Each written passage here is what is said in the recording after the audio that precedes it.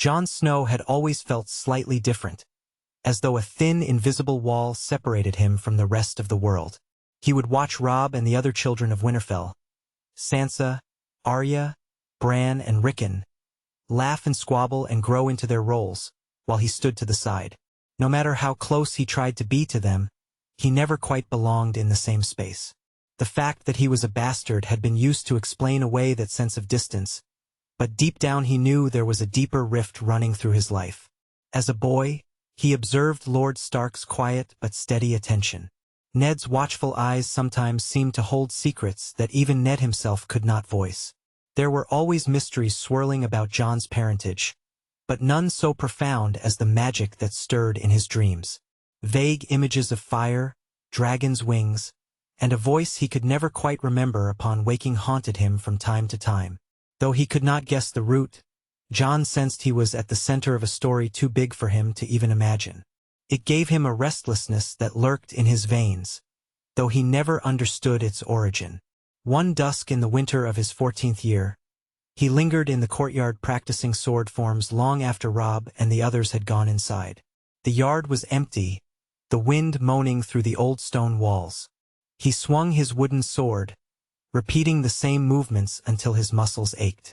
By the time he decided to retreat, his breath hung in the air like faint ghosts, and the only sound was the steady beat of his own heart. He turned, ready to return to his small chamber, when he heard something. A muffled sound, like a whisper in the distance. At first he thought it was the wind, but it seemed to call him. He paused, listening intently.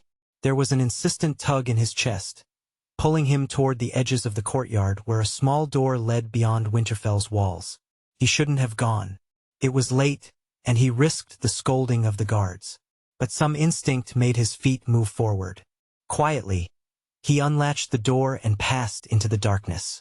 The air was cold enough to sting his cheeks, and the trees rustled, their naked branches rattling. Far in the distance, a soft glow of moonlight illuminated the world in pale silver. Snow crunched softly beneath Jon's boots as he followed that intangible pull, an almost magnetic sensation that guided him past old oaks and pines. At first it was peaceful, just the hush of the winter woods. Then there came a sound of snarling, a sharp whimper. Jon's heart quickened, and he began to trot, turning from one tree trunk to another, scanning the gloom. Another whimper, faint but pained, carried on the wind.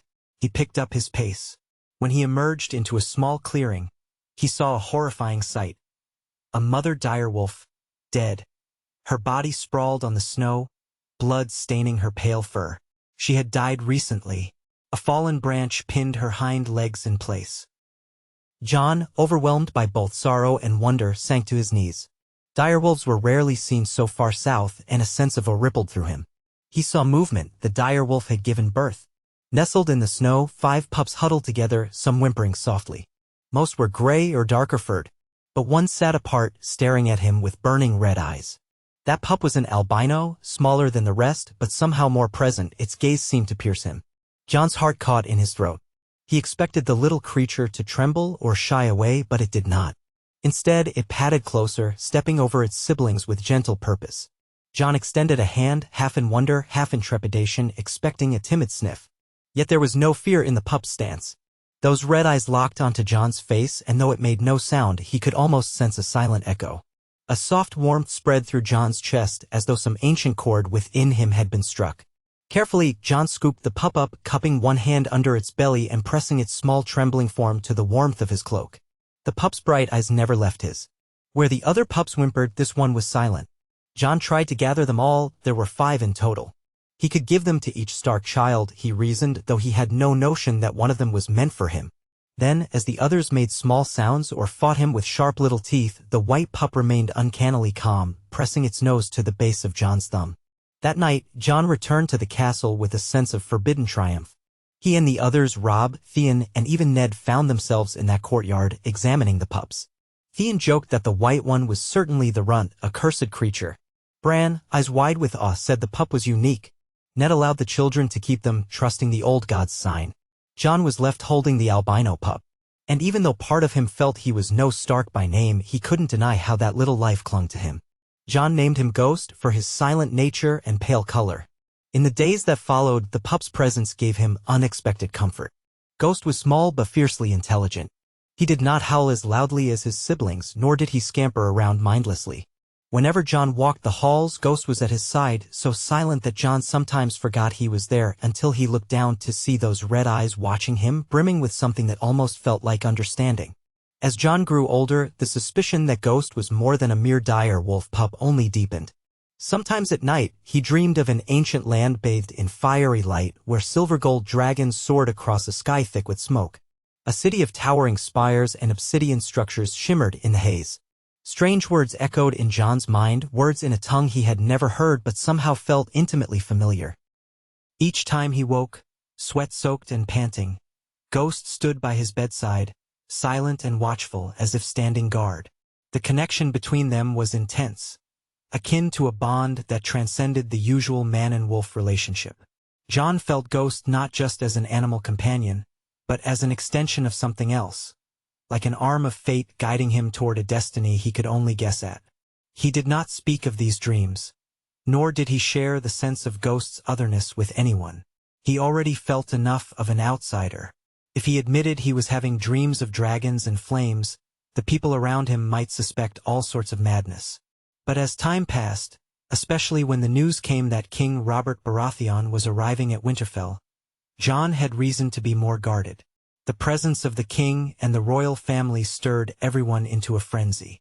Lords and ladies filled the great hall, and Jon often felt overshadowed by it all. He knew he had no rightful place among them. Standing with Ghost by his side, he would linger behind pillars or in corners, catching glimpses of the new arrivals. The proud Queen Cersei, the impish Tyrion Lannister, the tall Jaime Lannister with his golden hair, and the young Prince Joffrey, who strutted as if the world belonged to him. Jon felt uneasy, as if he were watching players in a grand performance that might spin out of control at any moment. On the night of the great feast, Jon was not permitted to sit with the family at the main table, a fact that stung him more than he liked to admit. He ate instead in the shadows with Benjen Stark and a few other men of the Night's Watch, who had come for the festivities. Ghost lay at his feet, occasionally nudging Jon's boot. Lady Catelyn's eyes passed over him like he was a ghost himself, though there was an unspoken sympathy from Benjen. Amidst the bustle, the flickering torchlight, and the laughter echoing across the hall, Jon felt disconnected, as though he could see his own life from afar. He sipped his wine, trying to quell a lingering sense of restlessness. The dream from the previous night still tugged at him. A voice whispering from a high tower, a swirl of shadows. Ghost had awakened him with a low, urgent growl, as if to warn him that something important was happening, or was about to. Before the feast ended, Jon slipped away, wandering the courtyard to find fresh air. Ghost padded silently behind him, paws making no sound on the stone. Pale moonlight bathed the snow-filled yard, and Jon took solace in the quiet. He found a bench near the old weirwood, well away from prying eyes and the torches lining the walls. Settling there, he let his breath plume in the cold air. Ghost climbed up beside him, pressing his warm body close. Jon stroked the direwolf's snowy fur, feeling that calm that only Ghost seemed able to give. In that moment, there was a subtle flicker of motion by the tree. A shifting of shadows that made Jon stand up, his hand instantly falling to his belt knife. But no threat materialized. Instead, a whisper seemed to slip through the air, too faint to understand. Ghost's ears perked and he bared his teeth in a silent snarl. Jon squinted at the weirwood, half expecting to see eyes blinking back. Instead, the bark remained the same pale face, the red sap-forming eyes that always seemed to watch. Shaking his head, Jon decided he must be imagining things. He soon went to bed, locking away the disquiet that churned in his stomach. And yet, that night, the dreams returned, this time more vivid. In them, a translucent wolf walked the streets of an ash-ridden city. Flames licked at the edges of tall obsidian columns, and somewhere, a voice chanted words in Valyrian. The wolf turned to Jon, its eyes a brighter red than any living creature should have. He woke in a cold sweat, heart hammering. Ghost was, as always, by his bedside, breathing steadily, silent and awake. When Ned Stark accepted the role of Hand of the King and prepared to journey south to King's Landing, Jon's own path became clearer. He would go to the Wall and join the Night's Watch. It was a decision that felt both sorrowful and oddly right. The day he left Winterfell, he knelt before Bran, who lay in a coma from his fall. Jon whispered farewells and something close to a prayer. He looked for Arya, who had always been kind to him. Then, with his uncle Benjen, Tyrion Lannister, and a small retinue, Jon departed for the north. Ghost loped alongside him, still silent, still watchful, as though no barrier could slow him. The journey to the Wall was long and cold, filled with tension between the travelers and the biting weather. Jon spent his nights huddled near campfires, arms wrapped around his torso, though Ghost never seemed to mind the frost or the wind. The wolf's red eyes always glowed with a keen awareness, scanning the black line of the horizon as if expecting some looming threat. One night, Tyrion sidled up to Jon, wine in his hand, and gave Ghost a curious stare. "He never makes a sound," Tyrion mused, voice low and thoughtful. "No barks, no howls. Are you sure he's flesh and blood, Snow?" Jon only smiled uneasily, glancing at Ghost with a hint of uncertainty. Because, in truth, Jon sometimes wondered the same. Ghost seemed too silent for a dire wolf, too cunning in his movements. "He's real enough," Jon replied after a pause. Tyrion shrugged, turning back to the warmth of the campfire. But even that brief exchange lingered in Jon's mind. At Castle Black, life became a harsh routine of training, chores, and the unspoken hierarchy among the recruits. Ser Alliser Thorne took a particular delight in tormenting Jon, calling him Lord Snow with sneering contempt. Some of the other recruits, Gren, Pyp, Rast, initially resented Jon for his skill with the sword, labeling him a noble whelp who thought himself better than them. But time and shared hardship brought them into uneasy camaraderie. They teased Jon that his pale wolf was spookier than the Wall itself. Yet none could deny that Ghost's presence was oddly comforting once the wind picked up at night and the true vastness of the ice rose around them. The visions continued. Though the dreams were less frequent, they grew more coherent. Ghost often appeared in them, roaming the corridors of a city wreathed in shadow and flame. There were fleeting glimpses of dragons overhead, their roars echoing like thunder. At times, Jon would see runic symbols etched into black stone pillars, or a figure with silver hair chanting in High Valyrian. He confided in no one, but he sensed an otherworldly link bonding him to Ghost, a guardian spirit, some primal force from another time. Jon sometimes woke trembling, half convinced he heard a whispering voice telling him that his fate was larger than the Black Brotherhood he now served. He remembered an evening on the top of the Wall when he stood gazing north. The realm of ice stretched endlessly under the moonlight. Benjen Stark had ridden out on a ranging, and Jon had no idea if he would return. The emptiness of the wild lands beyond the Wall unnerved him. Ghost pressed close, his paws nearly silent on the crisp snow. The direwolf's muzzle pointed out into the darkness, those red eyes reflecting the moon's pale glow. Jon felt a surge of emotion, fear, hope, a restless longing. It was as if the night itself was calling him. He thought about Rhaegar Targaryen, the dead prince rumored to be a man of prophecy and music, about ancient Valyria, whose sorceries had forged wonders beyond reckoning. He knew these legends only as stories from old men, but sometimes he wondered if, in some unexplainable way, they whispered through Ghost's blood. In the emptiness of that moment, Jon gave himself over to the notion that perhaps this silent companion was more than chance or the will of the old gods. Maybe Ghost was something entirely different, something that had come across the centuries to keep watch over him. Life at the Wall hardened Jon. He learned to live among men of questionable morals, to swallow his pride, to be a brother in arms. He found friendships he never thought possible. Samwell Tarly, who had the heart of a lion under layers of timidity and fat, soon became a dear companion. But it was Ghost who remained closest. When the new recruits were finally ready to take their vows, Jon trudged into the haunted forest with Sam, reciting the ancient words, "Night gathers, and now my watch begins."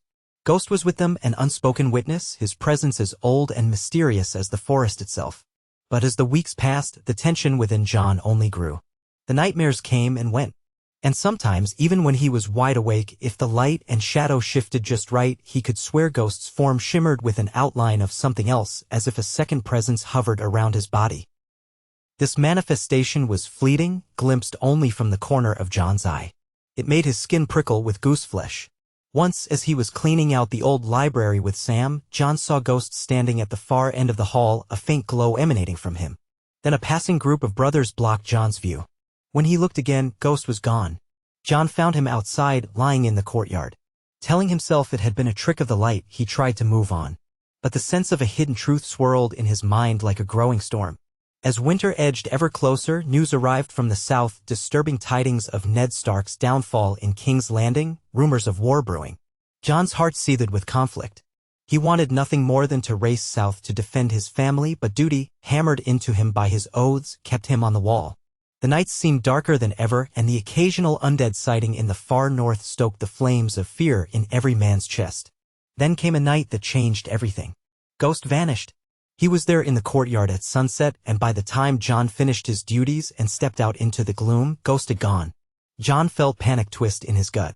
He spent hours searching, calling out in a frantic whisper, because Ghost had never truly wandered far. Even the other dire wolves in Winterfell, by rumor, sometimes went off, but Ghost had always stayed near Jon, drawn by a bond no one could explain. Yet that night, the silent white wolf disappeared as thoroughly as a phantom in the wind. Jon scarcely slept. Instead, he roamed the corridors, went outside the wall's gates, and called Ghost's name. The darkness responded only with hush and the creaking of the colossal ice blocks. Morning came with no trace of Ghost. Jon's gut churned with dread. He performed his tasks numbly, glancing into every corner as though Ghost might be waiting there.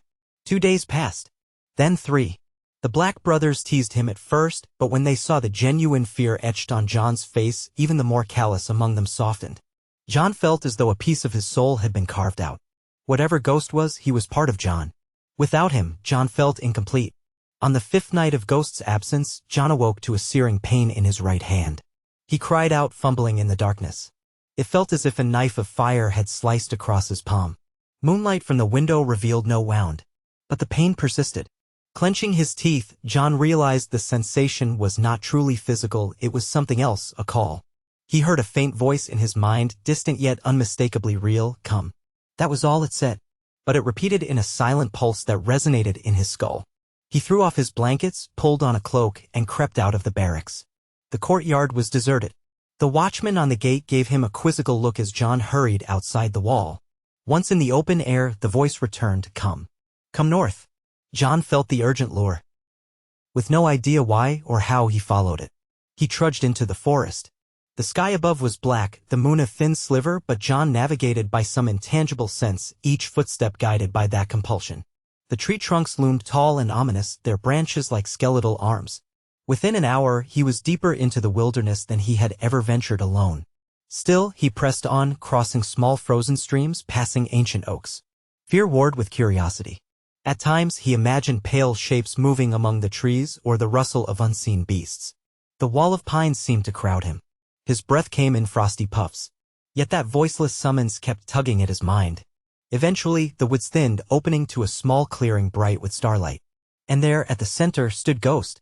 Relief flooded Jon so intensely that tears pricked his eyes. He rushed forward. Ghost stood as silent as ever, red eyes unwavering. Jon slowed. The wolf looked different. His fur seemed to shimmer with a faint glow, pale like the surface of the moon, and his stance was rigid, expectant. Jon noticed strange markings etched into the earth around Ghost, a circular design with small triangular shapes at intervals. It looked like a ritual circle, though Jon knew nothing of such sorcery. He hesitated. Then, summoning courage, he stepped closer. Ghost held his gaze. Slowly, he reached out, touching the side of the wolf's muzzle.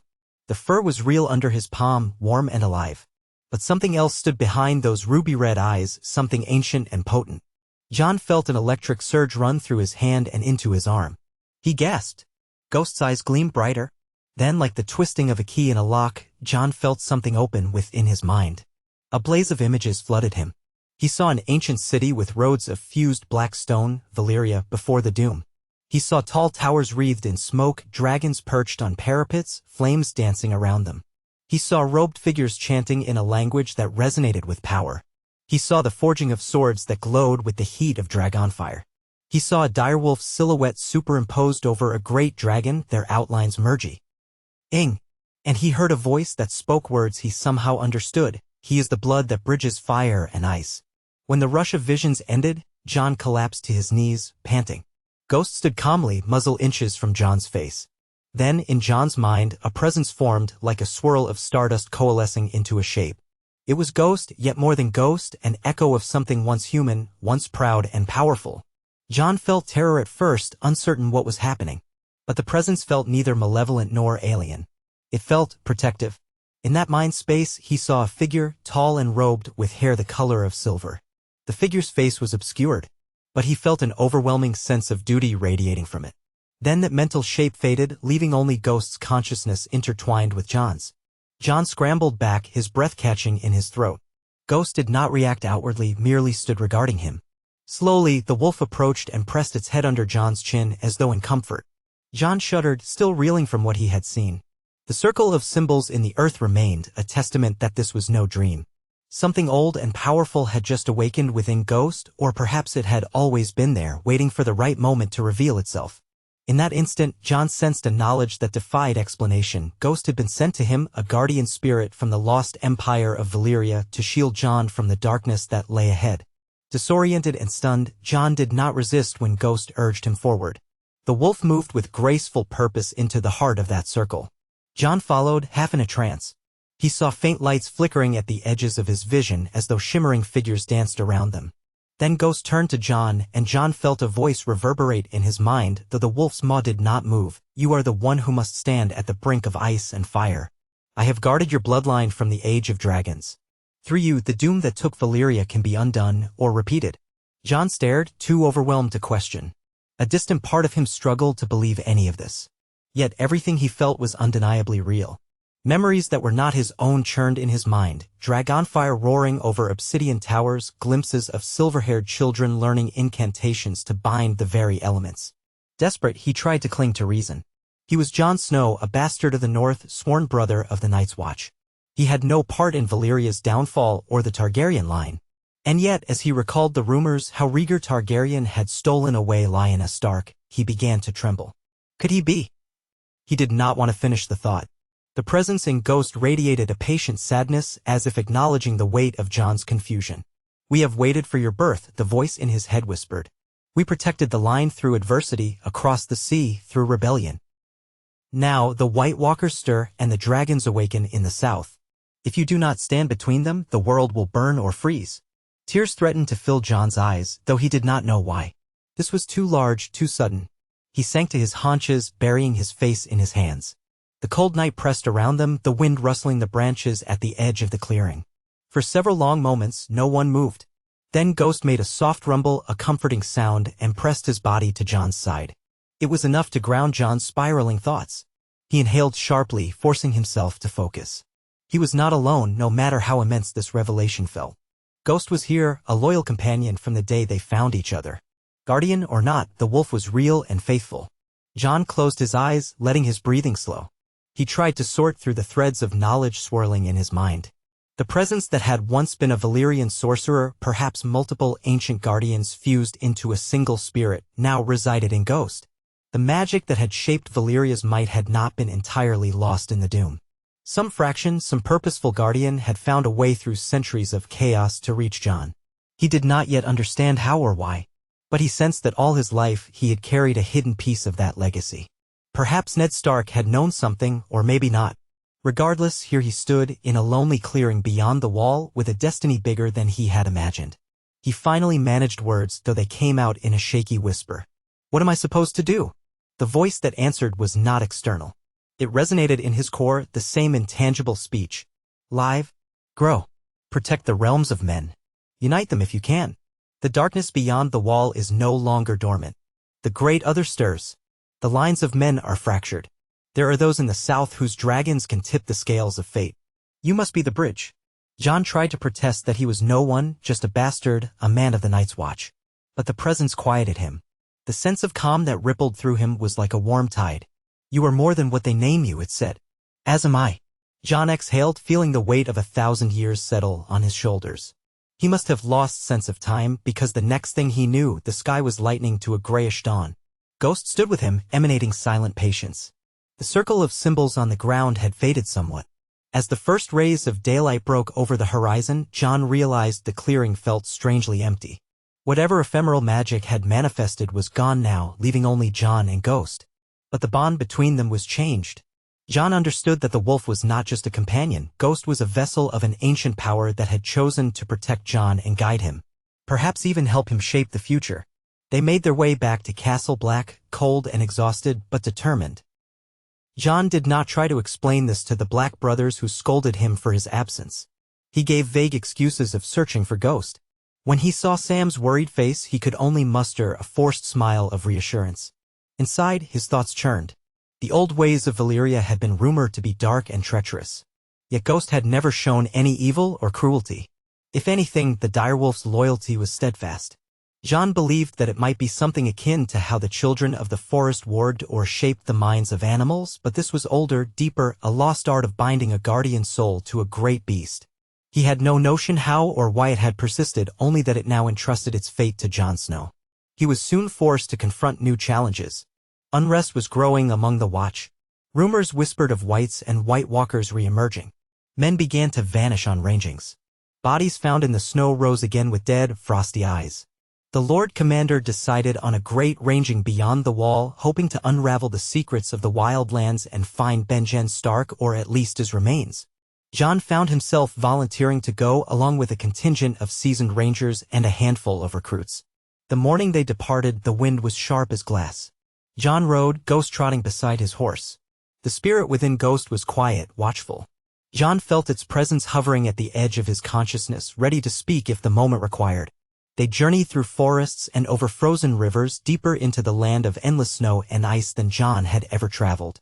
As they moved farther from the wall, the nights seemed to lengthen. A sense of foreboding pressed down, as though the very air carried the hush of a long-held secret. Encounters with wildlings were few, mostly terrified families trying to move south. They spoke of strange figures glimpsed at night, of entire villages going silent. They spoke with fear of the others who left blue-eyed corpses in their wake. The Lord Commander listened gravely and ordered the men to keep careful watch. Jon felt the tension winding tighter each day. He wondered if the moment of truth was coming. Then, after a week of trudging through harsh blizzards, they found themselves in a narrow valley flanked by steep cliffs. The wind howled through the pass. That evening, as they set up camp, Ghost prowled at the perimeter. Jon was helping Sam with a fire when suddenly the wolf let out his very first audible growl, low, menacing, vibrating in the cold air. The hairs on Jon's neck rose. He had never heard Ghost growl before. Instantly, the rangers sprang to alert, drawing swords and knocking arrows. Jon rushed to Ghost's side. The dire wolf stood rigid, eyes fixed on a shadow flickering at the far end of the valley. Jon followed the line of Ghost's gaze and saw them. Half a dozen figures stumbling across the snow, silhouettes made eerie by the moonlight. At first, he thought they might be living men, battered by the cold. But one of the rangers hissed a curse and Jon's heart thundered in his chest. Their movements were all wrong, stuttering, inhuman. Within moments, the corpses attacked. Their eyes glowed with a cold blue fire and their strength exceeded that of normal men. Swords rang out. The Black brothers shouted. Fear clamped over Jon's mind, but he forced himself to remain calm. He had trained for this. He brandished Longclaw. Gior Mormont had entrusted the Valyrian steel sword to him not long before they left. The first White lunged for him, rotting hands stretched out. Jon slashed, and the blade bit deep. Still, the creature did not fall. Only hacking it to pieces or burning it would suffice. Chaos reigned. The men fought desperately. Even as one White collapsed, another lurched forward. Ghost, without a sound, charged in. The wolf's fangs tore at undead flesh. But these foes did not bleed, nor did they yield easily. In the flurry of combat, Jon saw Ghost's eyes glow brighter than ever, as if that ancient spirit within him had awakened. A shimmer rippled along the wolf's fur. One of the Whites turned, swinging a ragged blade, intending to cleave Ghost in half. Jon cried out, certain it was too late. But the sword merely glanced off Ghost's flank with a screech of metal meeting unnatural resistance, like the wolf's fur had become as tough as dragon-forged steel. Ghost pounced, ripping the White's arms from its torso, then sprang aside. Jon felt adrenaline course through him, spurred by the bond he shared with the beast. The other rangers fought fiercely, setting the remains of the Whites ablaze. When the horror ended, the Black brothers gathered around the smoldering corpses. 2 men had been wounded, but they'd be carried for now. The Lord Commander gave a grave nod toward Jon and Ghost, acknowledging how they had saved more than one life that night. But fear was etched into every face. The threat they faced was more real, more deadly than any of them had imagined. That night, Jon could not sleep. His nerves were too frayed, his mind racing. Ghost lay at his side, occasionally turning his head to fix Jon with that piercing look. In the darkness, Jon felt the stirring of the ancient presence. He closed his eyes and let it wash over him. A faint voice whispered, "This is only the beginning." Images of white walkers drifted through John's mind, tall, gaunt figures with skin like ice, eyes of blue starfire. He felt a wave of dread but also a strange sense of conviction. For whatever reason, he had a role to play here. Ghost's presence steadied him, and though the night was cold and full of terrors, John found a measure of resolve. Dawn came with bleak light. The Lord Commander decided to push onward. They planned to circle through the valley, scout along the western edge, then return south. As they rode, the men looked over their shoulders anxiously, every whisper of wind making them start. Ghost trotted ahead, ears alert, occasionally pausing to sniff the air. John rode behind him, scanning the horizon. He could sense Ghost's heightened awareness, as if the direwolf's powers had been amplified by the confrontation with the undead. And inside, John felt the brush of that ancient Valyrian guardian, vigilant against threats from the dark. It was near midday when they reached a deserted wildling camp, half buried in snow. The tents collapsed. Evidence of a struggle was strewn about, torn clothing, scattered bones. The sight chilled the rangers. They spread out to investigate. John, leading Ghost, stepped into one of the larger tents. Inside, he found a small chest half hidden under a pile of furs. Curious, he pried it open. There, beneath a layer of ragged clothes, lay a strange medallion made of black stone etched with runes John had never seen before. It reminded him of the circle in that clearing. His heart pounded. Ghost sniffed the medallion, then whined softly, stepping back. John carefully lifted it. The runes seemed to pulse faintly, though perhaps it was only a trick of his imagination. He slipped it into his cloak pocket, uncertain but compelled. Outside, the men had found tracks indicating more whites might be roaming the area. Fearing an ambush, the Lord Commander ordered them to continue west, away from the campsite. Snow began to fall, thick and relentless. The horses struggled. Twice, they paused to make sure they weren't doubling back. Only the ravens seemed at ease, circling overhead in the gray sky, cawing ominously. As night fell, they set camp in the shelter of a rocky outcrop. John rubbed his arms, trying to keep warm. Sam stammered about ill omens, how the old books spoke of a darkness that followed certain artifacts. John said nothing about the medallion he had found, but he felt its weight like a brand. Once again, Ghost disappeared into the gloom, scouting the surroundings. John sat at the edge of the camp, alone, turning the medallion over in his hands. The runes were intricate, swirling lines reminiscent of Valyrian steel patterns. He closed his eyes, focusing. A subtle current of power trickled up his arm. Then, as if carried on a faint gust of wind, he heard something, a single word in that old tongue. Aegon. The voice was female, distant, sorrowful.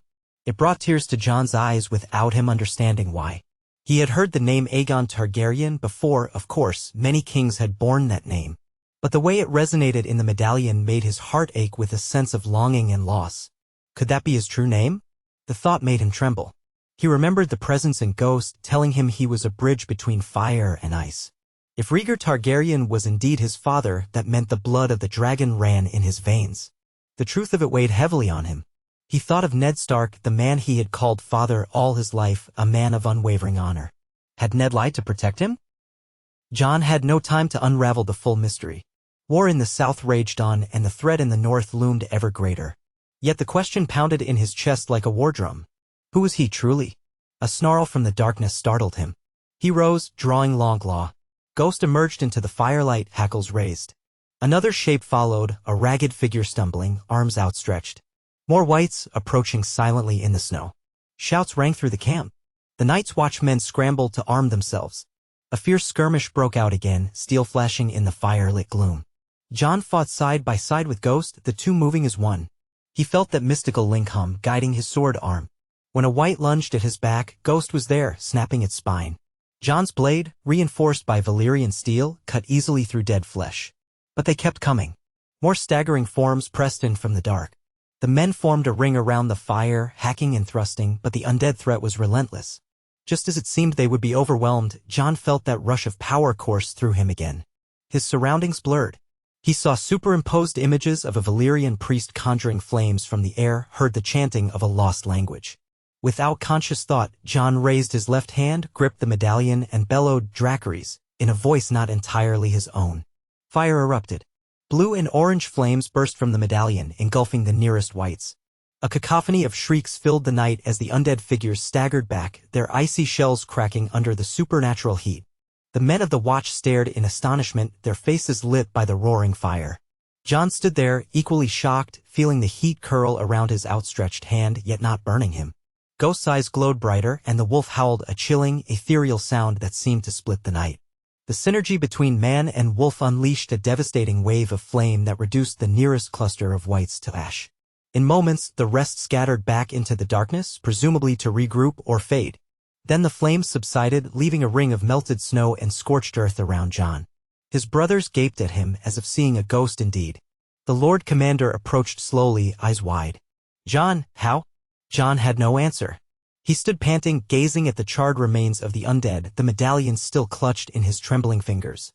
The Watchers said nothing, but the looks on their faces spoke volumes: fear, wonder, suspicion. Sam's eyes brimmed with cautious awe. Ghost padded to Jon's side, pressing against his leg. For a moment, Jon swayed, feeling drained of energy. The unnatural flame had subsided, yet an afterglow of heat coursed through his veins. He realized that this power, this melding of Valyrian magic with his own blood, was dangerous. He could easily lose himself in it if he wasn't careful.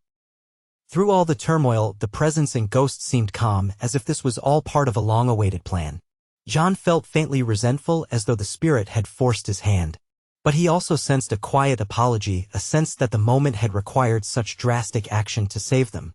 The night was far from over. The Whites had retreated, but they would return, possibly with White Walkers in tow. The Lord Commander quickly ordered the men to break camp and move on. Exhausted and shaken, they obeyed. They traveled through the night, forging a path across a rugged slope. The wind cut like knives, carrying the taste of approaching doom. Sometime before dawn, the men were forced to halt. The horses were near collapse. They found a shallow cave beneath an overhang of rock and piled inside, placing guards. Jon, though exhausted, could not rest. He sat near the entrance, Ghost curled at his feet, the medallion hidden under his cloak. The Lord Commander approached, not unkindly, but with a stern expression. "Jon," he said quietly, "I don't know what that was back there, flame from thin air? That's a story out of legends. And your wolf, he's not normal. I'd be a fool not to see it." The older man's breath billowed. "I need to know if you're still with the Night's Watch." Jon swallowed, meeting Mormont's gaze. "I am," he managed, voice thick with emotion. "This power, I don't understand it all myself. But I swear, I mean no harm to the Watch. I'd lay down my life for my brothers." He meant it. The commander studied him for a moment. "Strange times," he muttered, glancing at Ghost. "Very well. Just be aware that if this sorcery becomes a danger, I will act to protect my men." Jon nodded, understanding the unspoken threat. Yet he also sensed that Mormont did not truly want to harm him. He was simply wary, as any leader would be. With that, the commander left him to his thoughts. In the days that followed, the company struggled on, battered by storms and plagued by more white attacks. Jon wielded the Valyrian fire sparingly, for each use left him weaker. But every time the undead threatened to overrun them, that power flaw read up, saving lives. The men began to look at Jon with a mixture of reverence and fear, whispering that he was touched by dragon's blood, that he carried the old magic of the Targaryens. Jon hated the attention but could not deny the truth behind their suspicions. Ghost remained his constant ally, the shining bulwark against the horrors in the dark. Twice, Jon caught glimpses of that shimmering aura enveloping Ghost, almost forming the shape of a tall, robed figure. Once he saw what he swore was a faint outline of a dragon's head above Ghost, but when he blinked, it was gone. Eventually, the Lord Commander decided they had learned enough. They could not hope to push farther north without risking annihilation. The survivors turned back toward the wall, hearts heavy, for they knew the threat lurking beyond was real and imminent. Jon led the way with Ghost at his side, forging through the worst of the drifts. Despite the exhaustion and dread, a new determination had kindled in Jon's soul. He remembered the Presence's words, "Be the bridge." Perhaps that meant bridging the gap between the living and the dead, between the scattered forces of Westeros that must unite or face extinction. Jon didn't know how, but the weight of that duty settled over him like a cloak of destiny. At last, they returned to Castle Black, battered, wounded, but alive. Word spread quickly of the unnatural battles they had faced, of Jon's strange fire, of Ghost's invulnerability to the Whites' weapons. The Watch was divided. Some praised Jon as a hero chosen by the gods. Others saw him as a dangerous unknown who might bring ruin. Jon bore their stares in silence, focusing on caring for the wounded and confiding only in Sam, who listened with wide, frightened eyes but offered unwavering loyalty. The Lord Commander, too, silently supported Jon, though he advised caution. As the days passed, ravens brought more troubling news from the south. Civil war consumed the Seven Kingdoms. Robb Stark had been declared king in the north, while King's Landing was under the grip of House Lannister. Daenerys Targaryen, last scion of the fallen dynasty, had emerged across the narrow sea with 3 living dragons. The world was truly shifting, old lines crumbling, new powers rising. Jon felt the simmer of that same change in his blood. The ghosts of Valyria whispered at the edge of his mind. He wondered if he should seek out Daenerys. Was she the key to forging an alliance that could stand against the White Walkers? Late one evening, Jon stood atop the wall, gazing at the far horizon. Ghost stood with him, tail flicking in the wind. "You were sent to protect me," Jon said softly, resting a hand on the wolf's neck. "Or perhaps to guide me. If the realm is to survive, we'll need more than the Night's Watch. We'll need dragons and wolves fighting side by side." Ghost's ears perked, and the wolf nudged Jon's hand in silent agreement. The bond between them had grown so strong that Jon occasionally sensed Ghost's thoughts as fleeting images or emotions. Right now, he felt a sense of determination. In the dim moonlight, Jon withdrew the black medallion. He still did not fully understand its powers or the depth of the old magic that coursed through him. But he had gleaned enough from the nightmares and the glimpses of ancient Valyria to know that if he was indeed the son of Rhaegar Targaryen and Lyanna Stark, then he carried the blood of ice and fire. Perhaps that was why the guardian spirit of Valyria had chosen to manifest in Ghost. They were 2 halves of the same coin. The howling wind reminded him of the precarious nature of life here. The undead threat was real, pressing ever closer. Jon had to act before it was too late. The entire realm was in turmoil, and the only way to unite it might be to reveal who he truly was and to wield the power he had been given. Yet that thought filled him with dread. He did not want to break his vows. He was not sure if the realm would accept him. He was not even sure if the Targaryen queen across the sea would see him as a threat or an ally. Days blended into weeks. The Lord Commander made preparations to send emissaries south to warn the warring kings of the real enemy. Jon considered volunteering to go. Indeed, he felt compelled to. Still, a part of him worried about leaving the watch behind. He sat in his chamber, turning the medallion over and over, mind racing. Ghost lay near the doorway, silent as always. Finally, Jon rose. "I must go," he said, as though speaking to the wolf. "I need to find a way to bring help back here. The realm is blind. They're killing each other while the dead gather. Robb might listen. Or if not him, maybe Stannis Baratheon or Daenerys Targaryen. Someone must see sense." Ghost lifted his head, meeting Jon's gaze. A sense of approval emanated from the wolf. Outside, the yard bustled as recruits trained, unaware that a dire prophecy loomed overhead. Jon strapped on his sword belt, a cloak pinned with the brooch of the watch, and stepped out to speak with the Lord Commander. Though the old man was loath to lose Jon's firepower, he conceded that an alliance had to be made. They had precious few men, and winter was closing in. Jon prepared with a heavy heart, uncertain where this journey would lead. Before he departed, he snuck away to the godwood, kneeling before the heart tree. As the ancient face regarded him, he prayed not for himself, but for the men he left behind. Then, running a hand through Ghost's fur, Jon stood. The path stretched out before him, perilous and uncertain. They set forth southward with a small escort, traveling lightly. Word had come of Robb Stark's victories in the Riverlands, but also of Lannister might. Navigating these territories would be no easy feat. Jon felt torn at the thought of potentially fighting against the house that had raised him. But duty demanded he do everything in his power to avert the greater threat. He carried letters from the Lord Commander attesting to the reality of the undead menace. They had no guarantee anyone would heed the call. Yet they had to try. Ghost drew stairs wherever he went. Jon and his band were given a wide berth by traveling merchants or peasants who crossed themselves at the sight of the direwolf's unnerving eyes. Rumors of the direwolf's abilities spread, whispered in hushed tones. They called Ghost the White Shadow and the Demon Wolf, attributing all manner of dark magic to him. Jon tried not to let it bother him, but he could not entirely quell the sense of isolation it brought. Though he had come far from the lonely boy in Winterfell, he was still separate, carrying a burden few could understand. Outside Moat Cailin, they learned that the road to the south was choked with displaced refugees and soldiers. The region was a battlefield. Undeterred, Jon led his small company onward.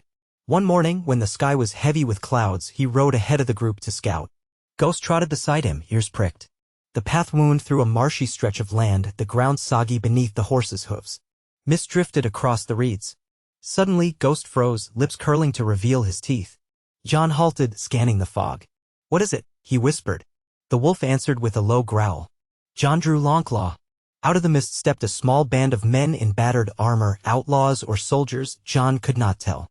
Their leader, a scarred man with a grizzled beard, glowered at Jon. "You're a long way from home, Black Brother," he said, voice dripping with menace. Behind him, 2 archers knocked arrows aimed at Jon's chest. Jon's heart hammered. He reminded himself that he had faced undead horrors and lived. But these were living men, desperate men perhaps, who saw an opportunity in ambush. The leader eyed Ghost warily. "Now, that's a mighty strange beast you've got. Heard tales about a white monster in the north. Might fetch a handsome price. Or maybe we'll just kill it for the fun of it." Rage flared inside Jon, and the presence in Ghost surged. Jon felt a wave of heat spike in his veins. He clamped down on it, not wanting to reveal his powers unless absolutely necessary. "Don't do anything rash," Jon said calmly, meeting the man's eyes. "We have more men just behind us, and I promise you'll lose more than you gain if you start a fight." A lie perhaps, but he needed to deter them. The leader sneered, glancing left and right into the fog. "I see no one," he said. "You reek of fear, Black Brother. Hand over your valuables and that demon wolf, and we might let you live." Jon felt his grip tighten on Longclaw's hilt. Ghost bared his teeth, a silent snarl that made the hair on Jon's arms stand up. He decided on a gamble. Letting a bit of the Valyrian power seep into his voice, he spoke in authoritative command. "Leave. Now." As he uttered the words, the medallion under his cloak pulsed, faintly visible through the fabric. An eerie light flickered in the mist. The outlaws recoiled. One archer lowered his bow in panic. The leader's eyes widened with sudden fear. Ghost stepped forward, the aura around him shimmering slightly. The men stumbled back, muttering curses and prayers. Sensing they were outmatched by forces they couldn't comprehend, they broke into a run and vanished into the fog. Jon exhaled shakily, easing his hand off the sword. The show of power, mild though it was, had been enough to scatter them. Ghost blinked at him, red eyes as calm as ever. Jon managed a wry smile. "Well done," he murmured, patting the wolf's head. Inside, he felt a mixture of relief and unease. Each time he used the magic, he drifted further from the boy he used to be. Part of him feared that he might become something unrecognizable. Yet a stronger part recognized that these powers were a tool to be wielded for the sake of the realm. They continued south, passing war-ravaged towns and hearing more rumors of Tywin Lannister's ruthlessness, of King Joffrey's cruelty, of Robb Stark's successes and heartbreak. Everywhere fear and chaos reigned. Jon's letters from the Lord Commander gained him cautious passes through certain checkpoints, but he received little actual support. The lords were too embroiled in their own conflicts to worry about the undead threat. Some scoffed, calling the watch alarmists. Others seemed to genuinely consider the words but could offer no men or resources. Still, Jon pressed on, motivated by hope that someone, somewhere, would heed him. Through it all, Ghost was his constant sentinel. On the road, in the wild, even when Jon tried to rest in a stable loft or an inn-yard, Ghost lay curled at his side, always watching. Their bond grew deeper with every challenge overcome. Jon sometimes felt the spirit stirring in the wolf, guiding them toward a path they might not otherwise take. He wasn't always certain if it was destiny or just chance, but he began to trust these subtle nudges. And so it was that after long weeks of weary travel, they found themselves on the outskirts of Riverrun, where Robb Stark's host was camped. Jon's heart thundered as he approached the northern banners. He saw the gray dire wolf sigils, remembering Winterfell, remembering his childhood. Would Robb welcome him? Would he be seen as a deserter from the Watch, a traitor, or a brother in need? Tension knotted his stomach. But he pushed forward. The northern guards, upon recognizing him, let him pass, eyes flicking warily to Ghost. They led Jon to a grand pavilion near the river. There, Robb Stark emerged, taller and more imposing than Jon remembered, clad in armor, a war king at 19. The look of surprise on Robb's face upon seeing Jon was profound. For a moment, they stood in silence, each searching the other's eyes for answers. Then Robb stepped forward and embraced Jon fiercely. The tension in Jon's chest loosened and he hugged his brother in return, relief flowing through him. "Jon, by the gods, what are you doing here?" Robb asked, stepping back, concern etched on his features. "I heard you took the Black. Why have you left the Wall?" Jon explained swiftly, his mission to warn the lords of the threat beyond the Wall, the Whites and White Walkers that menaced them. He spoke of the Lord Commander's blessings, of the letters. He omitted the deeper truths, his Valyrian fire, Ghost's true nature, for now. "Please, Robb," Jon said, voice trembling with urgency, "the realm needs to unite. The others will not stop. Winter is almost upon us." Robb listened gravely, glancing at his own advisors. Many seemed skeptical, but the love between the two young men was clear. Robb agreed to read the letters, to consider sending men north once his war was resolved. Jon felt a mix of gratitude and dread. Every day spent battling the Lannisters was a day the armies of the dead grew bolder. He tried to plead with Robb to arrange a truce or to negotiate with other rulers to address the threat. Robb's expression was pained. "I believe you, Jon," he said quietly. "But the South is in chaos. The Lannisters, the Freys, and others. Without peace, I can't march north. I would be flanked and destroyed." Jon understood the reality, yet frustration burned. In the camp, Jon found old faces. Theon was gone, but he recognized some of the lords from Winterfell. Ghost drew fearful stares, yet also a measure of fascination. One evening, as Jon walked the perimeter, Grey Wind, Robb's dire wolf, appeared. Ghost and Grey Wind regarded each other for a moment, then sniffed warily, neither backing down. Eventually, they relaxed, walking side by side like twin spirits of the north. Jon found it strangely moving, a reminder of simpler times when the dire wolf pups had bounded through Winterfell's halls. But the nights brought no solace to Jon. His dreams returned in force. Valyria in flames, the robed guardians chanting as dragons screeched overhead. A monstrous shadow of ice crept across the land, meeting the roar of dragonfire in a swirling tempest. And always, Jon stood between them, uncertain whether to quell the flames or halt the ice. Once he dreamt of Daenerys Targaryen, though he had never met her. He saw her standing on a scorched battlefield, a dragon rearing behind her. She turned, meeting his eyes. In that dream, she said, the dragon must have 3 heads, and he awoke drenched in sweat, Ghost at his side. His confusion only grew. He needed answers. He needed to confront his lineage, to see if uniting ice and fire truly meant forging an alliance with Daenerys across the sea, or persuading Robb to join him, or something else.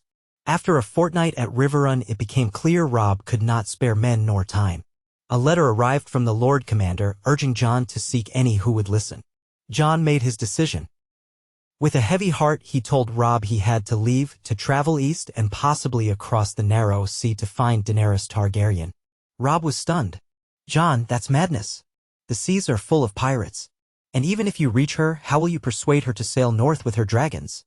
She's likely preparing to reclaim the Iron Throne." Jon's resolve was unwavering. "If the world falls to the dead, there will be no throne left to claim," he said. Robb studied him a long moment, then clasped his hand. "If you are truly our brother, you have my blessing to go. I can't follow you, not yet, but the North remembers. When the time comes, if the threat is real, I will do what I can." It was the best he could offer. They embraced once more. Jon left Riverrun under a cloud of uncertainty, Ghost padding silently beside him. He rode eastward, passing through war-torn lands, always mindful of enemies and outlaws. Ghost's mere presence drove off most trouble. When they finally reached the coast, Jon sold his horse, used what coin he had to secure passage on a battered merchant ship heading to Pentos. The crossing was rough, the cramped quarters unnerving, but he endured. Ghost stayed close, though many of the crew looked at the dire wolf with superstitious dread. The captain insisted Ghost be confined in the cargo hold during the worst storms, but Jon refused, a subtle glow in his eyes that made the superstitious sailors back down. During the nights at sea, as waves battered the hull, Jon's dreams were tumultuous. The presence in Ghost seemed excited, as though returning to a land closer to its origin. Jon saw glimpses of the red wastes of old Valyria's smoking seas. He felt a swirl of dread. The doom that had befallen Valyria had not been natural, it was a cataclysm of magic gone awry. The spirits that lingered there might not take kindly to a scion of Valyria returning. But Ghost reassured him in that silent way. "You are not alone," the presence whispered. They landed at Pentos under leaden skies. Jon set foot on the foreign shore, Ghost at his side, uncertain and wary. The city overwhelmed him at first with its spiced scents, bustling crowds, and glimmering domes. But he pressed on, seeking passage or information about Daenerys Targaryen. Whispers on the street spoke of a silver-haired queen in Meereen, the mother of dragons who had liberated thousands of slaves. Others called her a conqueror, a tyrant, or a savior, depending on who was asked. Jon listened, gleaning all he could. The idea of confronting a woman with living dragons made his heart pound. Yet he knew this might be the key to stopping the undead. Fire against ice, and Ghost by his side, some grand cosmic design, perhaps. He found a ship bound for Meereen, paying with the last of his silver. On board, the captain eyed Ghost with open fear, but accepted Jon's coin. As they sailed south along Essos coast, the heat grew stifling. Jon, who had lived his life in the cold, found the sweat rolling down his back almost unbearable. Ghost fared better than expected, though the sun glinted strangely off his white fur. Once Jon stood on the deck at dusk, staring at the horizon. He sensed Ghost behind him. A memory of the guardianship flickered in his mind, an ancient vow echoing across centuries to protect the blood of the dragon from the doom that claimed Valyria. Could it be that Daenerys and Jon both carried that legacy and that Ghost was the living manifestation of it? Arriving in Meereen was like stepping into another world. The city's pale walls, the great pyramid towering over them, and the throngs of freedmen and foreign mercenaries all set Jon's head spinning. Guards at the gate eyed him suspiciously, more so at the sight of Ghost. But the rumor that he had come to speak with the Queen about the undead threat found sympathetic ears among a few of Daenerys's followers. Perhaps she had taught them to look for signs or omens. Eventually, Jon was allowed to petition for an audience at the Great Pyramid. He waited in a marble antechamber, flanked by unsullied soldiers who stood rigid, spears in hand. Ghost lay at Jon's feet, causing the unsullied to keep a cautious distance. Jon's heart hammered. The last time he had been in a great hall was with King Robert in Winterfell. This was an entirely different scenario. He was about to stand before the Mother of Dragons, a woman said to walk through fire unburned. At length, the doors opened. A herald beckoned him forward. He swallowed, stepping into a massive chamber lined with pillars. Torches blazed, and at the far end sat Daenerys Targaryen on a carved throne. She looked young, yet her gaze was solemn and regal. A hush fell as Jon approached. Ghost trotted beside him, every eye in the chamber widening at the sight of the pale dire wolf. Jon bowed low, mindful of protocol. "Your Grace," he said, voice steady. "I am Jon Snow from the Wall in Westeros. I come bearing a warning and a request." His words echoed in the silence. Daenerys studied him, her eyes flicking to Ghost. "I've heard curious tales of a white wolf and a man who conjures fire," she said, her Valyrian-accented voice lilting through the hall. "Speak." Jon drew a breath, launching into the story of the White Walkers, the Whites, the threat that would soon menace all life. He told her of the Night's Watch's calls for aid, how the Seven Kingdoms were too mired in war to heed the warning. He explained that only dragonfire might stand against the endless cold, that the living must unite or perish. Daenerys listened with an unreadable expression. When he finished, she said, "Why come to me instead of the kings in Westeros? My war is in the Seven Kingdoms to reclaim my birthright. I cannot abandon it." Jon's throat tightened. He glanced at Ghost, then summoned his courage. "Because you are the mother of dragons, the last of the Targaryens at least, that's what the world believes." He hesitated, feeling the tension in the hall. "I too have Targaryen blood. Rhaegar was my father. Lyanna Stark my mother. I believe that is the truth, though it remains to be proven. But the truth won't matter if the dead sweep over Westeros. With your dragons, my knowledge, and the Night's Watch, we can stand a chance. If we fail, there will be no kingdom left." A ripple went through the chamber. Daenerys's eyes narrowed.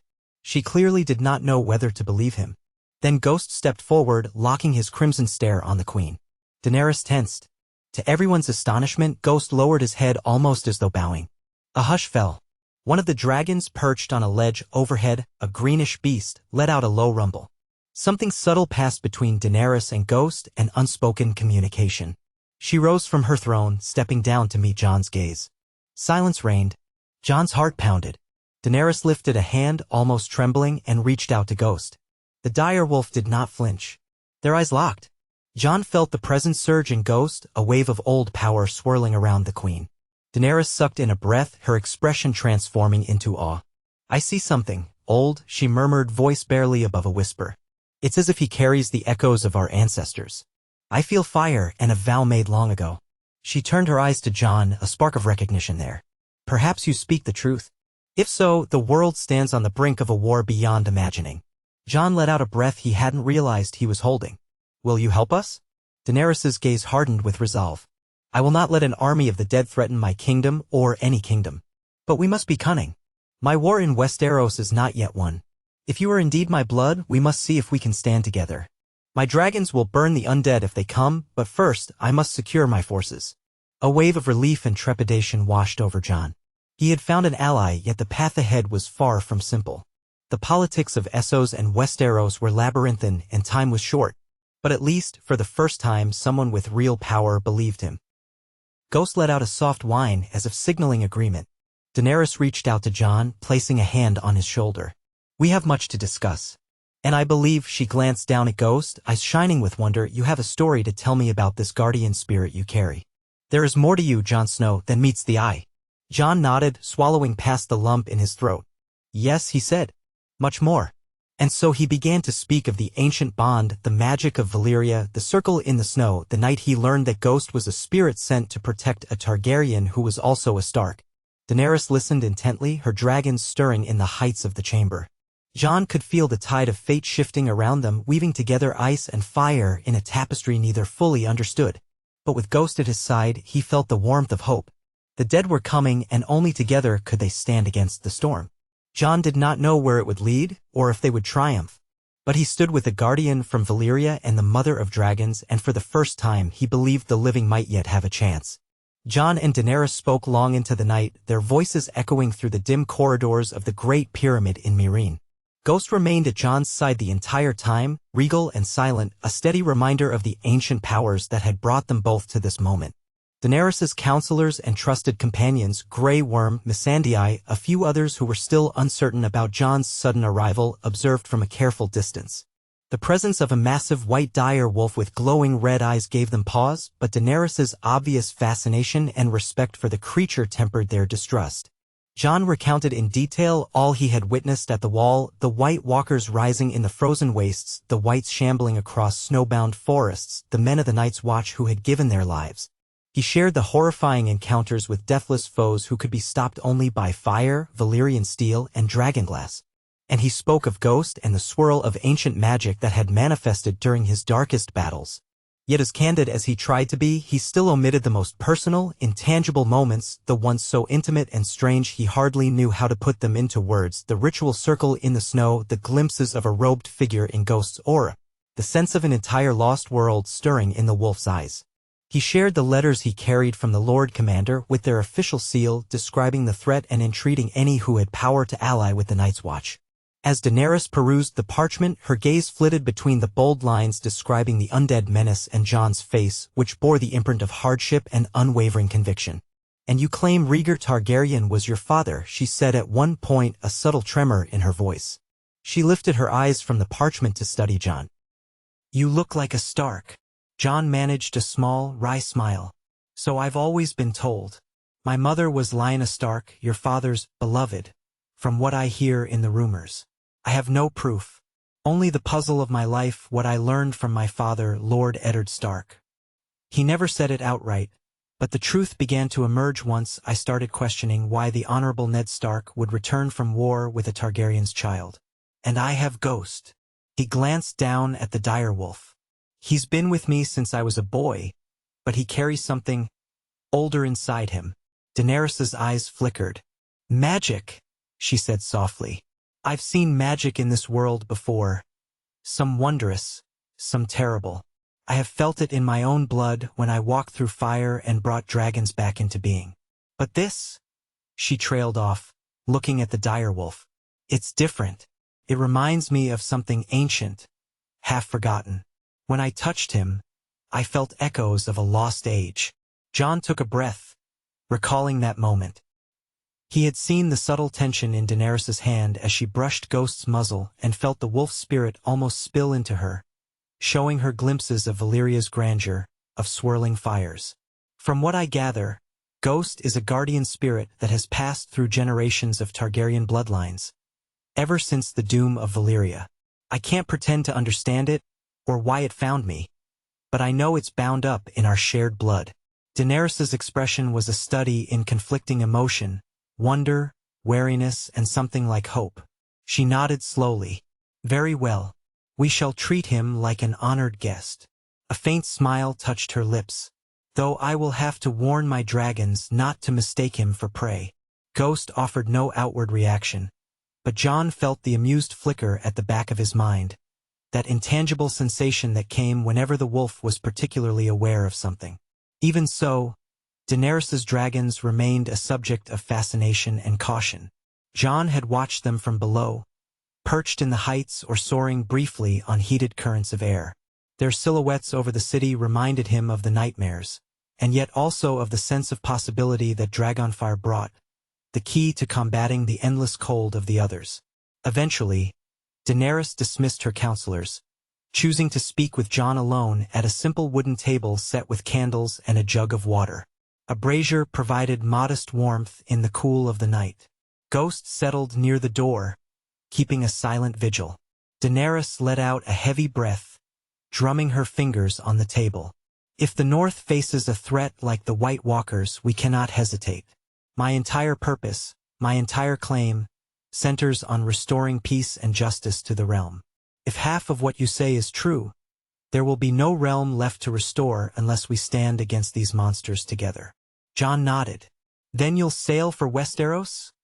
He asked, a note of eagerness creeping into his voice. Daenerys hesitated. I still have responsibilities here in Meereen, in Slavers Bay. I've broken the chains of thousands of slaves. There are fragile governments set up under my name. Many of my enemies wait for a chance to take back these cities. If I leave them in chaos, what have I truly accomplished? Yet every day I delay is another day the army of the dead grows stronger. She paused, looking momentarily vulnerable. I have advisors, but few solutions. Tyrion Lannister, once my hand, helped me govern for a time, but he is absent now, gathering information abroad. Ser Barristan is gone too, lost in battle. There's Jorah Mormont as well, though. I have my complicated history with him. You can't abandon these people, Jon said quietly, understanding too well. But if the White Walkers break through the wall, all of Essos could be next. My father, Ned Stark, always said that when winter comes, it spares no one. The longest nights smother the entire world. Their voices dropped to hushed tones, the candles flickering. Daenerys sighed. I must unify my realm here enough that I can depart without everything collapsing the moment my back is turned. Then I can bring my armies across the narrow sea and my dragons. We will confront the Lannisters if need be, but above all, we must protect humanity from the undead. She hesitated again, searching Jon's face. If you are truly my blood, then the dragons may accept you too. Their fire, our fire, might burn away the cold. The question is, how do we begin? You arrived with little more than a dire wolf and a warning. Jon almost laughed, though it came out a humorless sound. I suppose we begin by winning hearts, he said. And forging alliances. The greatest threat is often disbelieved if it lies far away, especially when men are too busy with their own wars. I witnessed the same in Westeros. Rival kings won't heed a threat from the north until the enemy is at their doorstep. Perhaps we convince them by sheer force. If you appear with dragons, that might open ears. Daenerys inclined her head. Sometimes fear is a tool, though I've never wished to rule solely through fear. But you're right, if they won't unite willingly, we may have to scare them into it. Still, before any plan can be put into effect, I must secure peace here. These freed cities, Meereen, Yunkai, Astapor, have been locked in struggles. I left Astapor in the hands of untested governors. Yunkai's old masters may be conspiring. Meereen's nobility remains divided. At any moment, someone could attempt to seize power. And we have the Dothraki under my banner, which is a blessing and a curse. They are fierce warriors but also restless, difficult to govern. A weary silence followed. Jon took a moment to reflect on her predicament. He'd been so fixated on the threat to the wall, he had scarcely considered what Daenerys had gone through to claim her own power. She had built an empire of freed slaves from nothing, forging alliances with mercenaries and Dothraki, commanding unsullied soldiers.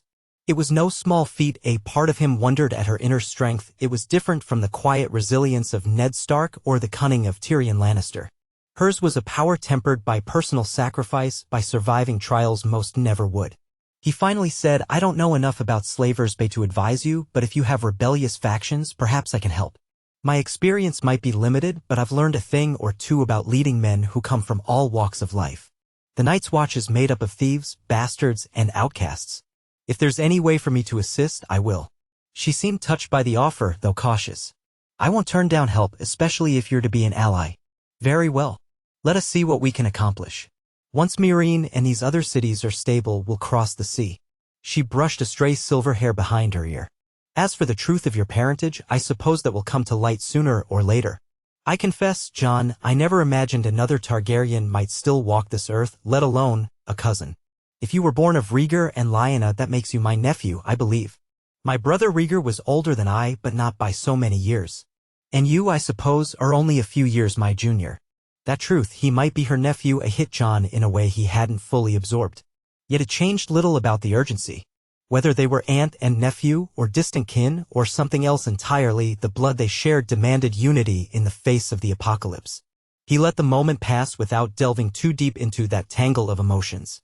Then I promise, Aunt, he said quietly, the word tasting strange on his tongue, we will see this through together. She reached across the table and clasped his hand, her eyes solemn. Yes. We must. For the living. They parted late that night, each burdened by the weight of looming crises. Jon found his way to a small chamber in the pyramid, a spare room with a simple bed. Ghost followed, curling up in the corner. Outside the narrow window, the city lights glittered. Jon's mind was awash with too many thoughts to sleep. The war in Westeros, the legions of undead beyond the wall, the notion that he was truly Aegon Targaryen, and the presence of Ghost's guardian spirit weaving faintly at the edge of his consciousness. Eventually, exhaustion claimed him, and he fell into a restless sleep marked by fitful dreams. He saw a black stone fortress spewing smoke, dragons swirling overhead. He saw an endless army of wights crawling over the collapsed stones of Winterfell.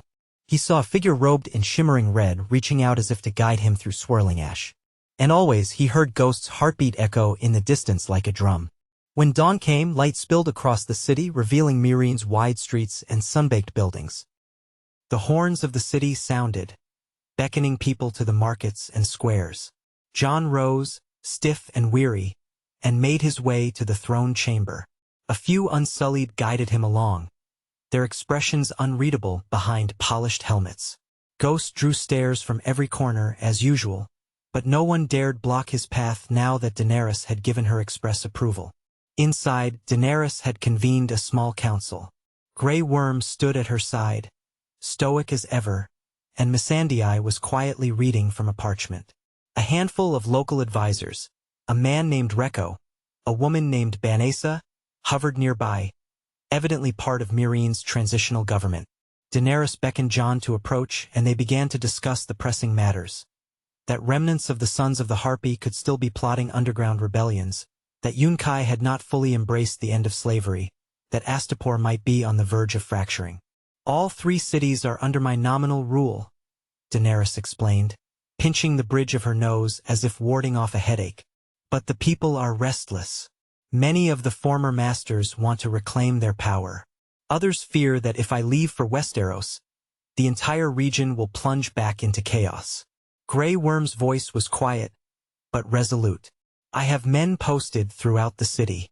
The Sons of the Harpy are disorganized now. But we hear rumors of a leader called the Harpy's Claw, someone rallying the old ways. If that figure emerges, it could spark violence. Jon tried to absorb this information. If they cause chaos here, you'll be forced to stay longer.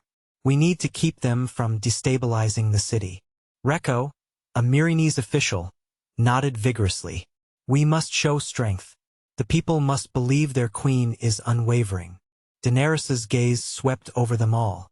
And what if the Harpy's Claw stirs rebellion in Astapor and Yunkai at the same time? My armies can't be in all places at once.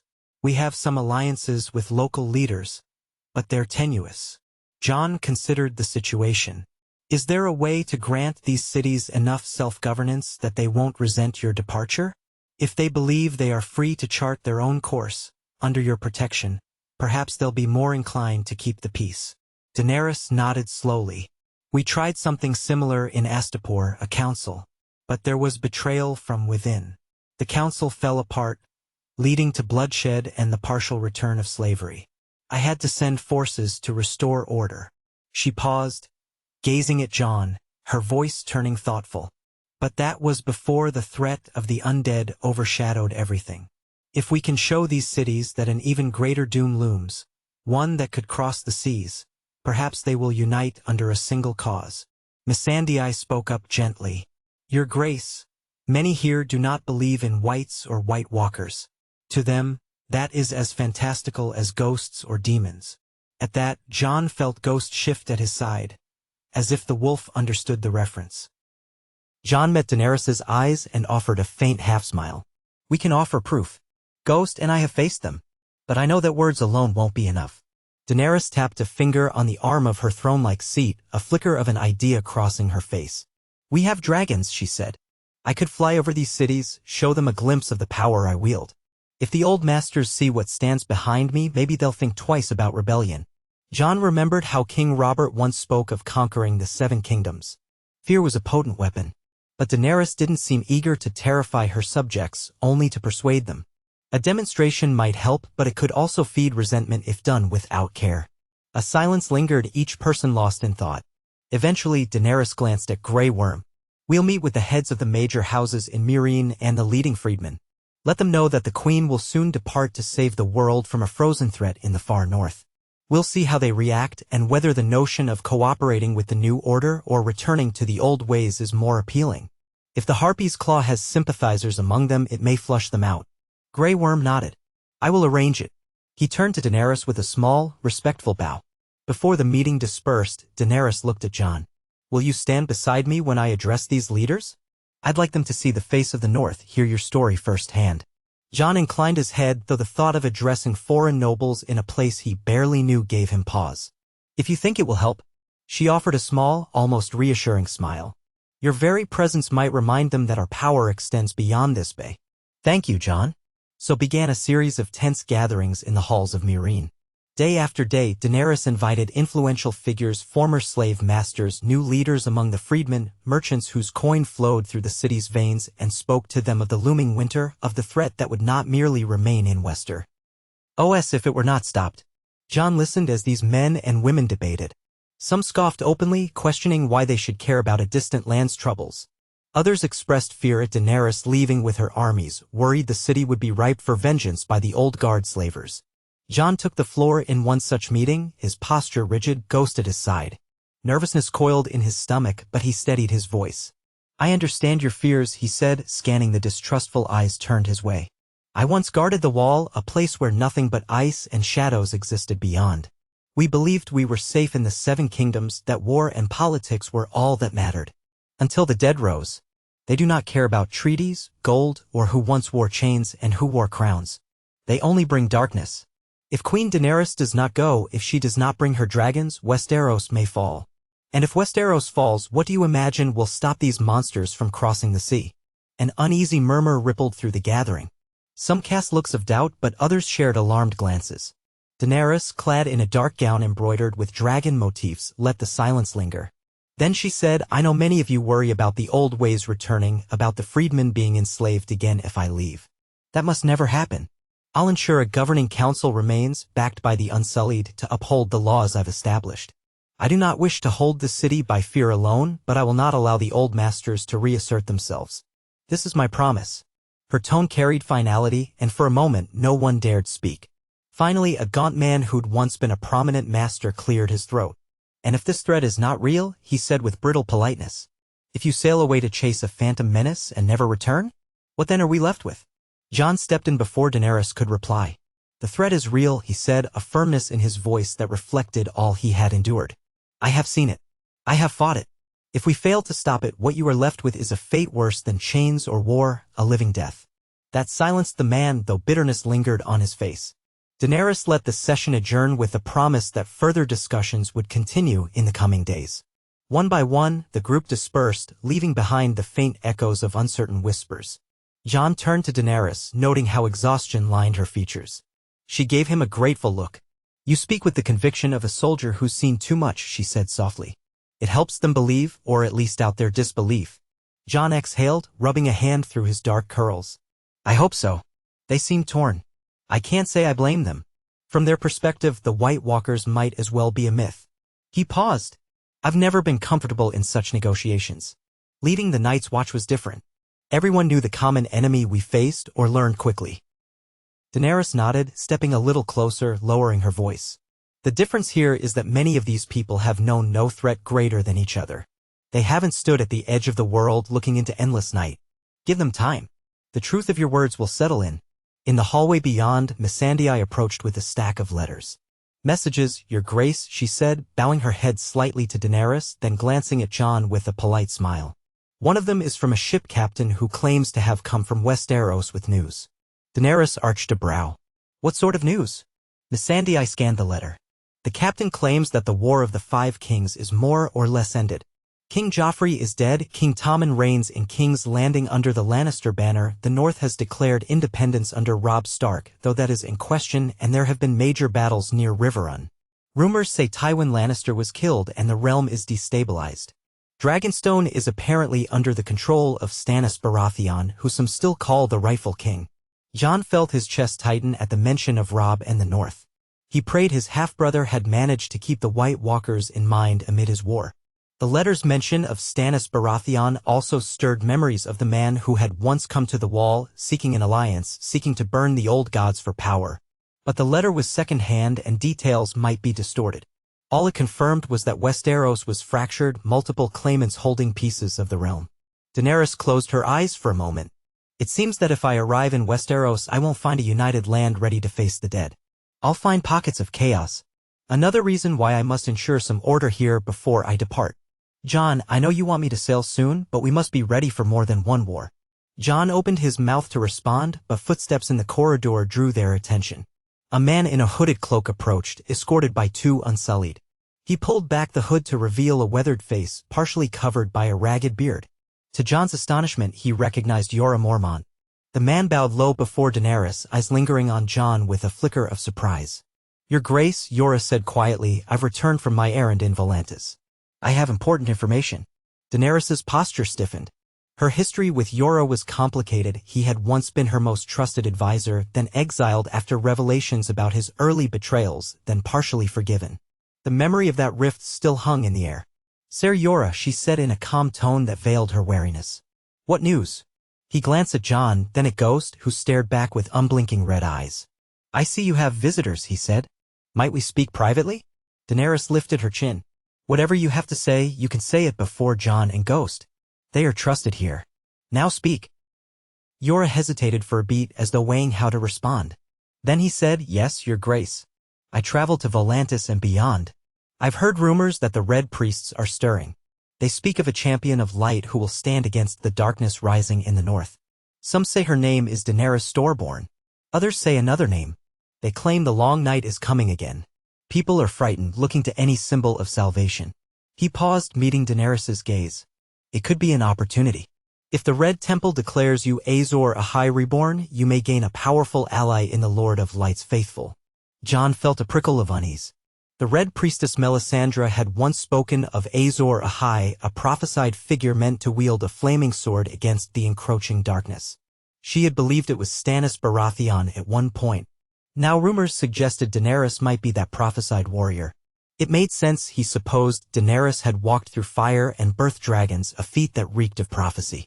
But a part of Jon shuddered, recalling the fanaticism that sometimes came with the Lord of Light's followers. Daenerys's mouth tightened. I do not wish to become a pawn of any religion. I've seen what fanatics do in the name of their gods. But if they can help me liberate the innocent and fight the White Walkers, then I will hear them out. Is that all? Jorah glanced at Jon again, then continued. There is something else. A rumor in Volantis. There are ships, many ships, being built or acquired by various factions, but no one knows precisely for whom. Some whisper it might be for one of the free cities preparing a war. Others say it's for the Golden Company. But a few claim it's an arrangement to support a Targaryen claimant in Westeros. Your name was mentioned, but also another. Someone claiming to be Aegon Targaryen, Rhaegar's son. At that, Jorah paused deliberately. They say he's alive and is raising an army. Silence descended. Jon felt a shock go through him. Rhaegar's son, another Aegon Targaryen, if the stories about the child who died in the sack of King's Landing had been false. Or perhaps the rumor was about Jon himself. He felt Daenerys's eyes on him. Jorah, noticing the tension, frowned. I see you've already heard some version of this, Your Grace? Daenerys let out a measured breath. Yes and no. If Aegon Targaryen truly existed, he was said to have been murdered as an infant. But now I learn my nephew might still live. Her gaze swept to Jon. Jon Snow claims to be Rhaegar's son by Lyanna Stark. Jorah blinked at that, turning to Jon in surprise. You're Ned Stark's bastard, are you not? He asked, though not unkindly. Jon lifted his chin. So I believed for most of my life. But I now suspect my father was Rhaegar. It's complicated, Ser Jorah. He could hardly blame Jorah for being taken aback. The man had served House Stark once, had known Ned, and probably never imagined Ned's sister had birthed Rhaegar's child. If I truly am Aegon Targaryen, then any rumors in Volantis might be referencing me, or they could be referencing some pretender. The world seems rife with illusions these days. Daenerys's eyes hardened slightly at the mention of a possible second Aegon. It could be an impostor trying to rally sellswords under a Targaryen banner. Westeros is fractured, and a cunning group might exploit that. But I can't ignore the possibility that a child of Rhaegar did survive. She paused, inhaling slowly. In any event, it changes nothing about our immediate concerns. We need peace in Meereen, and we need to sail west to stop the White Walkers. You're about his head. I understand, Your Grace. I only relay what I heard. If you wish, I could go investigate further. Volantis is in flux, but with the right coin and the right ears, we might learn where these ships are intended. Daenerys considered, then shook her head. Rest first, Ser Jorah. We'll speak more on this. I want to keep our focus here, but we'll need allies if we're to sail to Westeros. The Red Temple might provide support if we tread carefully. For now, remain in Meereen and coordinate with Grey Worm. We have rumors of a Harpy's Claw stirring rebellion. You know the city and your sword arm may be needed here. Jorah nodded. As you command. He spared Jon another curious look, inclined his head to Ghost, and withdrew. Daenerys and Jon exchanged glances. A pretender to the name Aegon Targaryen, Daenerys murmured, running a hand over her forehead. As if one would-be heir wasn't enough to complicate matters. Jon was uncertain what to say. If there truly was another claimant using the name, it could complicate everything in Westeros. Your Grace, if I may, we shouldn't let these rumors distract us. The White Walkers won't wait. Let's stabilize Meereen. Then we gather allies and sail. Whether or not someone else claims the Targaryen name, we have to stop the greater threat.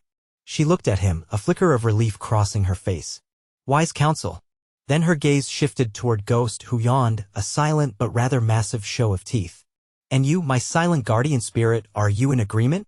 Ghost's ears twitched and Daenerys actually smiled. Jon felt a subtle warmth in his chest, the telltale sign of Ghost's inner presence approving of Daenerys's remark.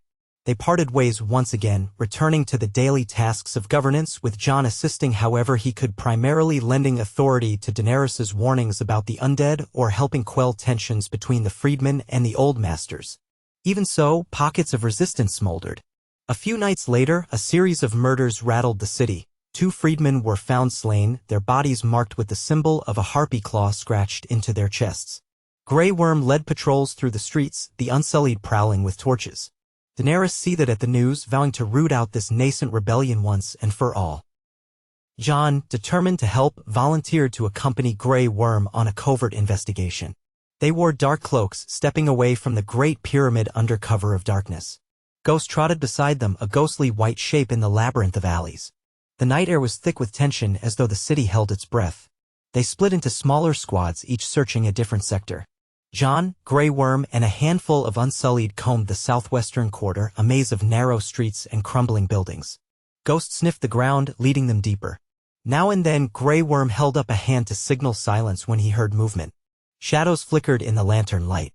The group pressed on, swords drawn, scanning corners for signs of the Harpy's Claw. At last, Ghost paused, ears flattening, lips peeling back to reveal silent fangs. Jon held up a hand, halting everyone.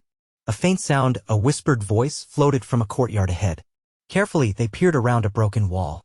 In the courtyard, a handful of masked figures huddled around a torch's glow, discussing something in hushed, urgent tones. One held a dagger stained with blood. Another clutched a ragged banner depicting a stylized harpy's claw. Jon's pulse quickened. They found them.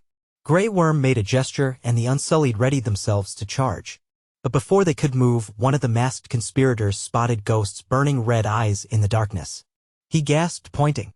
"It's the demon wolf," he hissed. In an instant, the masked men scattered, flinging themselves in different directions.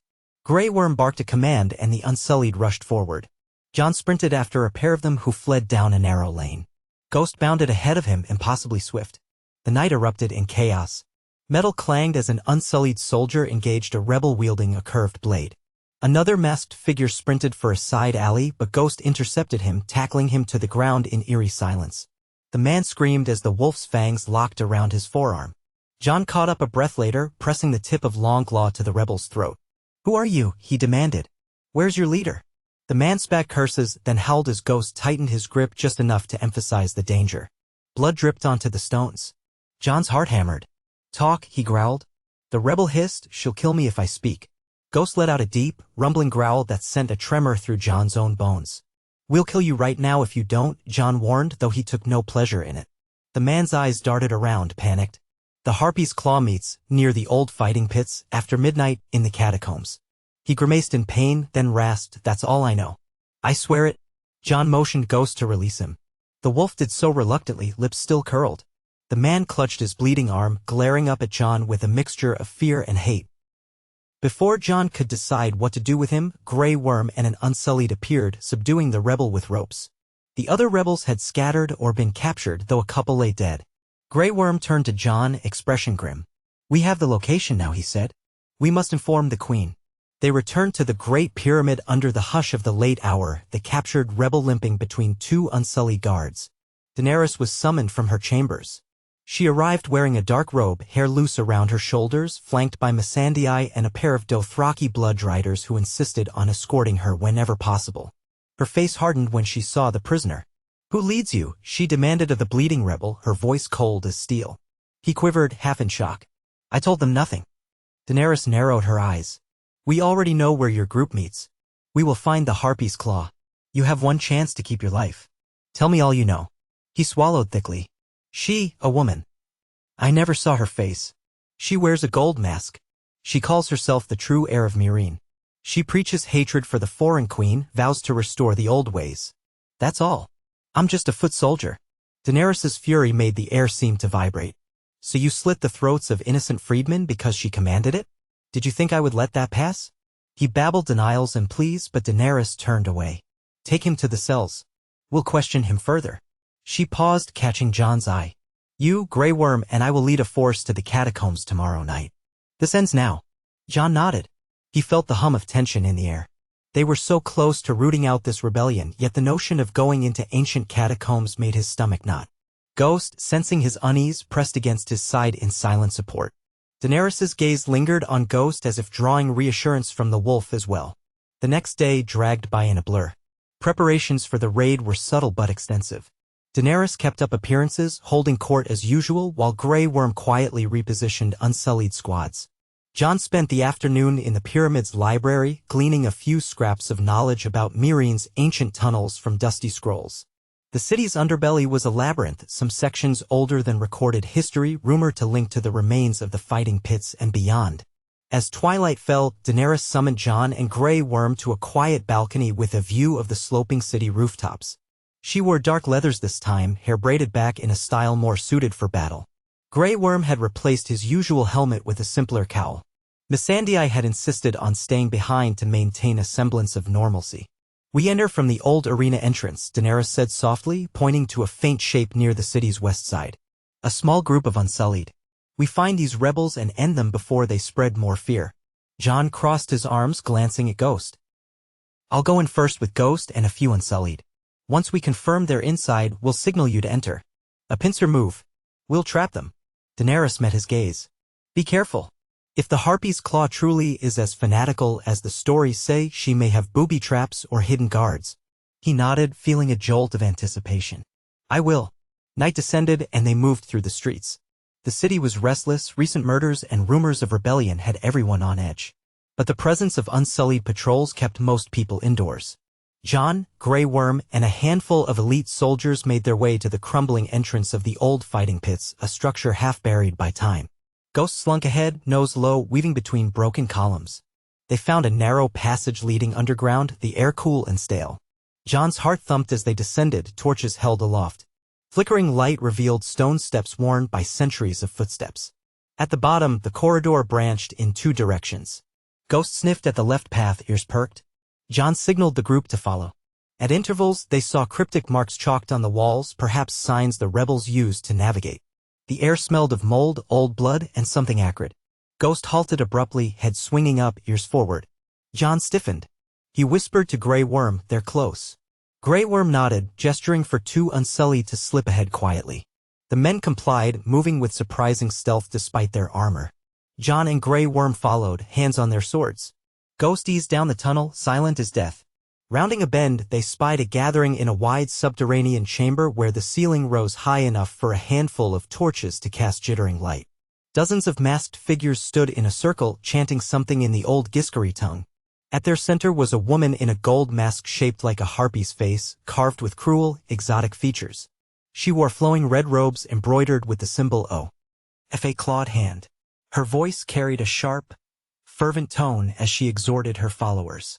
"Down with the usurper queen," she hissed. "Down with the foreign invader who claims to free slaves but enslaves us all." A rumble of agreement rose from her gathered acolytes. Jon counted perhaps 20 or 30, some armed with spears, others with daggers. This was no small band. Grey Worm's jaw tightened.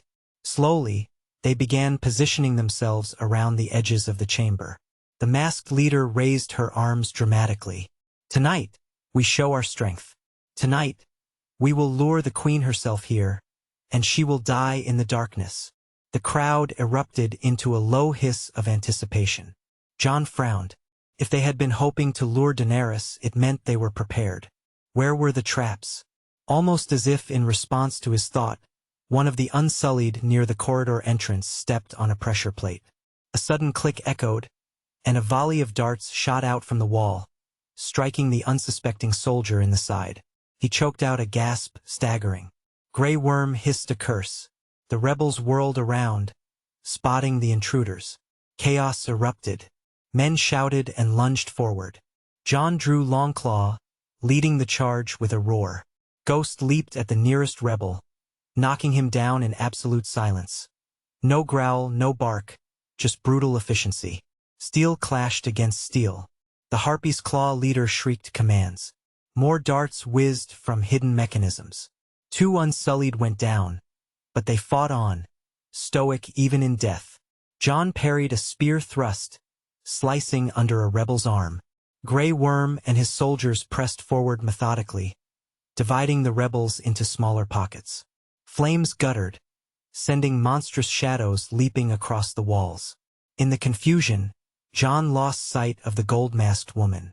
He ducked under a wild swing from a rebel's curved blade, driving Longclaw through the attacker's chest. Then he glimpsed her robed form slipping through a side passage. She fled deeper into the catacombs. Without hesitation, Jon dashed after her, Ghost bounding at his side. He heard Grey Worm call his name, but there was no time to explain. Capturing or killing the leader was their priority. The side passage led into a narrower tunnel. The woman moved with surprising speed, her robes trailing behind her, torchlight flashing off her golden mask. Jon pursued relentlessly, Ghost's claws scraping on the stone. He felt the old air turn even colder as they descended deeper, as though entering a forgotten tomb. The woman glanced back once, eyes flashing behind the mask, then disappeared around a curve. Jon rounded that corner and found himself in a strange, circular chamber. The walls were lined with bas-reliefs depicting ancient Myrinese rites, images of harpies, chained slaves, and scenes of sacrifice. The woman stood in the center, breathing heavily. She spotted Jon and Ghost. "I know you," she spat, her voice echoing off the walls. "The northern bastard with the demon wolf." Jon leveled Longclaw at her. "It ends here. Surrender." Her laugh was shrill, tinged with madness. "Surrender? I serve the old ways. I serve the city of harpies and blood. Daenerys Targaryen is a pretender. I'll see her fall." She grabbed something from the folds of her robe, a small orb glinting in the torchlight. Jon had a heartbeat to realize it might be a bomb or a flask of wildfire. He lunged forward, but she hurled it at his feet. A searing burst of fire and smoke erupted, scattering fragments of clay. Jon recoiled, arms raised to shield his face. But Ghost was faster. The dire wolf sprang, intercepting the brunt of the fiery shards with his flank. Smoke filled the air, stinging Jon's eyes. He coughed, waving the haze away. Through the swirling fumes, he spotted the Harpy's Claw leader charging at him with a wickedly curved dagger. Jon barely brought Longclaw up in time. Her dagger screeched against Valyrian steel, sparks flying. She hurled curses, pressing in with surprising strength. Jon twisted, forcing her arm wide, but she used her free hand to claw at his face. He jerked back, feeling her nails scrape his cheek. Ghost, unharmed by the flames that flickered around him, rushed at her from behind. She seemed to sense the wolf's approach. In a desperate move, she spun and slashed Ghost's side with her dagger. Ghost let out a snarl, an actual growl of pain, low and furious. The sound made Jon's blood run cold. For a second, he feared the blow might have sliced deep. But Ghost's fur and the supernatural presence beneath it seemed to dull the blade. Even so, droplets of crimson appeared on the white pelt. Enraged, Jon advanced, grabbing the woman's arm and wrenching it hard. She cried out, dropping the dagger. He kicked it aside. Ghost lunged again, snapping at her robes, pinning her in place. She snarled, trying to struggle free, but Jon pressed the tip of Longclaw to her throat. "Enough," he barked. "Your rebellion ends here." She glared through the gold mask, eyes wild. "Kill me. Others will rise. Meereen belongs to the Harpies, not some foreign queen and her monstrous wolf." Her voice was thick with hate and defiance. Jon clenched his jaw. Part of him wanted to end it, to rid the city of this cancer. But he knew Daenerys would need answers. "You'll stand trial," he said, voice rough. "The queen will decide your fate." The woman spat at him, hissing. Jon signaled Ghost to release her arm. The wolf complied, lips pulled back in a silent snarl. Jon roughly pulled the mask from her face. He saw a woman perhaps in her middle years with lines of bitterness etched around her mouth, hair braided with gold thread. She glowered back. "You have no right," she snapped. Jon ignored her protest, dragging her to her feet. He noticed Ghost's wound, though it seemed superficial, blood matting the fur. Anger flared in him. He seized the woman's collar and marched her out of the chamber. She resisted, cursing him, but had no weapons left. Ghost limped beside them, though the wolf's eyes blazed with furious triumph. Back in the main cavern, the rebellion had been largely subdued. Grey Worm and his Unsullied stood over the bodies of several rebels, while others knelt with their hands behind their heads. Daenerys had arrived too, in the thick of the last skirmish, guarded by a squad of Dothraki and Unsullied. Her face was set in grim lines, but relief flickered when she saw Jon return, the Harpy's Claw leader, in tow. "Is that her?" Daenerys asked. Jon gave a terse nod. "She's behind the murders and the insurgency." He released the woman into the Unsullied's custody. "Be careful, she's cunning, and she used some kind of explosive." Daenerys eyed the woman coldly. "You thought to bring me here to kill me. It seems you miscalculated." The rebel leader refused to speak, staring at Daenerys with raw hatred. Daenerys turned to Grey Worm. "Take her to a secure cell. Make sure she's well guarded. We'll see what justice requires." Grey Worm saluted, barking orders. As the rebels were escorted away, Daenerys let out a tight breath. "How many of our men did we lose?" she asked. Grey Worm looked stricken. "For Unsullied are dead, 2 more wounded. The rest should recover." Sadness flickered in Daenerys' eyes. "They gave their lives to protect the peace we're trying to build. Their sacrifice will not be forgotten." Then she noticed Ghost's injury. "Ghost, is he hurt?" Jon ran a hand over the wolf's flank, feeling warm blood. "A dagger slash. Looks shallow, though. He'll recover." He remembered how Ghost had shielded him from the bomb's blast. Gratitude and sorrow twisted in Jon's chest. This was just one small battle in the grand scheme, yet the costs were real. Daenerys' gaze softened. "Thank you, Ghost," she murmured, bending to carefully stroke the wolf's fur near the wound. Ghost stood still, allowing her touch, though Jon felt the faint trembling of the wolf's limbs. The presence within Ghost flickered at the edge of Jon's mind, a sense of calm acceptance. A wave of warmth seemed to pass from Daenerys' hand as if the wolf recognized her as kin. "We should get him back to the pyramid for treatment," Daenerys said, rising. "Come. Let's leave this cursed place." They made their way out of the catacombs, carrying wounded and leading captured rebels. Word spread rapidly through the city that the Harpy's Claw had been seized. An uneasy mix of relief and fear rippled among the populace.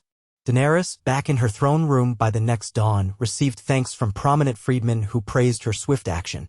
She also endured the sullen stares of certain former masters who realized the rebellion's failure meant her power was more entrenched than ever. Throughout the day, Daenerys ensured that funeral rites for the fallen Unsullied were carried out with respect, and she ordered a thorough dismantling of any hidden traps or tunnels that the rebels might have used. Jon tended to Ghost's injury with help from a physician. The wolf submitted stoically, though he shied away from strangers at times, letting only Jon and Daenerys near the wound. As the day wore on, Grey Worm interrogated the captured leader. By evening, he returned with fresh news. "She admits to orchestrating multiple killings," Grey Worm reported, standing before Daenerys, Jon, and a few key advisors. "She swears others still hide in the city, but it seems she was the main force behind the Sons of the Harpies' revival. She pledges that more will come if the Queen leaves for Westeros." Daenerys' expression was impassive. "I will not rule by terror alone," she said. "But neither will I let such enemies fester. Summon the local council. We will give her a public trial tomorrow. Let the city see that we offer justice." Jon listened, remembering the harsh discipline of the Night's Watch. They had no great tolerance for repeated mutiny, yet Daenerys was trying to balance mercy and fear. He found himself respecting her resolve even more. If the rebellion truly lost its figurehead, perhaps Meereen could stabilize. One step closer to sailing west. The public trial took place in the plaza outside the Great Pyramid, with a heavy contingent of Unsullied to maintain order. A throng of citizens gathered, a hush descending as the gold-masked woman was brought forth, shackled and forced to kneel on a stone dais. Daenerys stood above, flanked by Missandei, Grey Worm, and a few freedmen council members. Jon watched from one side, Ghost at his feet, a bandage visible through the wolf's pale fur. The presence of the dire wolf made many flinch or avert their eyes. Daenerys spoke, her voice carrying over the crowd. This woman, known as the Harpy's Claw, conspired to murder freedmen, sow chaos in Meereen, and plotted to kill me. She sought to shatter the freedom so many bled to win. She has confessed to these crimes. In the old ways, she would have been crucified or sold to torment. But we are the new way. Justice will be served, not vengeance. There was a careful stillness as everyone awaited her verdict. The woman glared, unrepentant. You pretend at mercy, but you are a tyrant, she spat. Westeros, Meereen, it matters not. You will conquer them all. Daenerys's eyes flickered with regret and steel. I do not seek conquest for conquest's sake. I seek to break the wheel of tyranny. But your crimes demand punishment. She paused, glancing at Jon, who gave a small nod of agreement. Then she raised her voice. The penalty is death, carried out swiftly by the sword. May the gods grant you the mercy you denied your victims. A hush followed. Some in the crowd murmured approval, others watched in apprehension. The woman's bravado wavered, a flash of fear crossing her features. Two Unsullied stepped forward, forcing her to lower her head. Before she could protest, Grey Worm did the deed with a swift blow of his sword. The crowd gasped as the woman's body slumped. Blood pooled on the dais. Daenerys stood solemn, no triumphant smile on her face, only resolve and sorrow. The air seemed to thicken with the gravity of the moment. Afterward, Daenerys addressed the crowd. I do not rejoice in this execution, but let it be known. The days of murdering the innocent and plotting to reinstate slavery are over. Meereen will remain free so long as I draw breath. When I sail for Westeros, I leave behind a council to uphold these laws. Anyone who conspires against that freedom will face the same justice. Cheers rose from some parts of the assembly, especially among the freedmen, while others wore expressions of grim acceptance. Daenerys swept away, returning inside the pyramid with her retinue. Jon followed, Ghost limping slightly at his side. Once within the cooler interior, Daenerys slumped against a pillar for a moment, closing her eyes. Missandei handed her a cup of water, which she drank gratefully. It is done, Daenerys murmured, setting the cup aside. May it be enough to give this city peace. We'll continue to dismantle the rebels' network, but without their leader, I hope it withers. Jon placed a hand on Ghost's head. You did what you had to. Now maybe you can turn your focus to gathering forces for Westeros. She gave him a searching look. Yes, I believe so. The city won't be perfect, but it seems stable enough that I can leave a functioning government in my stead. I'll appoint a triumvirate Grey Worm for security, Missandei for council, and a representative of the Freedmen Council to ensure fairness. Enough Unsullied and Dothraki will remain to keep the peace. In the coming weeks, I'll rally the rest of my army, gather supplies, and we'll set sail. A flood of relief filled Jon, tempered by the reality that the journey to Westeros would be fraught with danger, that the realm itself was in disarray. Still, they needed to make haste. He remembered the winter winds howling over the wall, the chilling sight of undead trudging through the snow. Every day we delay is another day the White Walkers grow stronger, he said, voice tight. How soon can we depart? Daenerys inhaled deeply. Soon, but not tomorrow. A few weeks at least. I must gather my forces from the outlying regions, solidify the garrisons in Yunkai and Astapor as well. They'll each need a portion of my Unsullied. I also need to confirm ships. We have some in the harbor, but we'll need more to transport the Dothraki, the horses, the supplies, my dragons. I'll send envoys to secure additional vessels. Jon understood the scale of the undertaking but still felt a gnawing urgency. Ghost bumped his leg, as if to remind him to be patient, that these are the steps required. He let out a measured breath. All right, let me help. I've organized journeys at the wall, though nothing on the scale, but I'm willing to coordinate with your men. Her lips twitched with gratitude. Thank you. We'll need every capable hand. In the meantime, I want you to train with my soldiers, help them prepare for what they might face in the north. The Whites are unlike any enemy they've seen. We must show them how to fight the dead. That made sense. So, in the days that followed, Jon began drilling small contingents of Unsullied and Dothraki warriors on the basics of combating undead foes, aiming for dismemberment, using fire, avoiding panic when the Whites didn't die by normal means. Though many were disciplined fighters, they found it disconcerting to imagine enemies that felt no pain or fear. Ghost oversaw these drills like a silent instructor, sometimes demonstrating how a single, swift strike could fell a target. The men took notice, their wariness turning into cautious respect for the direwolf's unnatural resilience. During breaks, John would talk about the White Walkers themselves, tall, gaunt figures with skin like ice, able to shatter steel with their swords of crystal. He emphasized the importance of dragonglass and Valyrian steel. The mention of Valyrian steel intrigued the Associ soldiers, who recognized it as a rare treasure. Some asked if Daenerys's dragons could burn the whites easily. Jon could only answer that dragon fire might be their best weapon, but they'd have to be careful not to burn living allies in the chaos of battle. While Jon trained soldiers, Daenerys continued forging alliances and ensuring the city's readiness for her departure. Missandei took on the role of translator and mediator, bridging cultural gaps. Grey Worm oversaw the transition of power to the Freedmen Council's representative.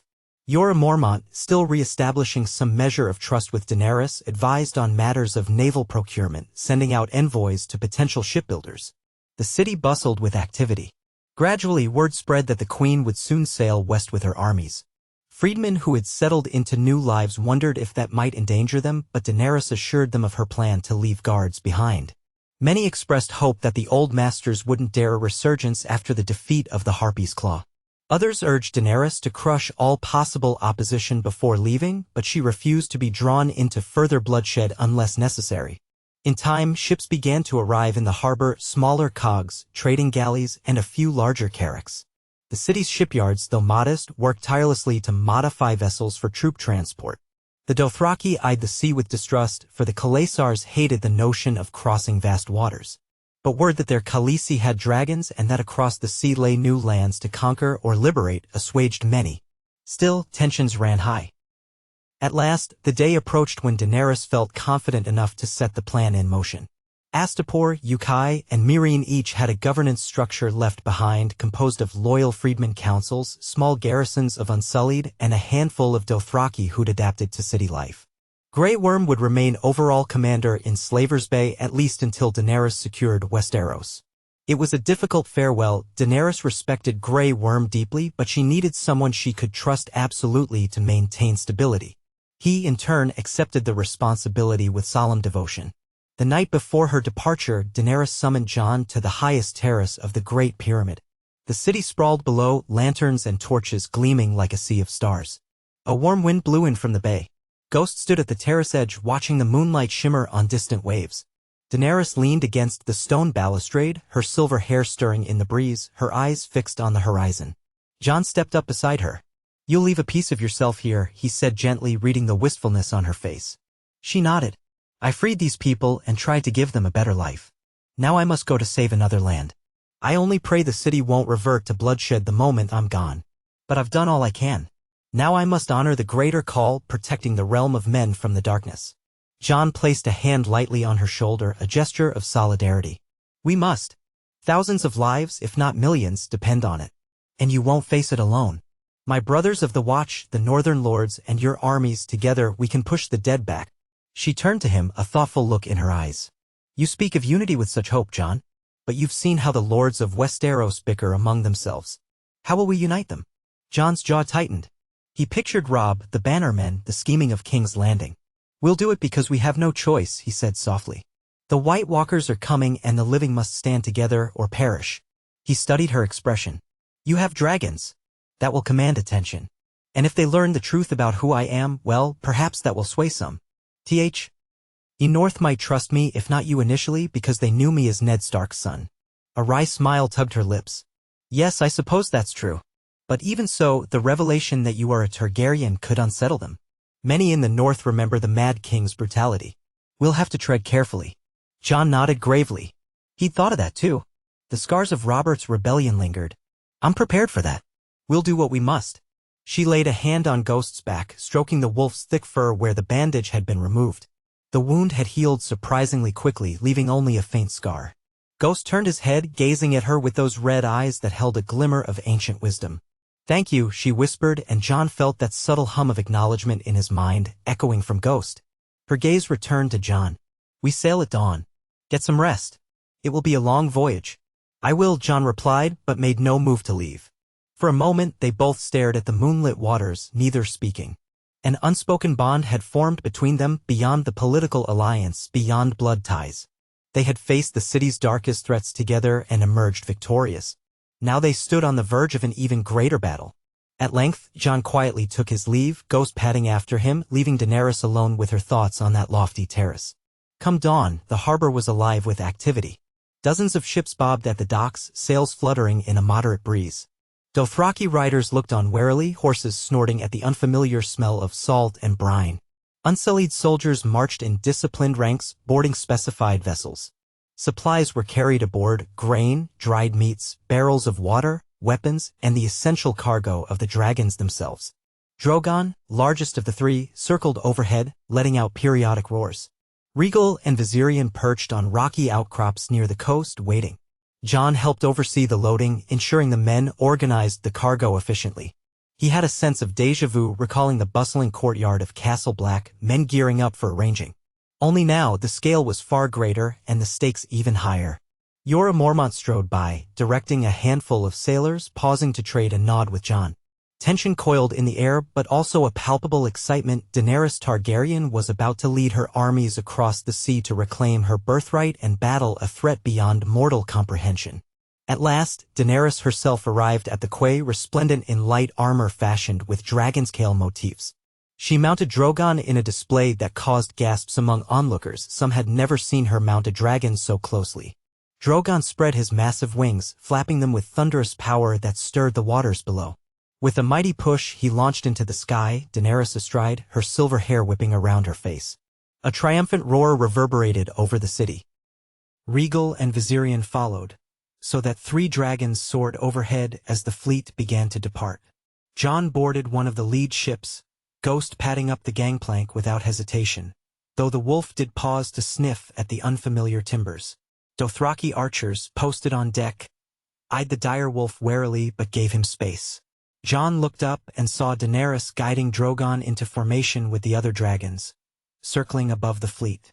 The morning sun cast her silhouette against the sky, a powerful image of a queen commanding the winds. The city of Meereen gradually receded into the distance. Jon felt a pang of sympathy for Daenerys, leaving behind all she had built. But she had done what she could. Now Westeros beckoned. The sea voyage that followed was surprisingly peaceful at first. Weeks passed with mild weather and calm seas. The dragons flew ahead or circled overhead, hunting fish or resting on the masts of the ships. Daenerys would often land aboard one of the larger vessels to speak with her advisors, then take flight again. At night, the ships anchored in small clusters for safety, and the dragons roost on deck or circled under the moonlight. Jon found himself sharing a cramped cabin with Ghost, who insisted on lying across the doorway most nights, as if to guard him from any threat. There were moments of camaraderie when the Dothraki or Unsullied approached him, asking questions about the White Walkers or about life in the north. Jon answered as best he could, though he felt a constant undercurrent of worry. Each day that passed was one day closer to winter's full fury. Sometimes, the sea turned choppy, rolling the ships and causing the horses below deck to neigh anxiously. The Dothraki fared poorly in rough seas, many huddling at the rails. Jon endured the swaying stoically, recalling how the chill winds of the north could be far harsher. He spent hours practicing sword drills with volunteers, focusing on the techniques needed against undead foes. Ghost occasionally joined these sessions on deck, weaving among the men, untroubled by the rocking ship. Even amid the routine, though, tension simmered. Some nights, Jon dreamt again of Valyria. He saw ghostly spires, heard the roar of dragons and the rumble of the earth splitting apart in flame. He sensed that Ghost's guardian spirit was restless, drawn closer to its origin as they sailed west. One evening, while standing at the prow and gazing at the wide ocean under starlight, Jon felt that presence stirring more strongly. A voice, distant, resonant, echoed in his mind. Beware the doom that comes again. He turned, scanning the horizon, but saw nothing. Ghost, at his side, let out a low whine. Daenerys, perched on Drogon above, noticed Jon's tense posture. Later, she asked him about it in private and he confided the dream. She nodded solemnly. All these legends speak of cycles, of the long night returning, of the dragons rising anew. Perhaps the echoes of Valyria warn us that the doom is never truly gone. They continued, forging across the sea. Eventually, the eastern horizon gave way to the first glimpses of the coast of Westeros. The mood in the fleet shifted to one of excitement laced with apprehension. Many had never seen these shores. Daenerys and her dragons flew ahead, scouting for suitable landing points. She settled on a cove near Dragonstone, the ancient Targaryen stronghold. From what intelligence they had, Stannis Baratheon was rumored to be gone or dead, and the castle might be lightly defended. In the gray dawn, the ships approached Dragonstone's imposing cliffs. Jon stood at the bow, Ghost by his side, gazing up at the fortress perched atop volcanic rock. It loomed with the carved stone dragons of old, a testament to Targaryen heritage. Daenerys alighted on Drogon just outside the main gates. Unsullied quickly poured onto the shore, establishing a perimeter. Jon disembarked with them, feeling the crunch of Westerosi sand under his boots for the first time in what felt like a lifetime. Ghost raised his muzzle, sampling the salty air with interest. Daenerys, sliding off Drogon, surveyed the fortress walls with a mix of nostalgia and determination. "My family's seat," she said softly, brushing her hand along the ancient gates, "where Aegon the Conqueror first landed." Jon placed a hand on the black stone. The fortress exuded an unsettling aura of power, old as the first Targaryens in Westeros. "If we can claim Dragonstone, we have a foothold," he said. "We should check the castle for supplies, Dragonglass. Anything we can use against the walkers." She nodded, casting a wary glance around. "Agreed. Let's move." Inside, they found the castle indeed lightly defended. Only a skeleton garrison of Baratheon-loyal men, who quickly surrendered once the dragons roared overhead. Daenerys assured them no harm if they laid down arms. The men, visibly terrified, complied. Tyrion Lannister, who had once been rumored to come here, was nowhere to be found, though the keep staff mentioned he'd visited briefly before leaving some months back. Over the next few hours, Daenerys's forces took stock of Dragonstone's resources. Barracks, a great hall, sprawling chambers carved into the volcanic rock, and extensive cellars rumored to contain hidden caches of obsidian. Jon recalled Sam's words about dragonglass being found here in abundance. Indeed, exploration of the lower caverns revealed a vast trove of obsidian, a godsend in the fight against the White Walkers. Daenerys marveled at the glassy black stone, running her fingers over a jagged chunk in the torchlight. "So this is the key to destroying them," she murmured. "We will mine it all." Jon's heart pounded with a renewed sense of hope. The Night's Watch had only a limited supply of dragonglass, but this deposit could arm thousands of men. "We have to move quickly," he said. "Winter is here.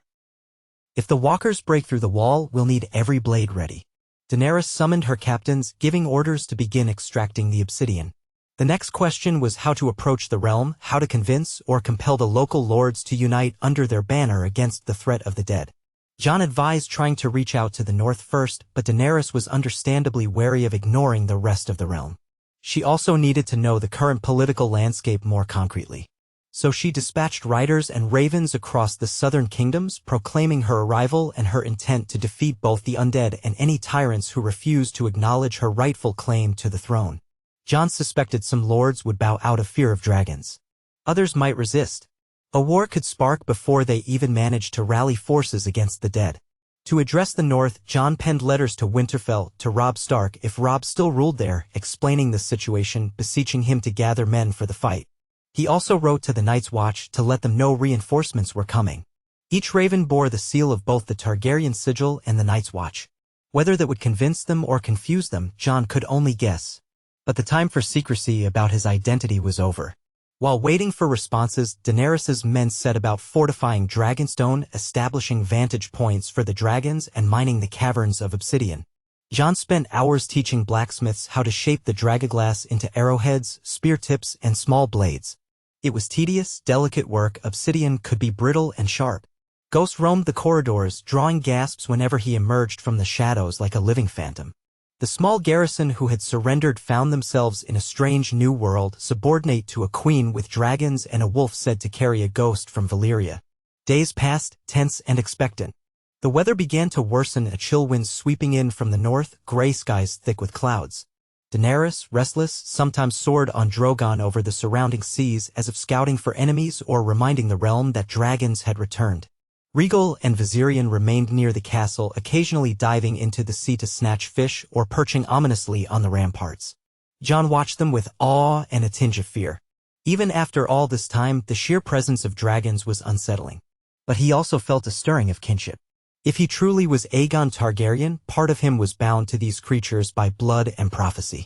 Finally, one dawn, a raven arrived from Winterfell. Jon stood in the map room with Daenerys and a few advisors when the raven was delivered. His heart hammered as he opened the message, scanning the lines. It was from Robb Stark, brief and cautious in tone. "Jon, if this truly is you, I'm relieved you are alive. Your words are astonishing. You claim Targaryen blood and you travel with the Dragon Queen. The realm is in turmoil.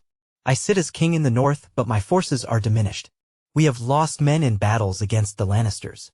We have fought tirelessly for independence. Now you tell me an army of the dead threatens us all. I have heard rumors, but can scarcely believe them. Still, I trust your honesty. If you say this threat is real, then we will hear you.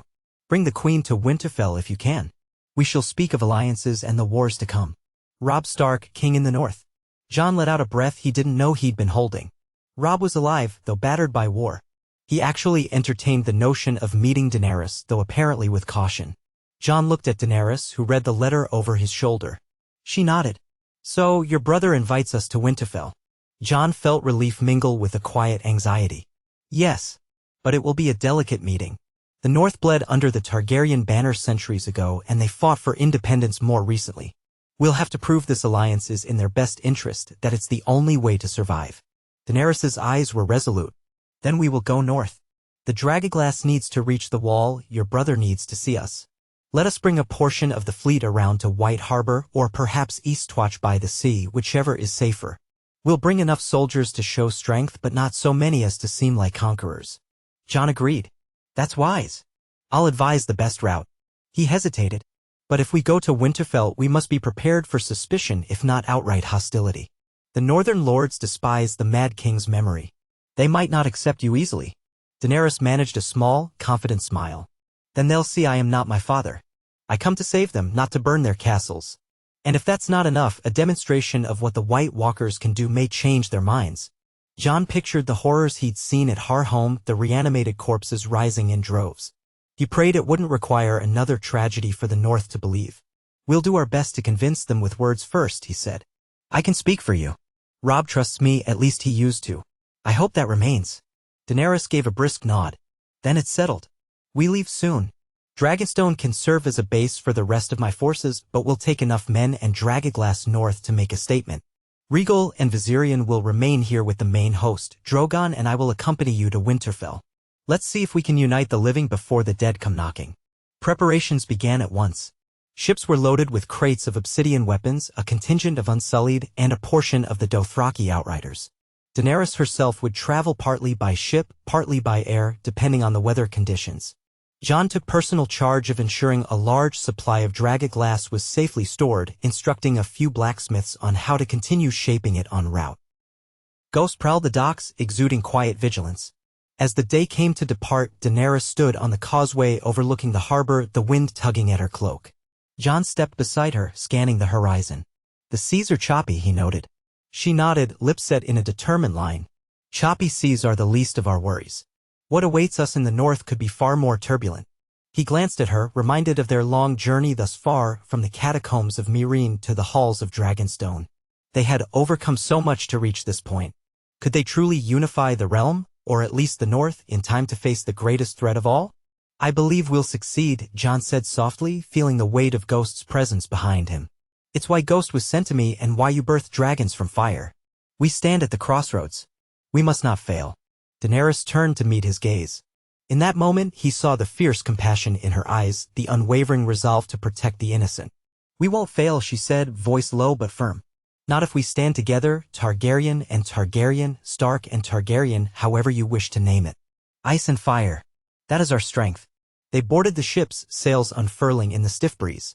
The early morning sun gleamed off the water as the fleet departed from Dragonstone's harbor, heading north along the coast.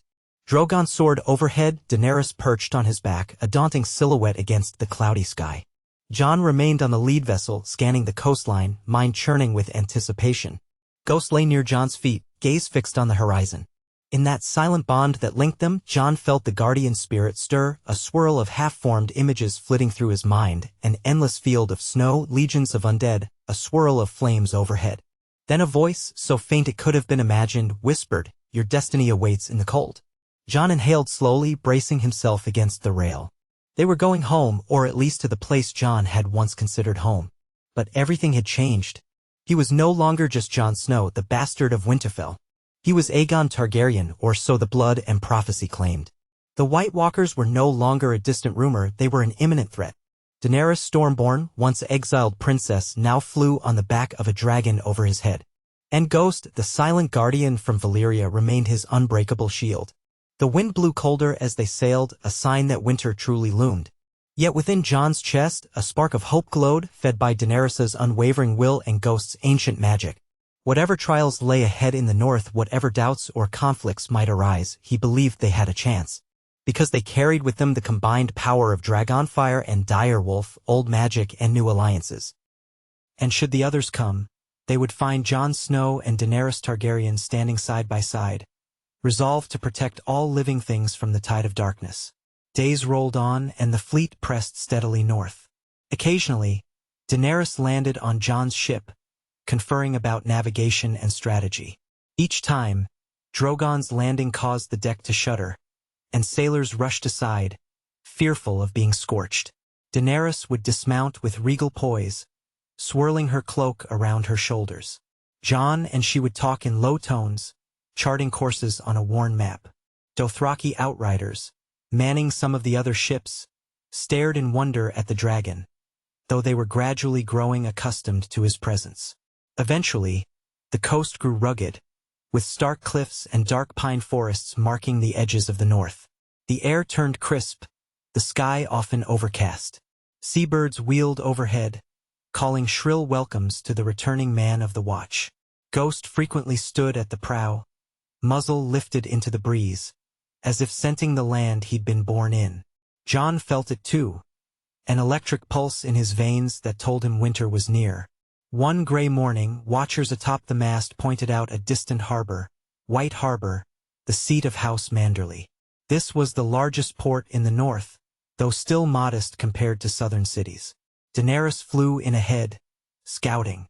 She reported seeing only a few ships at anchor, none bearing Lannister or Baratheon flags. It seemed House Manderley still controlled the city. They pressed onward, the wind buffeting the sails. As they approached, tensions rose among the men, for few knew how the Northerners would receive this armada bearing a foreign queen and a rumored Targaryen prince. Yet the city did not mobilize catapults or archers. Instead, a handful of riders emerged from the gates, waving a white banner, a parley. Daenerys landed Drogon on the shore outside the city, while Jon and a small group of Unsullied rode in on a longboat. A hush fell as the riders approached. Their leader was a bearded man in heavy furs, flanked by knights wearing the sigil of House Manderley, a merman on a green field. He looked from Daenerys in her DRA Gaunscale armor to Drogon's colossal frame to Jon, who stood with Ghost by his side. "We expected you," he said, voice echoing in the still air. "Robb Stark sent word that the Targaryen queen might arrive. We have orders to let you land peacefully if you come in peace." Daenerys stepped forward, regal but respectful. "I am Daenerys Stormborn of House Targaryen, come to ally with the North against the White Walkers." She gestured to Jon. "This is Jon Snow, once of the Night's Watch. He vouches for our purpose." The man's gaze lingered on Jon, eyes narrowing.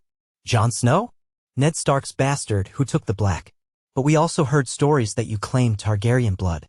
Is that so?" Jon felt the tension among the soldiers behind him. He inclined his head. "So I've learned. I am still Ned Stark's son in all the ways that matter. We come in peace, with news that winter brings a threat like none before." The man studied him, then sighed. "Come then. Lord Manderley awaits, and we shall see if your words match the truths spoken by ravens." They were allowed inside White Harbor's gates. The city was on edge, but no open hostility was shown. Daenerys ordered her fleet to anchor outside the harbor, sending only a small retinue into the city. Drogon took flight again, circling overhead, an unmistakable reminder of the power she held. Within the city's walls, curious crowds gathered, children gawking at Ghost, men and women murmuring at the sight of the silver-haired queen. Lord Wyman Manderley himself greeted them in the Great Hall of Newcastle, a large, rotund man with a white beard that matched the color of the snow drifting from the sky. His eyes were shrewd. He welcomed them politely, exchanging formalities with Daenerys. Then he turned to Jon, a mixture of awe and doubt on his face. "This realm of ours grows stranger by the day," he said. "Ned Stark's boy, rumored to be a Targaryen. The North scarce knows what to believe anymore. But your brother, Robb, asked me to receive you kindly. So here you are." Jon bowed his head. "Thank you, Lord Manderley. We don't ask for fealty. Only to pass through, maybe resupply, and then journey to Winterfell to speak with Robb." Manderley nodded, though his expression remained cautious. "Aye. You'll find no shortage of fish here, at least. Winter is biting early and we stock our stores carefully. But we'll do what we can. As for your dragon," he cast a wary eye at Daenerys. "I'd ask it not roast my docks or my city." Daenerys inclined her head graciously. "Rest assured, Lord Manderley, Drogon will remain outside the walls unless needed for our defense. I appreciate your hospitality." They spent 2 nights in White Harbor, replenishing supplies, giving the soldiers a chance to set foot on northern soil. Jon walked the streets, heart twinging with memories of the North, albeit a city he'd rarely visited. Ghost drew both fear and admiration. Some hailed the direwolf as a sign of House Stark's return. Others muttered about Targaryen sorcery. Daenerys, for her part, handled the stairs gracefully, traveling with a small guard and conversing politely with whomever approached. She sensed the North's distrust but also recognized a certain longing for stability. On the second day, a fresh snowfall coated the rooftops. Jon found Daenerys on the ramparts of the castle, gazing at the bleak horizon. "We should continue to Winterfell soon," she said quietly, breath misting in the cold air. "We can't linger here." Jon nodded. "Agreed. Robb is expecting us." He paused, swallowing. "It's been so long since I've seen my family." Daenerys's gaze softened. "Take heart. Soon you'll stand in your ancestral home. The truth of your blood may unsettle them, but you are still their brother, one who fought for the realm beyond the wall. They cannot deny your devotion." He blew out a slow breath, watching it vanish in the icy air. "The only question is, will the Northern Lords accept you as queen? Or will they cling to the idea of an independent North?" Robb declared the North free of the Iron Throne. Daenerys's jaw tensed slightly. "I'm not here to impose a new tyranny upon them. I want them as allies. If the White Walkers are defeated, we can discuss what form of government the North desires. But let's first ensure we survive." That answer, pragmatic yet lofty, eased some of Jon's worries. Together, they went to speak with Lord Manderley, finalizing details for their departure. The following morning, they set out with a column of soldiers and wagons filled with obsidian weapons. The rest of Daenerys's men left to guard the fleet. Ghost and Drogon took point, the direwolf padding silently across snowy roads, the dragon circling overhead. The weather bit at them, and the Dothraki grumbled about the cold but pressed on out of loyalty to their Khaleesi. The journey inland was arduous. Snow fell steadily, turning roads to slush, then ice. Villages they passed were sparse, the locals either huddling inside or fleeing south. Everywhere, signs of winter's harshness emerged: frozen rivers, leafless forests, prowling wolves. Jon's memories of the North returned in full force, mingled with the dread knowledge of what lay beyond. He led the column with Daenerys by his side, occasionally directing them to safe routes or cautioning them about frozen streams. After a week of travel, they crested a ridge and beheld the stark profile of Winterfell, its towers rising from the snowy plain. Jon's breath caught at the sight. This was his home, or had been, though everything in his life had changed. Daenerys, gazing at the fortress, felt a quiet awe. "So this is the seat of the kings in the North," she murmured. Jon nodded silently, recalling the courtyard where he'd practiced sword forms, the walls he'd patrolled in boyhood. He wondered if the place would even feel the same. As they descended toward the outer gates, banners of House Stark were visible on the walls. A gray direwolf on a field of white. The gates opened, revealing a delegation waiting within. At their head stood Robb Stark, taller and broader than Jon remembered, wearing fur-lined armor. Gray wind streaks touched his once auburn hair, and wariness lined his face. Beside him were a dozen northern lords and knights, including the great Jon Umber, Lady Mormont, and others who had fought the wars. Jon's heart pounded as he brought his horse alongside Daenerys, Ghost loping in front. Robb advanced, halting a short distance away. His eyes flickered to Daenerys, perched upon a white mare, clad in fine leathers and a cloak trimmed with wolf fur crafted hastily by some of Manderley's tailors at her request to show respect for the North. Then Robb's gaze found Jon. Their gazes locked, the space of years and rumors swirling between them. Finally, Robb dismounted, stepping forward with an uncertain smile. Jon slid off his own horse, boots crunching in the snow. They stood face to face. Robb exhaled shakily. "Jon Snow," he said, voice thick with emotion. "It's good to see you alive." Jon clasped Robb's forearm, then pulled him into a brief, fierce embrace. "Robb," he whispered. "It's been too long." For a moment, all titles and claims fell away, leaving just two boys from Winterfell reunited after a lifetime of loss. When they separated, Robb's eyes went to Ghost, who pressed his nose to Robb's gauntlet. A flash of recognition and memories softened Robb's expression. "Ghost is bigger than I remember," he said quietly, then cleared his throat, turning to Daenerys. "And you, your grace, Daenerys Storeborn. You come to the North in winter. We appreciate your arrival, though we're wary." Daenerys inclined her head graciously. "I understand your caution, your grace. I have come not as an enemy, but as an ally against the White Walkers." Robb nodded, gesturing toward the keep. "Then let us speak inside, away from the cold. We have much to discuss." With that, Daenerys, Jon, and their retinue passed through Winterfell's gates, the old walls looming overhead. Jon felt an avalanche of memories, the archery butts, the sparring yard, the stables. Everything was both familiar and different. Servants and guards gawked at the sight of Daenerys's foreign retinue, the Dothraki horses, the unsullied with their spears. Ghost patted a head, tail held high, as if reacquainting himself with the castle. A hush fell as people craned their necks for a glimpse of the rumored Dragon Queen. Inside the great hall, Robb took the high seat. Sansa was nowhere to be seen. Jon guessed she might be away or else busy. Arya, Bran, Rickon, he prayed they were alive, though rumor had said Bran and Rickon were dead or missing. Jon's heart clenched. Robb introduced a handful of northern lords, each nodding or bowing stiffly to Daenerys. She introduced her own advisors. Then they convened around a large wooden table, a blazing hearth providing warmth. Ghost curled near Jon's feet, ignoring the startled glances from the lords. Robb's voice was steady as he began. "We received your letters. We've heard the stories. Jon says the White Walkers are real, that they threaten the entire realm. I've also heard how you took King's Landing and the Iron Throne is up for grabs. Yet here you are, in Winterfell, offering your help." He paused, eyes flicking to Jon. "And you, my brother, you speak of Targaryen parentage. Our father never mentioned any of this. It's a lot to take in." Jon felt a knot in his throat. "I know," he said softly. "It was kept secret to protect me. Rhaegar Targaryen was my father, Lyanna Stark my mother. Ned raised me as his bastard to keep me safe from Robert Baratheon's wrath. I don't ask you to accept it without question, but it's the truth.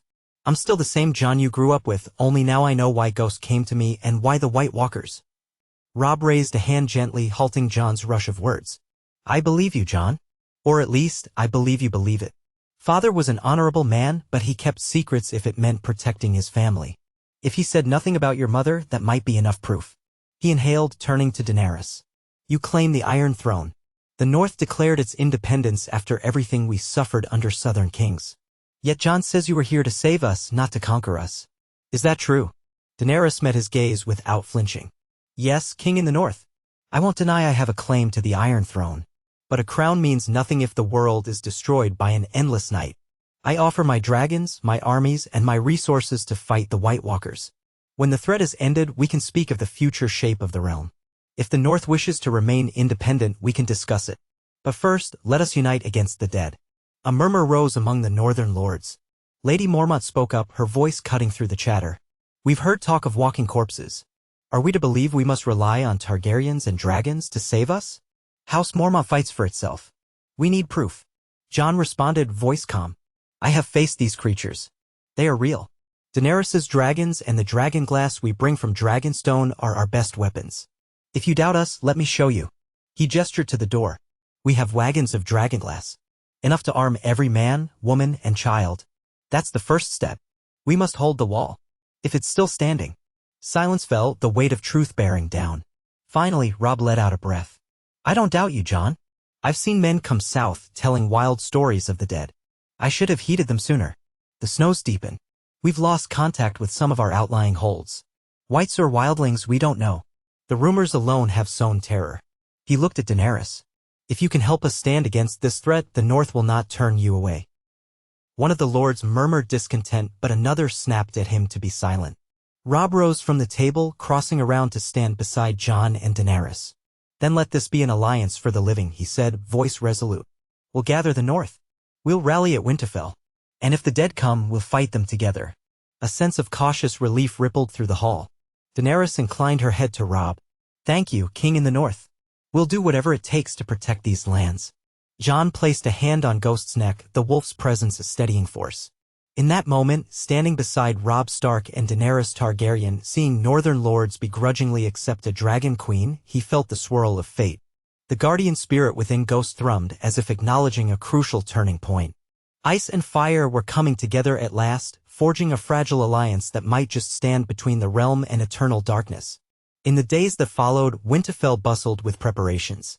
Armies arrived, northern bannermen, new levies. Daenerys' soldiers camped outside the walls, Dothraki tents forming a strange sight amid the snow. Her dragon soared overhead, a shock to many who had never seen such beasts outside of legends. Smiths shaped the dragonglass into arrowheads and spear tips under Jon's guidance. Scouts rode north to the wall, hoping for news from Castle Black. Ravens flew out, urging every northern stronghold to send what men they could. Robb and Daenerys conferred regularly, forging strategies for how they might confront the dead in open battle if it came to that. They also anticipated a possible southern threat, for rumors said Queen Cersei Lannister sat in King's Landing might not stand idle while Daenerys gained a foothold in the north. But the White Walkers took precedence. Jon could feel winter's breath intensify each day. Snow piled high, and the cold was bone-deep. Late one night, Jon wandered through the courtyard of Winterfell, lit by torches flickering in the wind. Ghost shadowed him. Memories overwhelmed him, the place where he used to train with Robb, where he first found Ghost as a pup outside these walls. Now that pup was a silent sentinel carrying the spirit of an ancient Valyrian guardian. A swirl of wonder and sorrow filled Jon's heart. He stopped at the old weirwood tree in the godwood, the snow blanketing its roots. The carved face stared impassively, red sap tears running down its cheeks. Jon knelt, bowing his head. He didn't know what prayer to offer. The old gods? The new gods? The Targaryen spirits? He only knew he asked for strength, for unity, and for enough light to banish the coming darkness. Ghost stood behind him, ears perked, tail still. Footsteps crunched in the snow. He turned to see Daenerys approaching, arms wrapped around herself in a heavy cloak. She glanced at the weirwood curiously. A sacred place to the Starks? She asked softly. Jon nodded, rising to his feet. Yes. The old gods watch here. My father taught us to come for reflection and prayer. I wasn't sure you'd follow. She smiled faintly. I was looking for you. Robb said you might be here. You were quiet at dinner. Jon exhaled, turning to regard the old face in the tree. Just lost in thoughts. So much has changed. When I was a boy, I never imagined I'd stand here as a Targaryen with a queen who rides dragons about to face an army of the dead. She studied him, eyes reflecting torchlight. Neither did I imagine I'd cross the world, free cities, become a queen, and unite with the North. Yet here we are. She glanced at Ghost, who watched her silently. We are guided by forces older than any of us. Perhaps that's the only explanation. Jon nodded slowly. Yes. Sometimes I feel fate is pulling the strings. He hesitated, looking at her earnestly. Thank you for coming here, for trusting me enough to risk your throne for a threat many can't comprehend. Her gaze softened. I've seen enough to believe you. And I can't sit on a throne built on corpses. If the living don't band together, we die. It's that simple. Jon offered a small, grateful smile. The wind stirred the branches of the weirwood, sending a drift of snow onto Daenerys' cloak. She shivered slightly, and he took a step closer, offering some measure of warmth between them. A gentle hush fell. In that quiet, Jon felt the presence within Ghost stir, a subtle resonance that hinted at acceptance, even approval of the bond forming between these two scions of Valyria united under the looming face of the old gods. The dawn will come soon, Daenerys murmured, her breath visible in the cold air. Jon nodded. Yes. And with it, the next step toward war. We'll see if the walkers come for us or if we must march north. Either way, we won't face it alone. She raised a hand, resting it lightly on his shoulder. No, we won't. For a moment, they stood there, close enough to feel each other's warmth, each remembering the struggles that had brought them here. Then she lowered her hand. We should rest. Tomorrow, we finalize the distribution of dragonglass.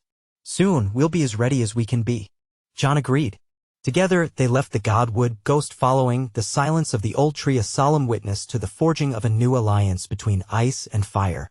As they walked back into Winterfell's torchlit corridors, neither could ignore the sense that an epic confrontation loomed on the horizon.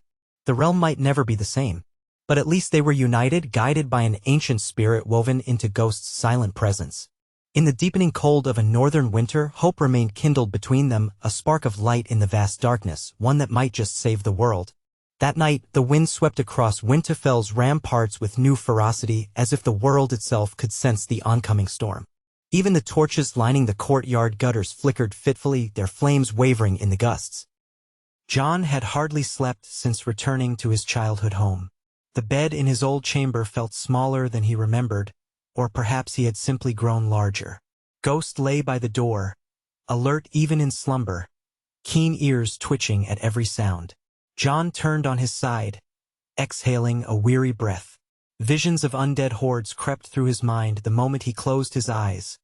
Skeletal hands reaching over parapets, whites pressing in from the darkness, their eyes aglow with pale blue fire.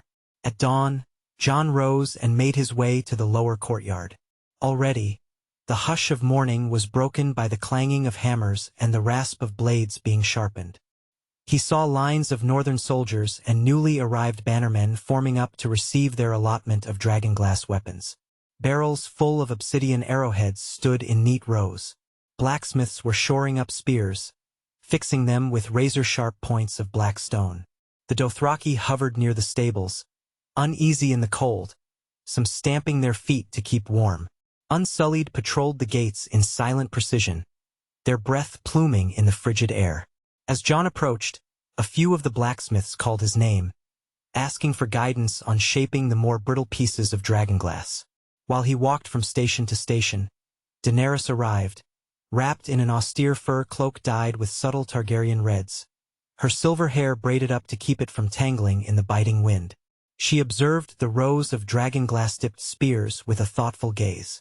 Wherever she went, men and women gawked in open curiosity. This was the Dragon Queen they had heard about, rumored to be as fearsome as her father was mad. But she carried herself with calm dignity, acknowledging each respectful nod or bow. When she spotted Jon, her eyes warmed. "Every day more men arrive," she said softly. "Robb must have sent out word to every corner of the north." Jon inclined his head. He did. And the lords who were once uncertain are beginning to realize we're their best hope. More coup. EP coming by the day, some with just a handful of swordsmen. But every blade might matter when the others finally push south. She followed his gaze to a cluster of men who had just ridden in, a motley band bearing the sigils of minor houses covered in frost from the long journey. They dismounted stiffly, leading their horses to the warmth of the stables, calling for stable boys. Daenerys turned back to Jon. "How soon do you think the White Walkers might arrive?" Jon clenched his jaw, remembering the terror of Harhome. They could be marching right now, or they could be regrouping. The wall still stands, as far as we know, but if they find a way around, or if the wall's magic fails, we might have mere weeks. Even days. He paused, swallowing. "I'm sending fresh scouts tomorrow. We need accurate news from Eastwatch, Castle Black, and beyond. Until then, we must prepare for the worst." Daenerys's eyes flickered with resolve. "Then let's prepare." With that, she strode toward the center of the courtyard, where lines of northern soldiers practiced fighting stances with dragonglass weapons. Jon joined her, and together they demonstrated how to strike at a white, aim for the limbs, break them down, burn or shatter the corpses. The men listened raptly, though a few still doubted. That doubt tended to vanish when Ghost padded over, white fur rippling, to silently eye the recruits. Even the toughest men took an involuntary step back from his red-eyed stare. By midday, the sun shone weakly through a veil of gray clouds. A fresh snowfall began drifting over the castle walls.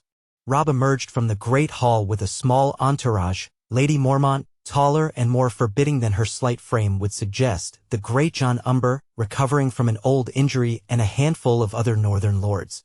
They moved to inspect the progress in the yard. Robb spotted Jon and Daenerys by the archery butts where a new shipment of obsidian-tipped arrows lay. A tentative smile curved Robb's lips. Jon stepped forward, extending his hand in greeting, which Robb accepted. 50 new men arrived this morning, Robb reported, voice low. "House Glover. They bring word that more villages in the far north have gone silent." That could mean whites, or it could mean the storms are cutting them off. Hard to say. Daenerys grimaced. We can't assume the best. We need to be ready for an onslaught. Robb nodded, eyeing her for a moment as if reevaluating her. His earlier caution had softened into a guarded respect. We have about 3,000 men scattered around Winterfell, plus your Unsullied and the Dothraki. More might come, but even so, we're not enough to hold every approach if the dead surge past the wall in great numbers. It might be better to concentrate on one strong position. Jon's mind returned to the old maps of the north. Winterfell is strong, he said, but if the whites bypass us entirely, they could sweep toward the neck and trap us here. We might need to send a force north to meet them near the wall, or at least slow them down until reinforcements can arrive. There's also the question of Stannis. If he's still alive at the wall. Robb's expression tightened. Stannis's last known whereabouts were the wilds near Winterfell, not the wall. Rumors say he lost most of his army to the cold or to the Boltons. I've heard nothing of him for months. Either way, I doubt he has men left to help us. Daenerys's gaze shifted from one to the other. If he does, perhaps we can persuade him. Another sword is another sword. But let's not pin hopes on it. She glanced around at the yard where men practiced with tense discipline. We should meet in the Great Hall tonight. Finalize our strategy. This cannot wait until the dead are at our gates. Robb agreed, adding that each of the major lords would be summoned. As he strode away, Daenerys called after him. King in the north, if you have a godwood large enough, I'd like to see it. Robb paused, turning, puzzlement on his face. Daenerys continued, my dragons are restless. They're circling Winterfell's skies, but they could use more open space to land without panicking the entire courtyard. Perhaps near the godwood. Robb lifted a brow. The godwood might do, though it's ringed by thick trees. Still, if you wish to bring a dragon there, do be careful. I'd rather not have the ancient heart tree burned by accident. There was a faint note of wry humor in his tone. I'll send men to clear some space. She dipped her head. Thank you. Then she turned to Jon, a slight smile hovering on her lips.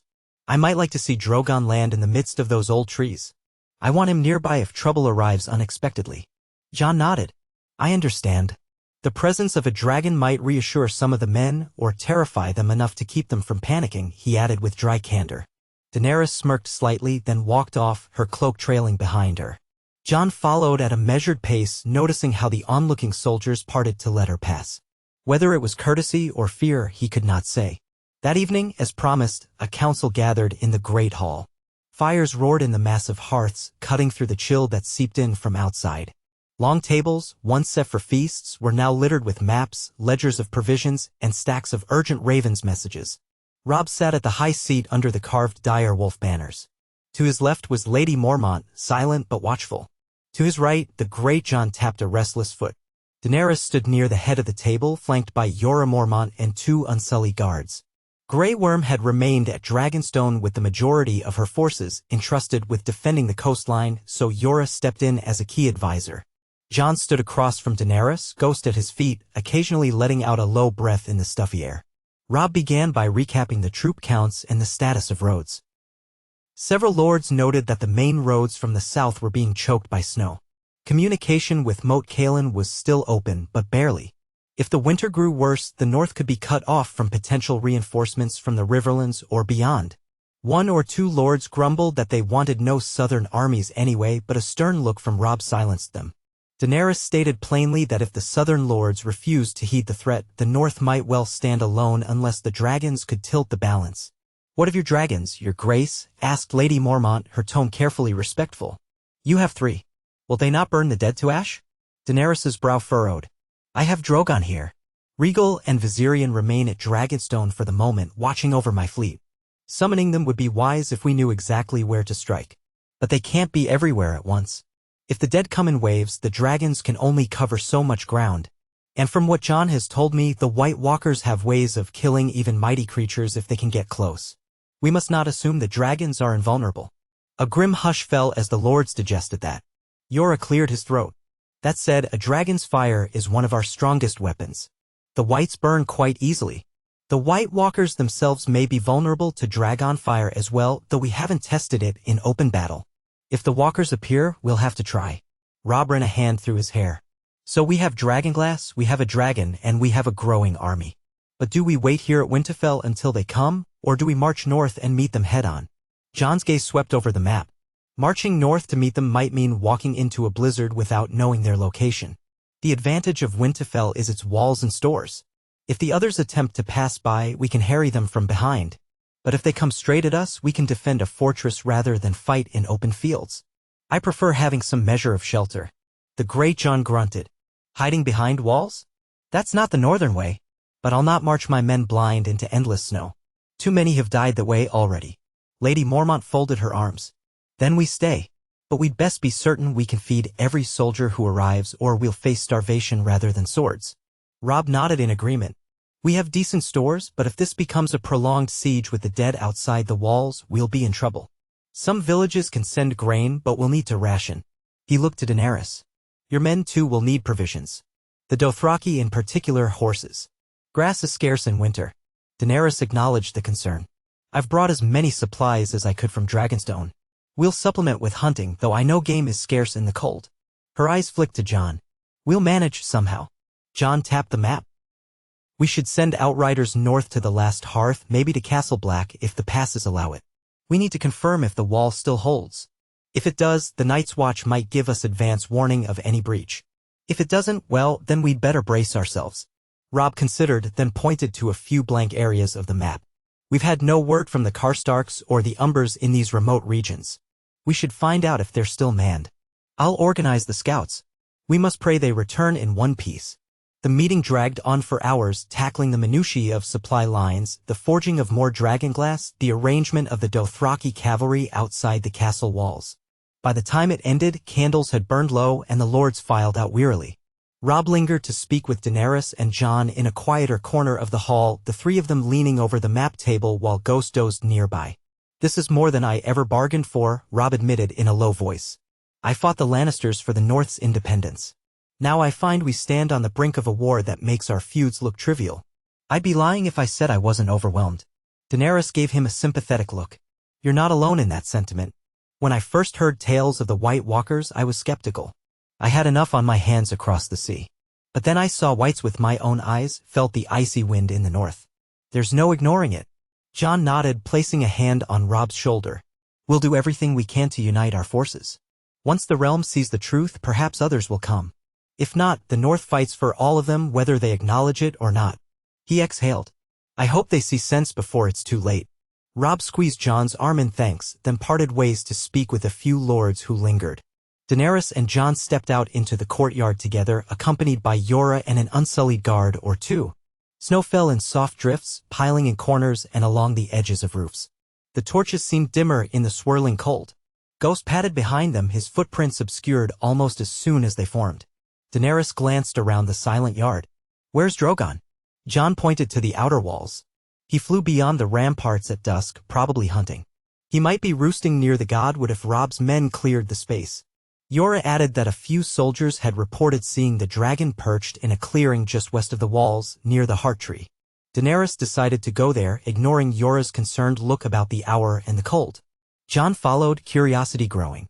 They passed through dim corridors to a side gate that led out to a large, snow-blanketed grove. The air was bitter, the trees skeletal, their branches rattling in the wind. At the far edge stood the heart tree, leaves all fallen except for a few stubborn red ones clinging to the pale bark. The trunk's carved face watched the world with eerie detachment. Near it, Drogon loomed like a living shadow, wings half-furled. He lifted his head at the sound of boots crunching over snow. Steam curled from his nostrils, and his eyes reflected the moonlight with a primal glow. Daenerys moved forward carefully, mindful not to startle her mount. Drogon rumbled, a sound that might have been greeting or warning. Snow clung to the ridges of his back, though the natural heat emanating from his body melted it in small rivulets of water. Jon approached slowly, Ghost at his side.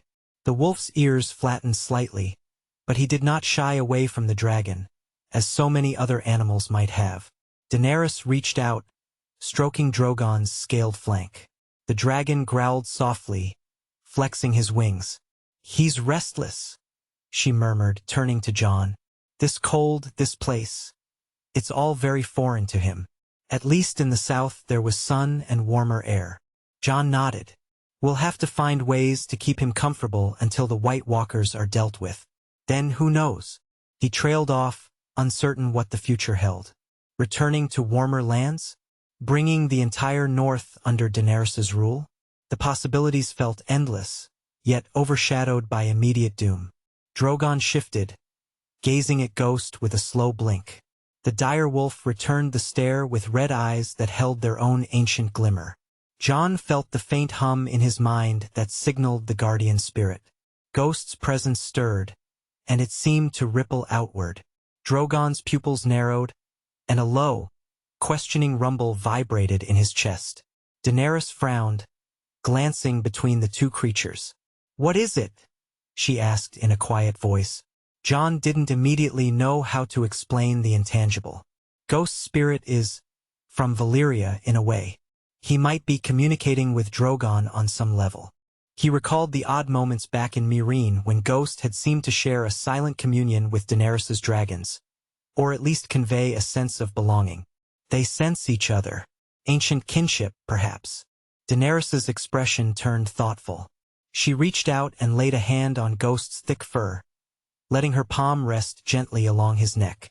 The wolf accepted the contact, though he never took his glowing eyes off Drogon. Jon could almost feel the current passing between them, a triangle of powerful energies. Ghost's old Valyrian spirit, Drogon's raw draconic might, and Daenerys's Targaryen blood. For a moment, the night air felt charged, as though a thunderstorm brewed just beyond sight. Then Drogon exhaled a gust of hot breath and broke the moment by pulling away, flapping his wings enough to stir the snow. Daenerys sighed. "He's restless," she repeated. "I should take him for a quick flight. It might calm him." She looked at Jon. "Will you wait here, or return to the castle?" He hesitated. "I'll stay a bit. The Godswood was always a place for reflection when I was younger." In truth, he wanted to gather his thoughts beneath the silent boughs. The swirl of everything. His Targaryen parentage, the fate of the North, the upcoming battle pressed heavily on him. Daenerys nodded. "All right, I won't be long." She climbed onto Drogon's back with practiced ease, hooking her legs around his massive scales. Drogon unfurled his wings, beating them twice. Snow flurried in a wild circle. Then he launched into the gray sky, disappearing over the treetops, his roar echoing faintly. Jon watched them vanish, a small pang of awe and concern stirring. The night felt suddenly vast and lonely. Ghost nudged Jon's hip and Jon patted his fur. "Just you and me," he murmured. They walked deeper into the grove where the heart tree stood pale against the gloom. Old leaves crunched beneath Jon's boots. He could hear the distant hum of the wind playing through branches, and further off, the sounds of Winterfell settling in for the night. The castle never truly slept these days, with men on watch and lords conferring at all hours. He paused before the heart tree, studying the carved face. The godwood had always given him a sense of belonging, or at least acceptance, in a world that often treated him as an outsider. Now he stood here as both a Stark and a Targaryen, bastard of the North and potential heir to an empire. He let out a slow breath. "If you have any guidance," he said softly, addressing the old gods, "I could use it now." The tree offered no words, only the hush of wind through branches. Ghost sat nearby, ears perked, watchful. Jon closed his eyes, letting the silence seep into him. Gradually, the tension in his shoulders eased.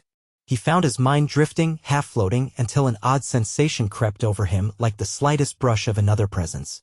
Not as forceful as the dreams he sometimes had, but a gentle stirring, akin to a memory someone else had left behind. In that flicker of a moment, he saw an image of a woman with dark hair, standing in this very godwood, cradling an infant wrapped in a red blanket. Lyanna Stark. Her face bore sadness and determination. The image dissolved as quickly as it appeared, leaving Jon's heart thudding. He opened his eyes. The heart tree's carved expression was as impassive as ever. He swallowed hard, feeling a swirl of grief for the mother he never knew and for the father, Rhaegar, who had perished on the Trident. Yet Ned Stark was the father who raised him. That thought steadied Jon. He was of both lines, bound to both legacies. Ghost gave a soft huff, drawing Jon's attention. The direwolf's fur bristled slightly as though sensing something in the wind. Jon frowned, scanning the shadows. "What is it?" he whispered. But only the hush of the grove responded. Ghost relaxed after a moment as if deciding there was no immediate threat. Still, Jon's skin prickled. The night felt too calm, too heavy. Eventually, he made his way back to the castle gates. Daenerys had not yet returned, but torches burned along the ramparts, silhouettes of guards pacing in the light. A pair of them nodded as John approached. Before he could ascend the steps to the courtyard, a voice called softly behind him. It was Yora standing near an archway. "John," he said, beckoning. John joined him, noting the concern etched on the older man's face. "We've just had word from a rider who came through the Eastern Road. He says Eastwatch hasn't answered ravens for days. The last message from there mentioned sightings of whites near the coast." John stiffened. "So soon?" Yora nodded grimly. "It may be a false alarm, but with no replies, we can't assume anything. If Eastwatch has fallen silent, the others might be moving along the shoreline. The rider said a storm drove him south, so he couldn't investigate further." John fought a surge of dread. "We need to tell Robb and Daenerys at once. We might have to send a scouting party to Eastwatch or Tormund's folk beyond the wall, if any remain." Yora agreed. They parted ways to find Robb, who was in his solar, conferring with a few lords over supply matters. The news about Eastwatch made them all fall silent. Robb rubbed his temples. "So it begins," he muttered. "We can't confirm they're gone, but the lack of word is ominous. John, can you lead a small force to investigate?" John considered. "I can. But traveling to Eastwatch in this weather could take over a week, maybe more. And if the castle truly fell to the dead?" Robb grimaced. "You'll be marching into a nightmare. But we must know. If the walkers are already circling the wall, our time is even shorter than we feared." John glanced at Yora, who gave a hesitant nod. "We'll gather volunteers," John said. "Rangers from the Night's Watch who came south might join us, or some of the more experienced Northmen. I'll leave instructions for the rest to keep fortifying Winterfell. If I'm not back in a fortnight, assume the worst." Robb's mouth tightened. "I don't like sending you out there, especially if the White Walkers truly roam that path. But we can't sit idle." "We'll do it carefully," John promised. "Ist. A small, fast-moving group. We'll avoid open confrontation if possible and return with news." As they made plans, Daenerys flew back into the castle grounds, Drogon's roar echoing off the high walls. Alarms rang briefly but were silenced once the guards recognized the dragon's silhouette.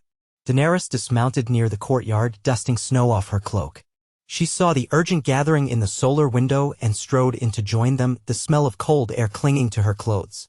Robb explained the situation about Eastwatch's silence. Daenerys' eyes narrowed. "You mean to ride out at once?" she asked John. "By first light," John answered. "It'll take that long to gather men and supplies. I won't take more than 50. More would slow us down." Daenerys pressed her lips together. "I should come with Drogon. If the undead are there, we can burn them." John shook his head gently. "It's too risky. If Eastwatch has fallen, they might have thousands of whites. And if the White Walkers are present, they could have the weapons that kill dragons. Losing Drogon would be a mortal blow to all our hopes." He hesitated, glancing at Robb. "Better to confirm the threat first. If we see an opportunity for a strike, we'll send a raven or a fast rider for you and Drogon." She looked ready to protest, but Yora spoke up. "The prince is right. A single dragon against an entire horde, especially if they have those ice javelins or whatever killed Viserion once in your battles beyond the wall." She silenced him with a glance, but the tension in her jaw loosened. "I won't risk Drogon in an unknown fight, not yet," she conceded. "But I'll want daily ravens from you, John, if you can manage it." John nodded, feeling a mix of relief and gratitude. "Understood." Robb placed a hand on Daenerys' shoulder. "If what you say about the size of their armies is true, the fight is coming whether we strike first or not. We must not squander our advantage by acting rashly." Daenerys let out a slow breath, then turned to John. "Be careful," she said, voice soft. "The others are cunning, not mindless."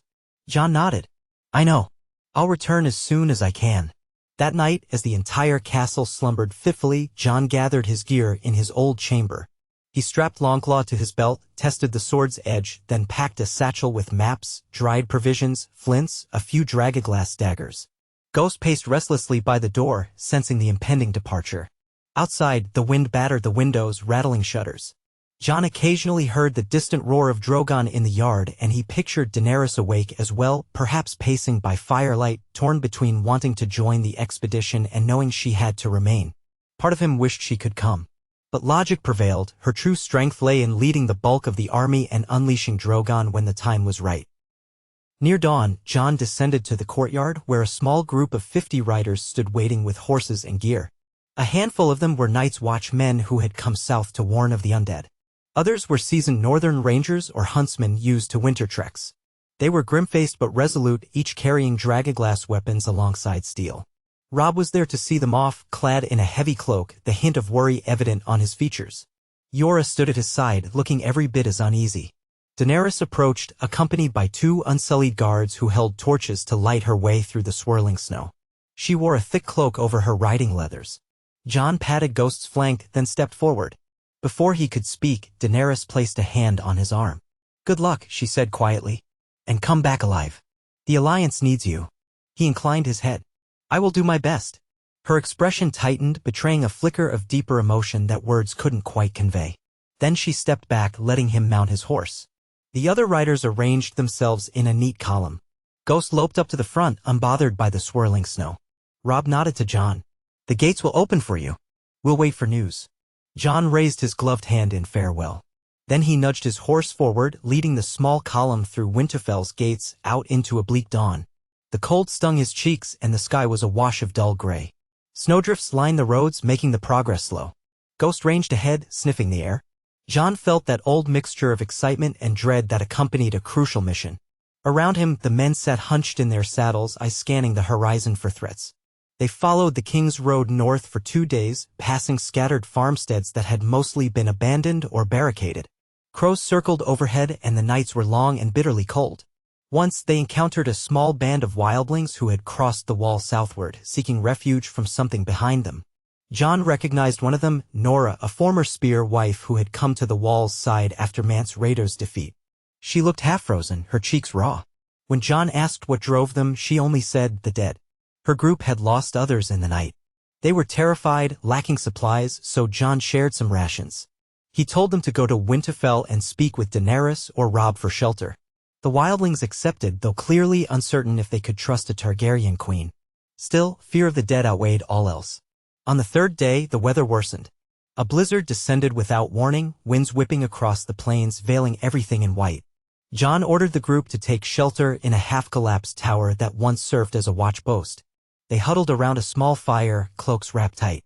Snow piled against the walls, and the wind shrieked outside like a living thing.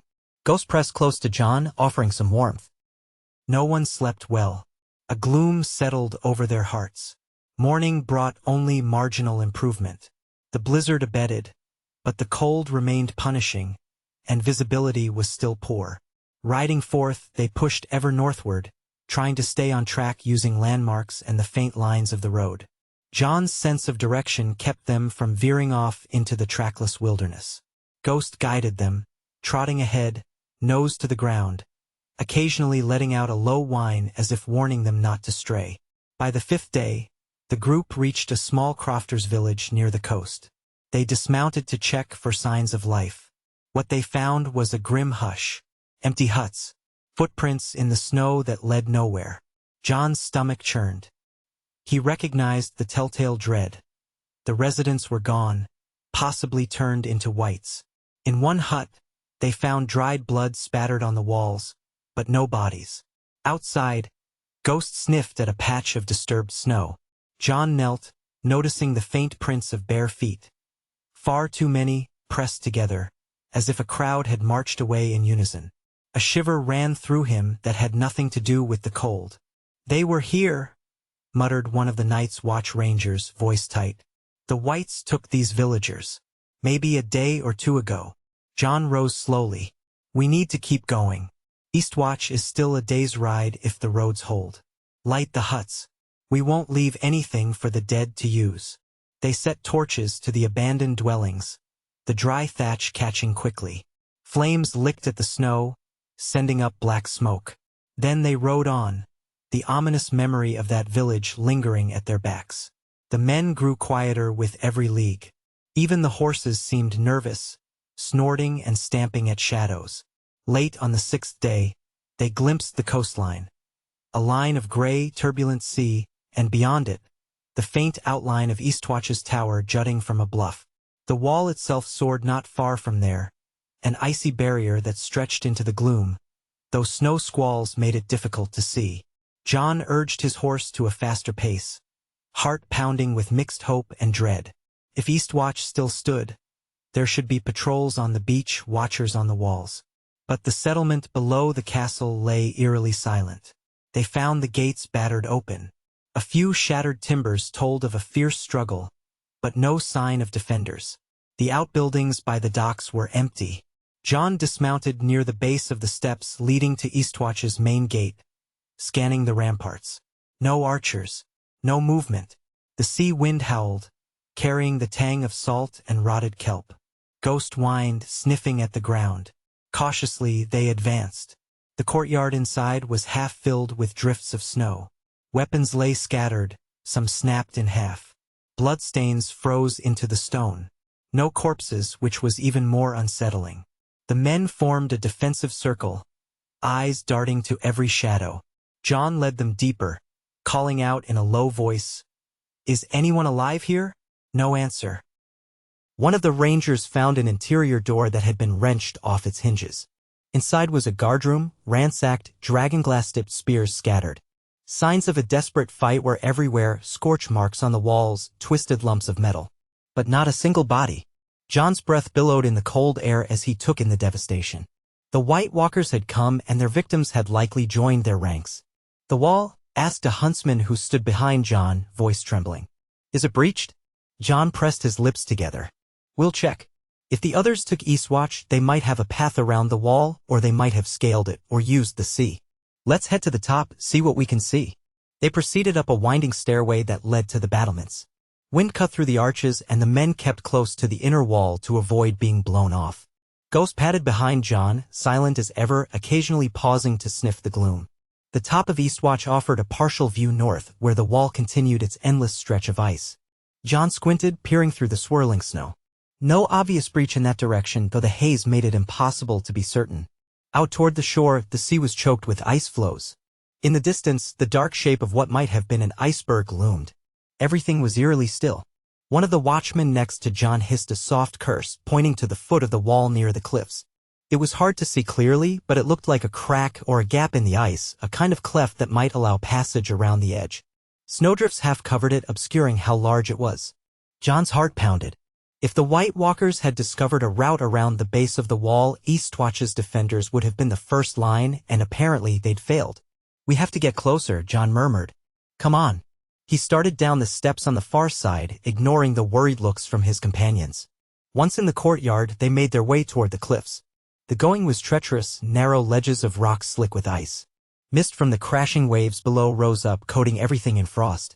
John carefully led the way, Ghost at his side, scanning for any sign of movement. At last, they reached a vantage point overlooking the stony beach. And there they saw it, a wide crevice in the ice, forming a sort of natural tunnel at the base of the wall, large enough for men to pass. John's pulse hammered. The others might have spent years searching for such a weakness, or perhaps they caused it with dark magic. Either way, it appeared open, no doubt leading around to the northern side. As John stared, dread curled in his gut. If the White Walkers had marched this way, they were already south of the wall. That meant no barrier stood between them and Winterfell, only the open wilderness. "They could be anywhere," he whispered. A stir behind him made him whirl, hand on Longclaw. One of the watchers let out a strangled cry, pointing. Shapes moved in the gloom near the ruined docks, dark silhouettes, hunched and shuffling. Whites. Dozens of them, materializing as if from the very snow, their eyes glowing faintly in the dusk. They must have been lying in wait. Now they advanced slowly, arms outstretched, clacking jaws in eerie silence. "Form up," John ordered, drawing Longclaw. The men scrambled into a defensive crescent, raising spears with dragonglass tips. Ghost snarled, the first sound he'd made in hours, a low rumble that vibrated the air. The whites drew closer. John's heart kicked into battle rhythm. He had fought them before, knew their relentlessness. "Hold," he shouted. "Aim for limbs, keep them at range. Burn what you can." The whites lurched forward in a wave of ragged bodies. Swords and knives flailed in undead hands, or else bony claws reached out. John sidestepped a decaying attacker and cleaved down with Longclaw, slicing the white's shoulder. Though it lost an arm, it kept coming until a second slash took its head. A ranger stabbed another white with a dragonglass spear, which made it collapse, spasming as black corruption spread from the wound. The men fought bravely, but the whites pressed in from all sides, more emerging from behind broken walls or drifting snow. Within minutes, the fight became a desperate struggle in the courtyard. Ghost sprang on a white that lunged at John's back, crushing its skull with powerful jaws. Another white slashed at the dire wolf with rusted steel, but Ghost twisted aside, silent as a phantom, fangs snapping into rotting flesh. John glimpsed a Night's Watch ranger going down under 3 whites, screaming as they clawed his face. Another man hurled a torch at a cluster of wights, and the flame took hold in their withered clothing, sending them stumbling around in a blaze. But there were too many. Wights seemed to crawl out of every dark corner. "Fall back!" John roared, voice hoarse. "To the gate? We can't hold them." The plan had been to avoid an open confrontation. Now they were in the thick of it. The men struggled to disengage, hacking at any who blocked their way. Ghost stuck to John like a pale shadow, ripping down any wight that threatened his flank. By the time they made it to the outer gate near the battered fence, half a dozen men were lost or missing. Outside, the horses spooked at the smell of death and the noise of battle, rearing and neighing in terror. The watchers scrambled to mount up, some fumbling with reins. John turned back to see the wights pouring from Eastwatch's courtyard, staggering across the snow. One of the rangers tossed a lantern to the ground, igniting a ring of oil they'd poured earlier as a precaution. Flames whooshed up, briefly halting the leading wights. "Go!" John shouted. "Ride!" He hoisted himself onto his horse, dragging Ghost up behind him. The dire wolf rarely tolerated riding double, but there was no time. The horse skittered sideways in panic, but John held firm. The men spurred their mounts, galloping away from Eastwatch's gates. Over his shoulder, John saw a dozen or more wights blazing in the fire, but beyond them countless others prowled in the shadows. The White Walkers themselves didn't appear, but their influence was unmistakable. They rode hard into the dusk, not stopping until they'd put miles between themselves and Eastwatch. Even then, they found meager shelter in a rocky ravine. The men, breath-pluming in ragged bursts, formed a defensive ring with the horses in the center. Ghost sprang down from John's saddle, pacing restlessly, ears flicking back at any sudden sound. John dismounted, face streaked with sweat that froze in the night air. The survivors looked shaken, eyes wide. One of them coughed out a question. "Did you see how many?" "There must be hundreds, thousands," another whispered. "They're here. South of the wall." The stories were true. John forced himself to stay calm. "We have our answer," he said grimly. "The others have found a way around the wall. Eastwatch is lost. We need to get word to Winterfell, to the Queen and the King. They must prepare immediately." He turned to a younger soldier with a fresh mount. "Ride south now. Don't stop for anything.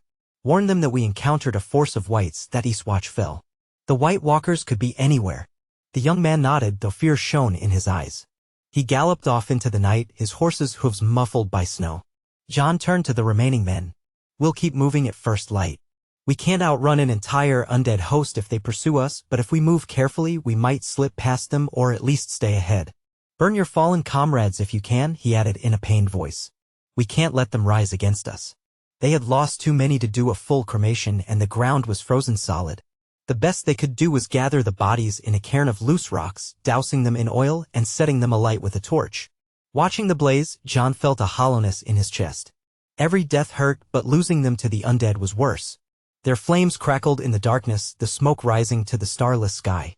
All through the night, they posted guards who stared into the swirling snow, half expecting wights to stumble upon them at any moment.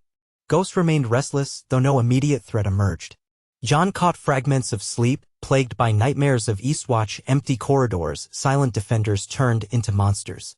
He dreamt also of Daenerys, standing in the courtyard at Winterfell, calling his name but unable to see him through a blizzard of ash. When he woke, sweat chilled his skin despite the freezing air. At dawn, they broke camp quickly, guiding the horses south. The roads were nearly impassable in places, forcing them to detour through dense stands of pines or across frozen streams. They encountered scattered signs that wights had passed. A half-eaten deer carcass, footprints, but no direct ambush. Perhaps the horde was still gathering near Eastwatch, or moving in another direction. John couldn't be sure. All he knew was that they had to reach Winterfell. Time was running out. 2 days after fleeing Eastwatch, the weather showed a brief reprieve. Sunlight broke through the clouds, glittering on the snow. Morale lifted, though exhaustion weighed on everyone. That afternoon, they spotted a lone rider approaching from the south. Fearing a trick, they readied weapons, but the rider carried a banner of the Night's Watch. It turned out to be the young messenger they'd sent, returning on a lathered horse. John was startled to see him back so soon. "What happened?" he asked, heart lurching. "Did you reach Winterfell?" The rider shook his head. "I tried, but a storm forced me east. I fear I got turned around, my lord. When the wind died, I came across your tracks again. I'm sorry, but I couldn't get through." A wave of frustration and fear crashed over John. He glanced at the sky. Another storm was indeed rolling in from the west, dark clouds piling high. "We're losing precious time," he muttered. "We need to warn Winterfell." He surveyed the small band of survivors, fewer than 40 now. "We'll keep going together. If we split up in this weather, we'll lose each other. Perhaps we can find a more southerly path once we cross the hills." They pressed on, forging a path through the snow-laden hills. Every hour that passed, Jon's sense of urgency deepened. He imagined Daenerys and Robb waiting anxiously, not knowing the gravity of Eastwatch's fall.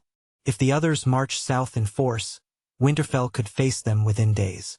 The realm had to be ready. As evening fell, a new blizzard descended. The wind howled, whipping snow into swirling walls that blinded the horses. The men wrapped scarves around their faces, forcing themselves to continue even though they couldn't see more than a few yards ahead. Jon struggled to keep the direction south in mind, trusting his instincts and glimpses of the sun's position before it vanished behind clouds. Eventually, the storm grew so fierce that they had to huddle in a makeshift camp behind a ridge. They pitched what meager tents they had and pressed together for warmth. Ghost crouched near Jon's side, a reassuring presence. Night came with relentless fury. The wind screamed across the ridge, threatening to tear the tents apart.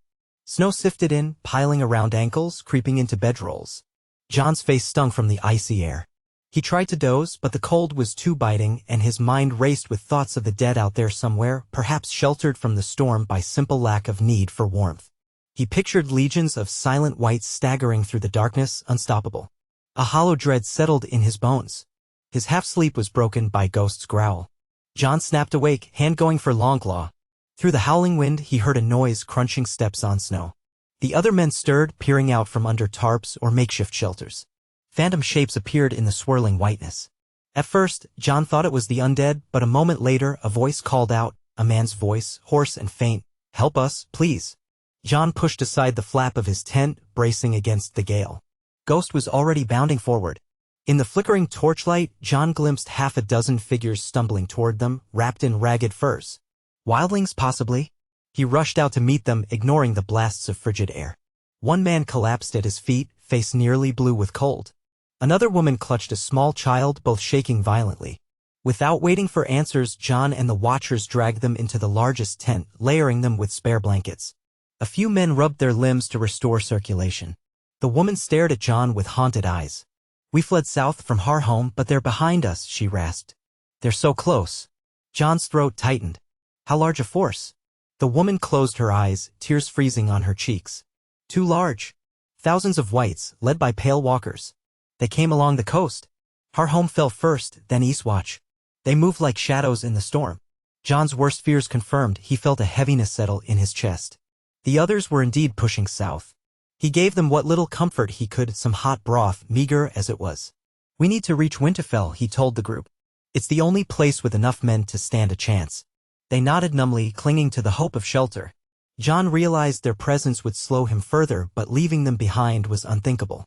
If the White Walkers were truly this close, the wildlings would perish in a day. So he made the call to bring them along. That night, no one truly slept. They could almost feel the undead creeping nearer, hidden in the swirling darkness. When dawn came, the storm still raged, though slightly diminished. Jon led them onward, forging a path through knee-deep drifts. Horses slipped and stumbled, men cursed under their breath. Ghost, forging ahead, occasionally paused to scan the horizon. They traveled like this for hours, half-blinded, until the snow eased in the late afternoon. The sky lightened fractionally, giving them a glimpse of the land ahead, rolling white fields, a distant line of dark forest. And in the far distance, the faint shape of hills that might mark the route to Winterfell. A scout on horseback galloped back to them, face drawn. "Tracks of a large group heading south," he shouted over the wind. "Must be whites. They're less than a day's ride behind us." Jon glanced at the ragged wildlings, the exhausted Watchers. They didn't have the stamina for a running battle. "We keep moving," he ordered. "If they catch us in the open, we're finished." They drove themselves onward, ignoring hunger and fatigue. Night fell again, cold as the grave, forcing them to make a difficult decision: continue in the dark or risk stopping for rest and being overtaken. Jon pressed them to continue by moonlight, though the risk of losing men to missteps or animal attacks was high. A few torches guided their way. Ghost trotted in front, visible only as a pale shape in the gloom. As the night deepened, one horse lost its footing, snapping a leg in a hidden crevice. The rider tumbled off, fortunately unharmed, but the animal was beyond saving. A hush fell as they realized they had to put the horse down to spare its suffering. The man, eyes brimming with tears, swiftly ended the poor beast's life with a dragaglass dagger. They salvaged what they could from the saddle. A second horse was shared among riders, but now they were even slower. Around midnight, they spotted a flicker of lights on a distant hill, a small holdfast or tower. John decided they couldn't go further without rest. He led them in that direction, praying it wasn't already overtaken by whites. They arrived to find a dilapidated tower, partially collapsed, with a low wall around it. Light flickered inside, hinting at occupancy. Cautious, they approached, calling out for parley. A handful of Northmen emerged, weapons drawn. Once they recognized John and the Night's Watch, they lowered their arms. They had been stranded for weeks, cut off from Winterfell, unsure where to go. They offered shelter within their crumbling walls, though it was scarcely better than sleeping in a snowbank. Still, it was something. John stationed sentries around the perimeter, and the men crowded into whatever corners they could find inside the tower's main hall. A roof overhead provided partial relief from the wind. The Northmen there had a small supply of food, salted fish, a few sacks of oats, and they shared it sparingly. Hunger gnawed at John's gut, but he forced himself to ration. "We'll need every ounce of strength tomorrow," he told the men, though he could see the worry etched into each face. Through it all, Ghost patrolled, occasionally returning to sit at John's side. John found a narrow ledge near a broken window where he could peer out into the night. Snow glittered under the moon.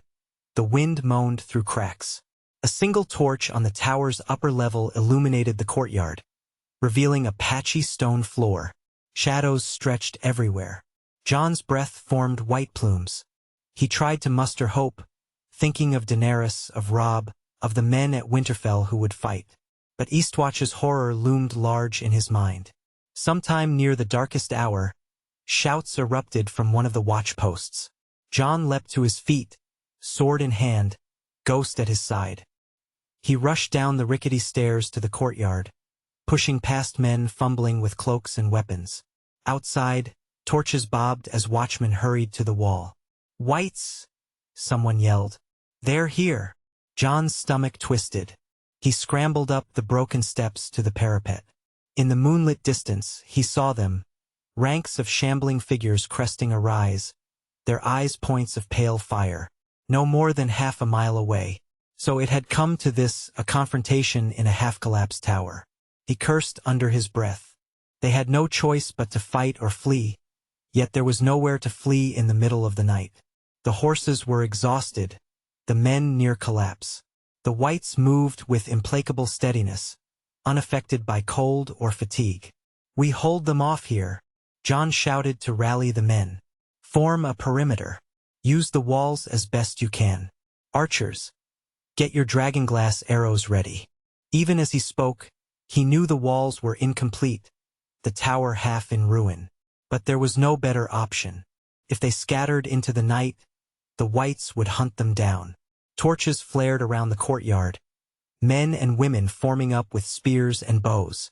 The wildlings huddled near the gate, brandishing axes and cudgels. Ghost stood beside John, hackles raised, teeth bared. The sight of the direwolf steadied some of the watchers, reminding them that they fought with Ned Stark's son who had faced the dead before. The whites drew closer, cresting the final slope. At least 100, maybe more. A few watchers loosed arrows, the obsidian tips glowing faintly in the torchlight. Some found their marks, dropping whites in mid-lurch. But the rest came on unstoppable. John hurried down to the gate, sword in hand, preparing to meet them if they crashed through. A volley of arrows rained overhead, striking the first wave of undead.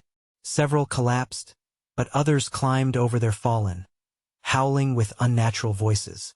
The impact came swiftly, the whites slamming into the half-built gate with startling force. Wood cracked, men cried out, spears stabbed. John lunged into the fray, cleaving a white's torso, then pivoting to hack through another's spine. Ghost lunged, clamping his jaws on an undead throat. The courtyard rang with the clash of steel, the hiss of dragonglass, the moans of the dead. In the torchlight, Everything became a whirl of frozen breath and spinning limbs. Shouts and roars mingled with the wind's howl. A cluster of wights climbed the collapsed section of the wall, dropping into the courtyard behind the defenders. Men scrambled to pivot, forming a second line.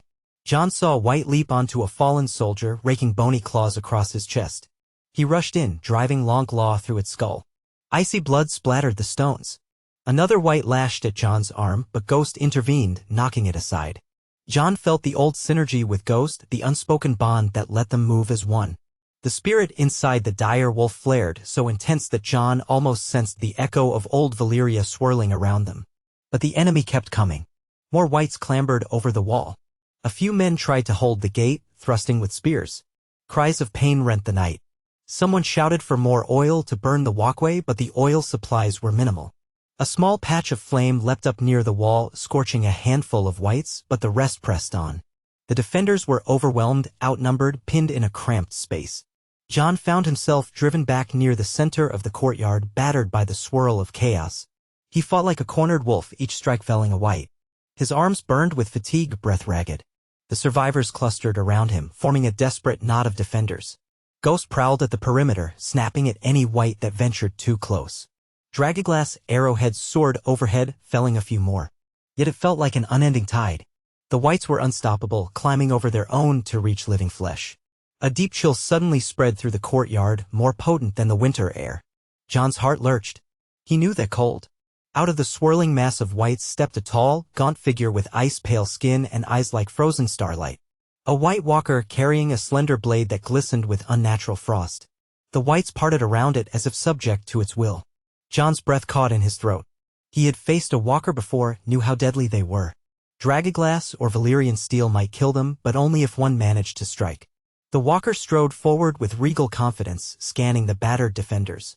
Frost crackled under its feet. Jon tightened his grip on Longclaw. This was the test. Hold, he shouted to the men around him, though many were quaking in terror at the sight of the other. The walker raised its blade in a silent challenge, and the wights hung back, forming a ring as if to watch. Jon stepped forward, swallowing his fear. Ghost growled, but Jon gestured for the wolf to circle, not to charge head-on. Steel glimmered in the torchlight as Jon advanced. The walker slashed with preternatural speed. Jon barely parried, feeling a jolt of force up his arms. Ice crystals danced off the impact. He recognized the slender blade as some cursed weapon of the others, able to shatter normal steel. But Longclaw was Valyrian steel, holding firm. They traded blows, each clash reverberating with a jarring note that made the watchers cringe. Ghost circled behind the walker, teeth bared, but a group of wights moved to intercept. The dire wolf clashed with them, unable to aid Jon directly. Sweating despite the cold, Jon pressed the attack, aiming for the walker's flank. It slid aside with liquid grace, striking back with a diagonal slash. Jon blocked again, but the strength behind it forced him backward. The swirling storm of ice around the walker's feet made every movement precarious. Desperate, Jon feinted high, then lunged low, hoping to drive Longclaw into the walker's side. The creature twisted at the last instant, bringing its blade down. For a heartbeat, Jon thought his sword would be cut in half, but Valyrian steel clanged against the ice blade and held. The shock numbed Jon's hands. He stumbled, knees buckling in the snowy muck. The walker raised its blade for a killing stroke. Ghost came hurtling in, ignoring the lesser wights for a moment, crashing into the walker's back. The beast hissed, staggering. Jon seized the opening, rolling to his feet and driving Longclaw straight through the creature's chest. The walker let out a shriek that tore through the courtyard, shards of ice exploding from its body. Jon ducked, protecting his face. The walker's form cracked and shattered like brittle glass, dissolving into shards that scattered over the stones before melting to water. A stunned silence fell in that pocket of battle, the wights momentarily recoiling at the walker's demise. Jon stood panting, sword raised. Then the undead resumed their assault, now leaderless but no less dangerous. Fall back, Jon roared once more. Get to the horses if you can. The men responded, though half of them were wounded or pinned. Ghost tore into a wight's arm, flinging it aside. In the confusion, Jon spotted a break in the circle of undead near a gap in the tower wall. With a flurry of slashes, He cleared a path, shouting for the others to follow. A handful managed to break away, rushing for the courtyard exit. Ghost stayed close. Arrows from the parapet pinned down some wights, though many more still flooded inside. Screams echoed. Jon wanted to save them all, but it was impossible. The mass of undead was too great. He fought free of the last ring of wights, stumbling over broken stone into the outer yard where the exhausted horses milled about. A few men had already mounted and were fending off straggling wights. Ghost bounded up to Jon, muzzle stained with blackish gore. One of the watchers tossed Jon the reins of a horse whose rider had been killed. Without hesitation, Jon hauled himself into the saddle, extending a hand to help another soldier up behind him. Ghost ran alongside. They spurred the horses, galloping out of the tower's gate into the icy night, leaving behind the shrieks of the dying. The survivors fled into darkness, hearts pounding, guided only by pale moonlight and the desperate will to live. Jon led them south once more, tears burning in his eyes for those left behind. They pressed on, fear driving them past exhaustion. At last, near dawn, they halted in a sheltered hollow, battered and bleeding, only a dozen men left of the original 40. Jon slid off his horse, nearly collapsing. Ghost nuzzled his arm, whimpering softly. The men sank to the ground, some in silent shock, others murmuring curses. Jon forced himself to remain upright. "We still have to reach Winterfell," he managed, voice raw. "We're close. Another day or two. The dead are behind us, but hopefully slowed by the storm. We ride at first light." Nobody questioned him. They were too weary, too shaken. The knowledge that a walker had been among the wights weighed heavily on them. The others weren't just sending mindless thralls, they were leading them. No one truly slept. When the pale sun finally crested the horizon, they remounted, every muscle protesting.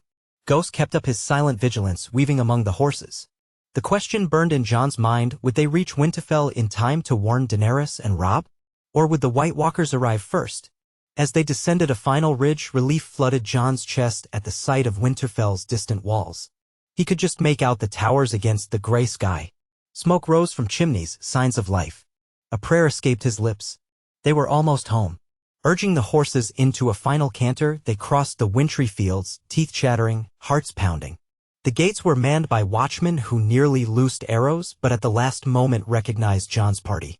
The gates swung open and they stumbled inside. The courtyard bustled with alarm. Soldiers shouted, stable boys rushed to grab reins. Robb came running, Daenerys not far behind, her hair swirling in the frigid wind. Both looked stricken at the sight of Jon's battered group, half-dead men, limping horses, faces etched with horror. Ghost slunk behind Jon, hackles still raised. Robb reached Jon first, gripping his arm. "Gods, you look half-frozen. What happened?" Jon's eyes shone with urgency. "Eastwatch has fallen. The others have found a path around the wall. An army of wights is marching south. They're days away, maybe less." Daenerys's face went pale, her eyes flicking between Jon and the few survivors. "How big?" Jon swallowed. "Thousands. Possibly tens of thousands.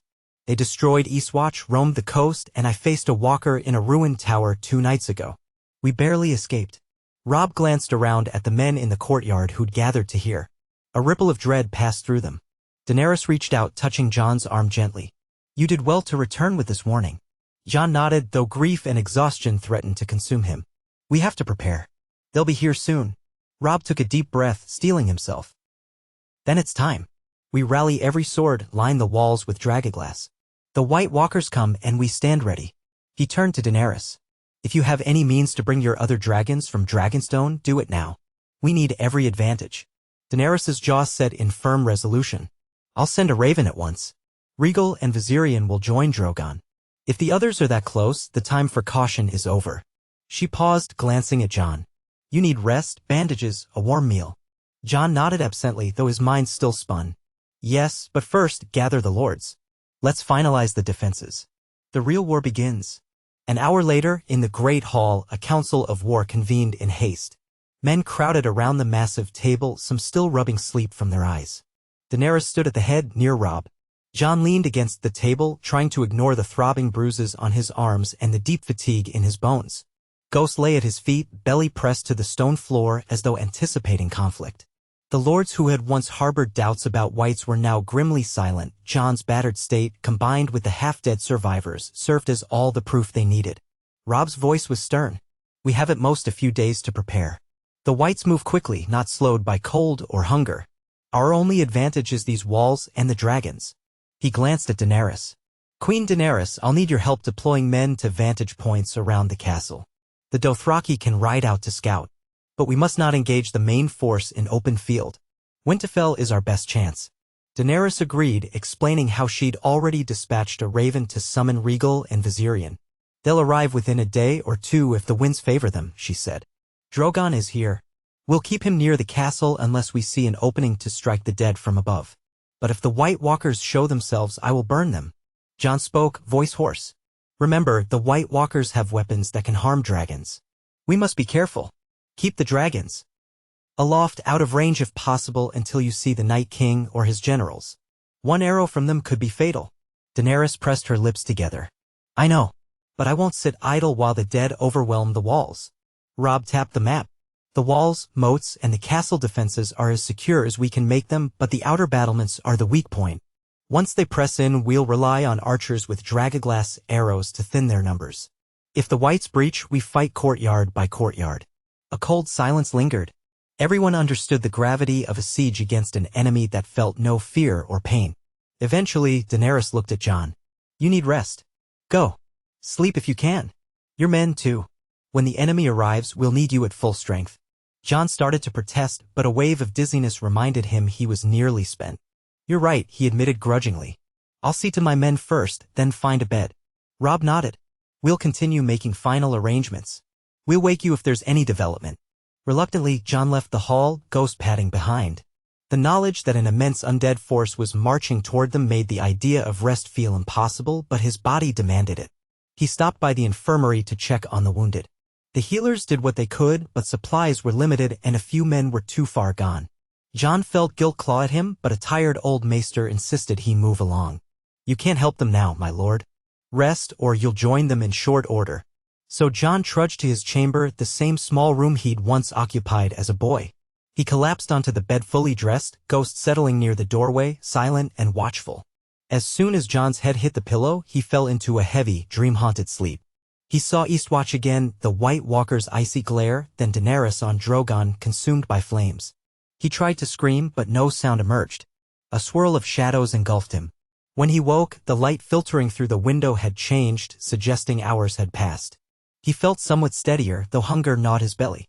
Ghost stood by the window, peering out, ears alert. Jon rose stiffly, wincing at bruises.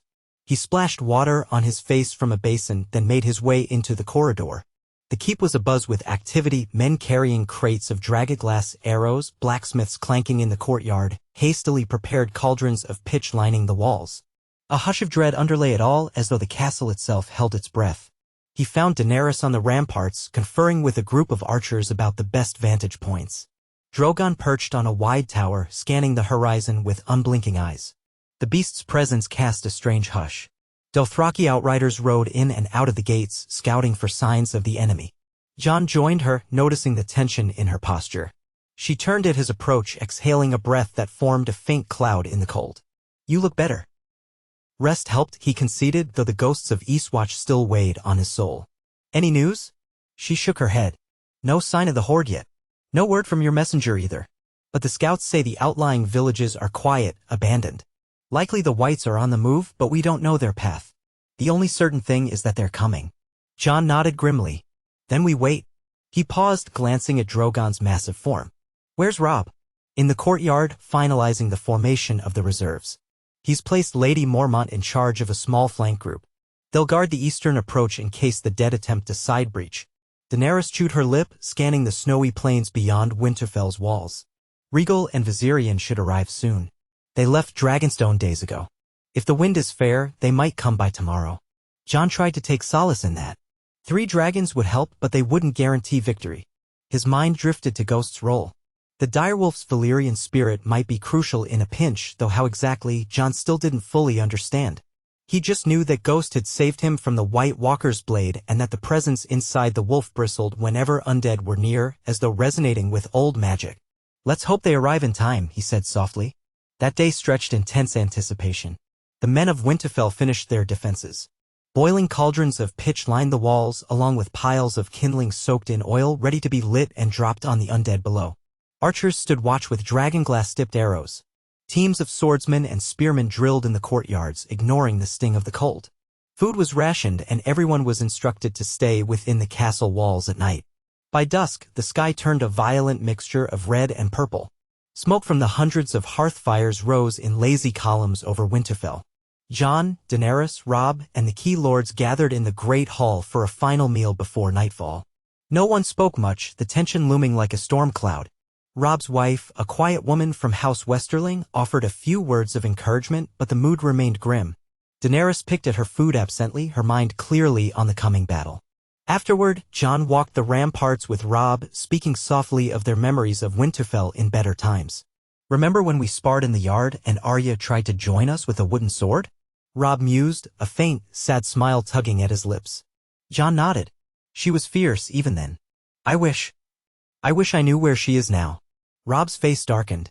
"Last I heard, she vanished after father's death.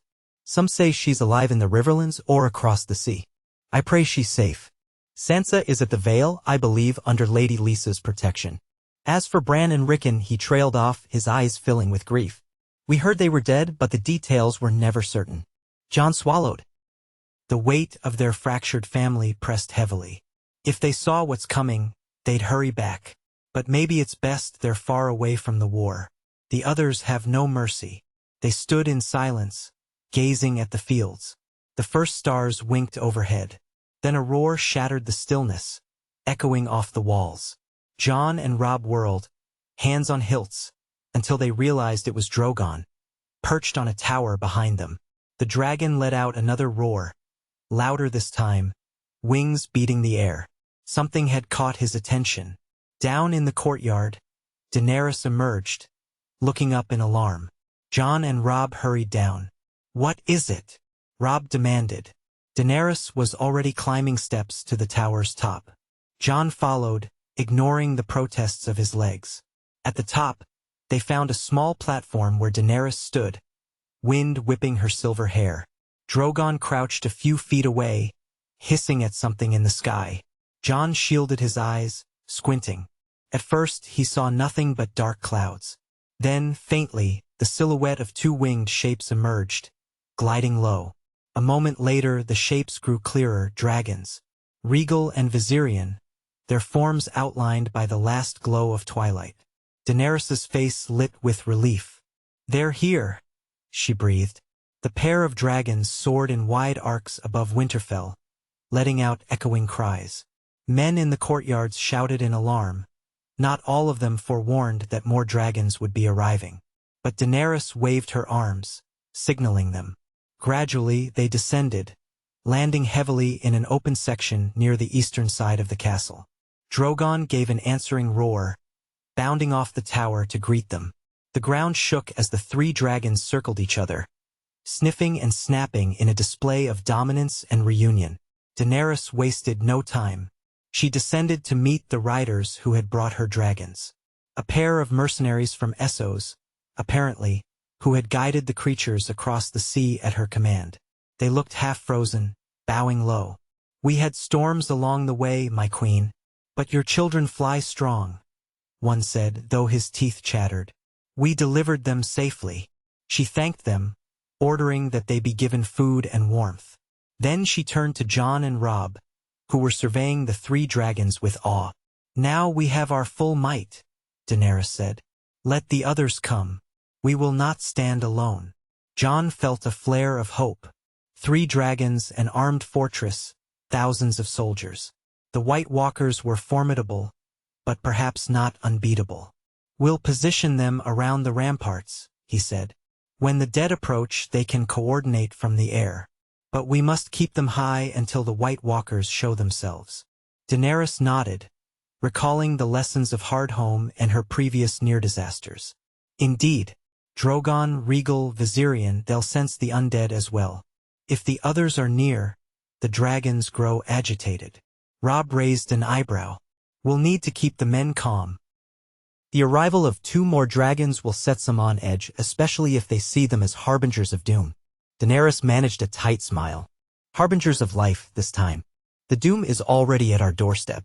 With the dragons reunited, the final piece of defense fell into place. Archers were instructed on how to identify friendly dragons overhead to avoid loosing arrows in panic. Dothraki and Unsullied patrolled the perimeter outside the walls, though they kept watchful eyes on the sky for any sign of undead infiltration. The men of the north tried to sleep, though fear kept many awake. Jon found a moment of quiet in the Godwood that night, walking among the snow-laden trees under the pale moon. Ghost padded beside him. He thought of the day they had arrived at Winterfell, how uncertain everything had been. Now the day of reckoning was nearly here. He placed a hand on Ghost's neck, feeling the comforting rhythm of the direwolf's breath. The spirit within Ghost seemed to stir at the night air, as if tasting the coming darkness. In the stillness, Jon bowed his head near the heart tree. "I hope this is enough," he murmured to the ancient face carved in the bark.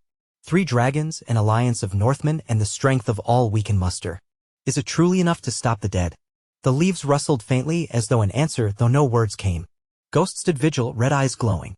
Jon inhaled deeply, letting the cold air fill his lungs. There was no more time for doubt. He had done all he could, warned the realm, forged alliances, harnessed the power of dragoglass and dragons. Now fate would decide if it was enough. At dawn, a hush fell over Winterfell, thicker than any before. The sun rose behind leaden clouds, casting a dim light over a castle braced for war. The ramparts were lined with bowmen, their faces set with grim purpose. Cauldrons of pitch smoldered, tended by blacksmiths. Soldiers in furs and leathers stomped their feet, trying to stay warm. Daenerys climbed onto Drogon in the courtyard, the dragon's wings flexing with anticipation. Nearby, Rhaegal and Viserion pawed the ground, each controlled by a small harness that the mercenaries had affixed. The plan was that once battle began, Daenerys would remain airborne, directing them. Jon stood on the main rampart with Robb and Lady Mormont, scanning the horizon. The air felt taut, alive with tension. Ghost paced behind them, occasionally letting out a soft whine. Hours crept by. Some men muttered that perhaps the dead had turned aside. Others prayed for some miracle. But Jon's instincts told him the others were coming. The wind bore a chill that sank deeper than any normal winter cold. Late in the morning, an outrider thundered in from the north, horse lathered and near collapse. "They come," he gasped to the guards. "An army of the dead, less than an hour's ride behind me." Word spread like wildfire. Bells rang through Winterfell, summoning every man to his post. The gates were sealed. The final barricades were put in place. The tension mounted, hearts pounding. Jon and Robb made their way to the front gate rampart where the vantage was best. Daenerys soared overhead on Drogon, Rhaegal and Viserion following, their silhouettes casting fleeting shadows on the walls. Archers readied arrows. A hush fell. Then, on the horizon, movement. A line of shapes, countless in number, spilling across the snow like a living shadow. Whites in ragged masses, silent as death, eyes glowing with that eerie blue. They advanced without hurry, unstoppable as a glacier, their ranks stretching far. A murmur of dread went through the defenders. Ghost bristled, a low growl rumbling in his throat. From atop Drogon, Daenerys let out a shout that carried over the walls, "Archers, prepare." Rhaegal and Viserion let out piercing cries, banking in the sky above. The whites drew closer until Jon could make out frost-rimed flesh and tattered armor. Among them, tall figures strode with Rhaegal bearing, White Walkers brandishing those lethal ice blades. Jon scanned the lines, heart hammering, searching for some sign of the Night King himself, the rumored leader who had once felled a dragon. But he did not see a singular figure commanding them from the front. Perhaps hidden in the ranks or not yet arrived. "Not all their host is here," Robb muttered, noticing how the mass extended far into the distance. "They might be circling the castle. Or maybe some flanking maneuver. We have to stand firm." Daenerys raised her arm high and Drogon roared. That was the signal. On the ramparts, archers loosed a volley of dragoglass arrows that arced into the gray sky and rained down on the leading whites. Where the glass struck, undead collapsed in spasms, their reanimated muscles going limp.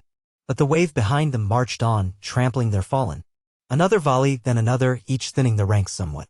Smoke from the pitch fires rose in thick columns. Suddenly, Daenerys guided Drogon into a dive, releasing a torrent of dragon fire across a swath of whites. Flames exploded, incinerating scores of them. A cheer rose from the walls. Rhaegal and Viserion followed suit, scorching the undead with gouts of bright orange fire. Snow hissed and melted, steam rising in thick clouds. Charred corpses littered the field. But the horde was vast. For every white destroyed, 3 more staggered forward. Within minutes, they reached the palisade line outside Winterfell, clawing at sharpened stakes. Pitch was ignited, sending sheets of flame roaring through the trenches. Scores of whites burned, flailing. but the ones behind piled atop them, creating makeshift bridges of charred bodies, pressing relentlessly forward. The siege had begun in earnest. Up on the ramparts, Jon's voice cut through the chaos. "Keep firing. Focus on the walkers if you spot them." He spotted one near the center, sword raised. An archer loosed an arrow that struck its arm. The arrow disintegrated in a flash of ice. The walker turned, raising a gaunt hand. Ice shards spewed forth, impaling two men on the walls. A cry of horror went up. Drogon swooped overhead, unleashing fire in a scorching arc that melted the ice shards midair. The walker staggered back, forced to shield itself. Jon could barely breathe, the air thick with smoke and swirling snow. He watched in awe as Daenerys circled, raining fire from above. Rhaegal and Viserion soared near her, each belching flame at intervals, lighting the battlefield in flickering orange. Parts of the field became a blackened wasteland strewn with twitching corpses.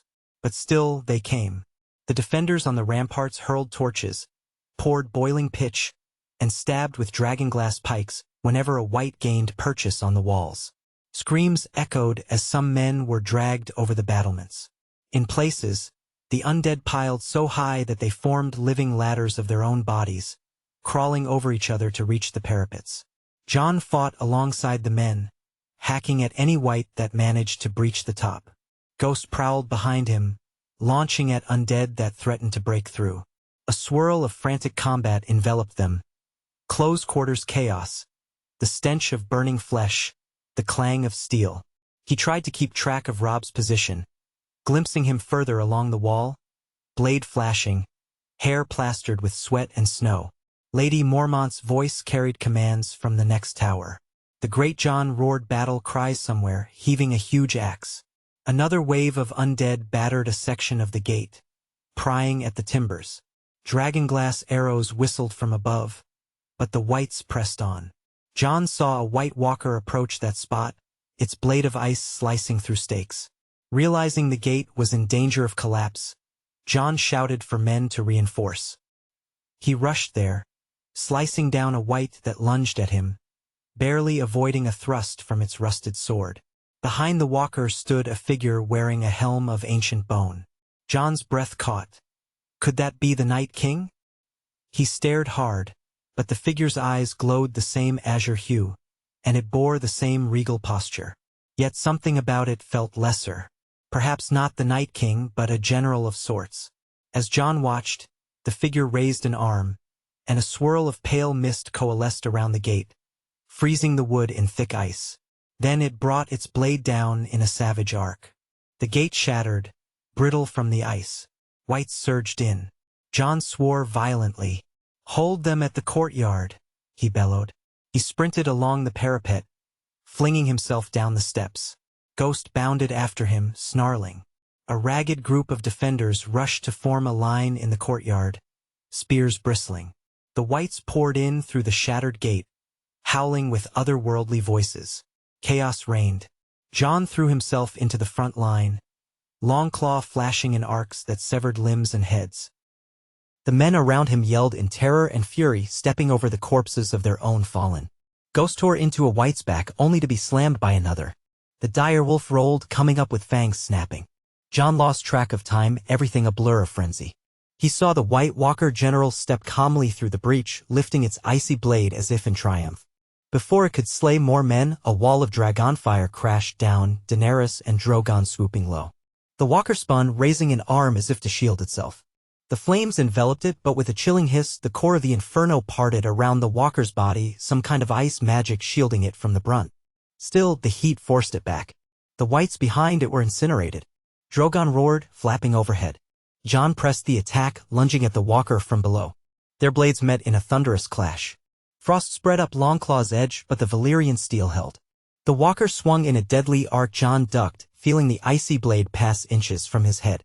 He hacked at the walker's torso, but the creature twisted aside with supernatural grace. Then Ghost intervened, snapping at its leg. Distracted, the walker turned. Jon seized the moment, driving Longclaw into its side. The blade bit deep, the walker letting out a piercing shriek. Its form cracked, shards of ice flying. Then it shattered, collapsing into a puddle of water that froze on the stone. Breathing hard, Jon glanced around. The courtyard was an inferno of pitched battles, with Dothraki, Unsullied, and Northmen all clashing with the undead. Fire raged in corners. Screams rose everywhere. Above, Regal and Valyrian strafed the battlefield, torching swaths of whites. In the sky's gloom, a swirl of clouds churned, as if heralding an even darker presence. Jon sensed the shift in the air first. A sudden hush among the whites in one corner, as though they paused. Then a figure on the far side of the battlefield parted them. Tall, gaunt, crowned with a twisted black icicle crown. Its eyes burned with a malevolent intelligence. The Night King himself. He strode into Winterfell's courtyard as though assured of victory. An ancient ice spear glinted in his hand. For a heartbeat, no one moved. Then Daenerys angled Drogon overhead, unleashing a torrent of flame upon the Night King. The conflagration engulfed him, boiling the snow into steam. For a few seconds it seemed he might melt away. But when the flames receded, he stood unharmed, the same eerie grin on his lips. Daenerys gasped in shock. Drogon snarled, confusion in his roar. The Night King raised his spear. He hurled it with fluid grace. The sharpened tip of ice whistled through the air, aimed straight at Drogon's heart. Daenerys swerved, but not fast enough. The spear nicked Drogon's wing, sending him spiraling. Daenerys clung to the saddle, fighting for control. Drogon crashed onto a battlement, shaking the stone. Regal and Valyrian roared in fury, diving at the Night King. Another spear took shape in his hands. He hefted it, ready to cast. Jon's heart thundered. If the Night King managed to kill another dragon, their hopes dimmed. Gritting his teeth, Jon waded through whites, hacking a path toward the monster. Ghost followed, savage in his fury. But the courtyard was thick with undead. Just as the Night King prepared to throw, a blast of greenish dragonfire struck from overhead Valyrian. The Night King twisted, spear flying wide, missing Valyrian by mere feet. The dragon soared past, unleashing another stream of flame that parted around the Night King's swirling ice aura. Jon forced his way closer. The stench of death clogged his lungs. He glimpsed Daenerys pulling Drogon upright, the great beast shrieking in pain from the wounded wing. They might not remain airborne much longer. The horde of whites pressed in from all sides, overwhelming defenders. Bodies littered the ground. Some reanimated almost instantly, turning on their former allies. The entire castle seemed on the brink of collapse. In the midst of that horror, Ghost tensed, sniffing the air. He let out a guttural snarl. Jon followed his gaze to see the Night King standing alone near the center of the courtyard, weapon at the ready. The swirling clouds overhead parted, letting a shaft of moonlight illuminate him. Time felt suspended. Jon lifted Longclaw, panting, sweat freezing on his brow. The presence in Ghost flared like a blazing star, a surge of old magic coursing between them. He felt it in his veins, as if the guardian spirit extended through him. The Night King's cold eyes flicked to Jon. Slowly he raised one hand, and in that single gesture, half the fallen in the courtyard shuddered, then rose. Dead men Jon had fought beside only moments ago. They turned their glassy stares on the living. A gasp of horror rippled through the defenders. This was the Night King's ultimate power, to grow his army from every casualty. Immediately, the newly risen whites attacked. Jon's mind screamed that they were doomed. Even so, he refused to yield. He took a step toward the Night King, ignoring the reanimated corpses lunging around him. Ghost snarled, baring teeth. Then, from above, Regal descended in a swirl of fury, aiming a burst of flame at the Night King's back. The ice aura blocked most of it, but the ground around the Night King melted into slush.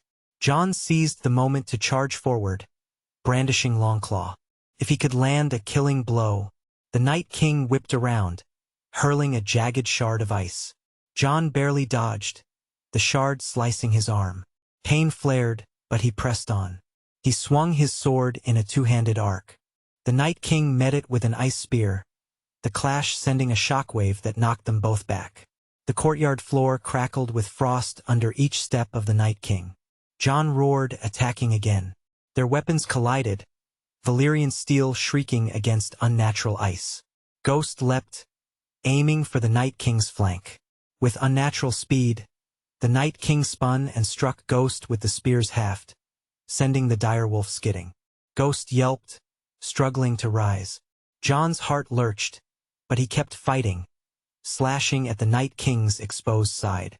The Pale Ruler blocked easily, then retaliated with a thrust that nearly impaled Jon. He stumbled, losing ground. Daenerys, from Drogon's vantage, saw the peril. She guided the dragon forward, ignoring his limp from the wounded wing. Another stream of flame roared down. The Night King half-turned, summoning an ice shield. Steam exploded, scalding the ground. Jon used the distraction to lunge, burying Longclaw in the Night King's back. For an instant it seemed to bite deep, but the Night King let out a low, rumbling hiss, and black cracks spiderwebbed from the wound, as though it pained him.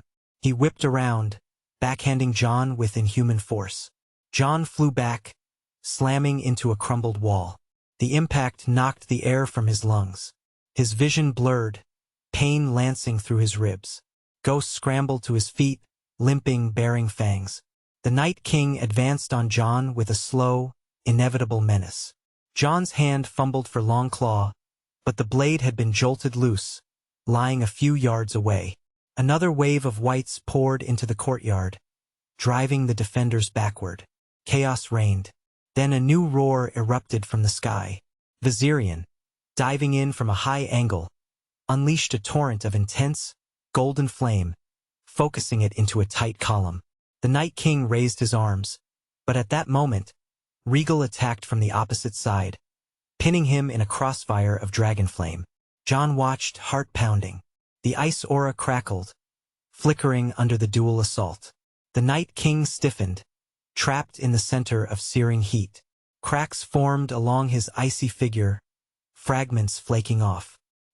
He lifted his spear with trembling arms, as if to throw it at Valyria, but the spear's tip began to melt. Ghost, mustering a final burst of savage courage, lunged, clamping onto the Night King's leg. With the flames all around, the creature's defenses wavered. Ghost's jaws sunk in, and the ancient Valyrian spirit in him flared. A surge of white-blue energy coursed through the Night King's body. He let out a shriek that pierced the roaring fire. The cracks in his form spread, black lines spiderwebbing across him. He looked at Jon with a flash of hatred in his eyes.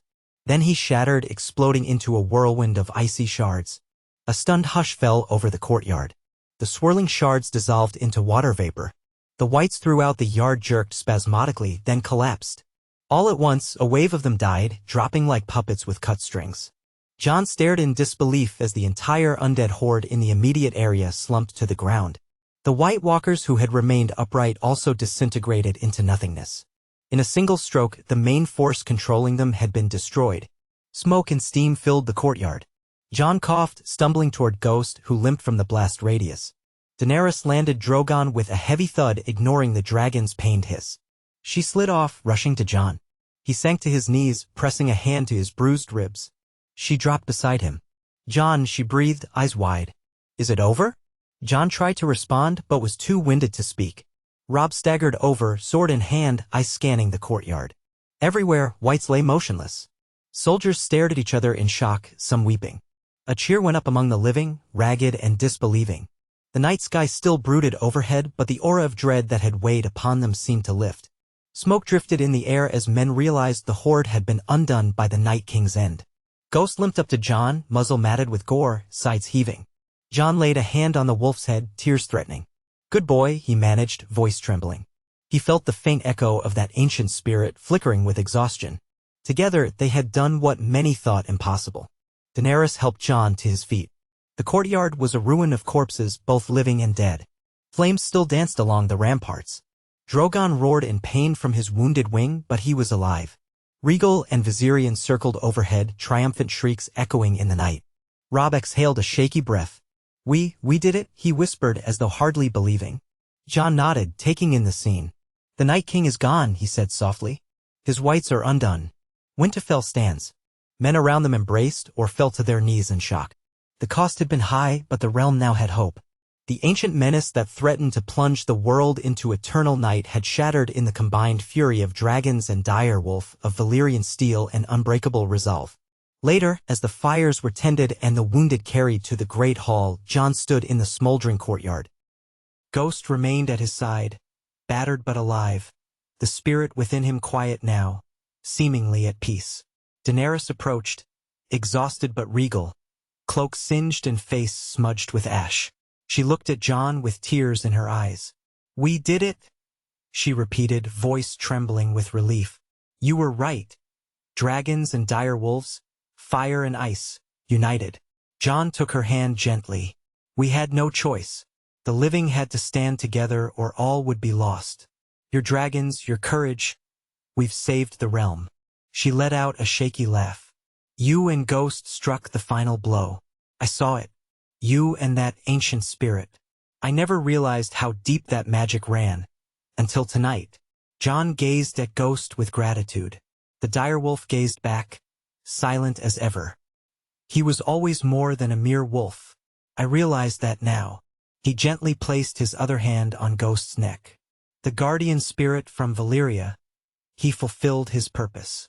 Around them, dawn's light began to break in the east, casting a faint glow over Winterfell's devastated walls. Soldiers and survivors emerged from the gloom, marveling at the stillness.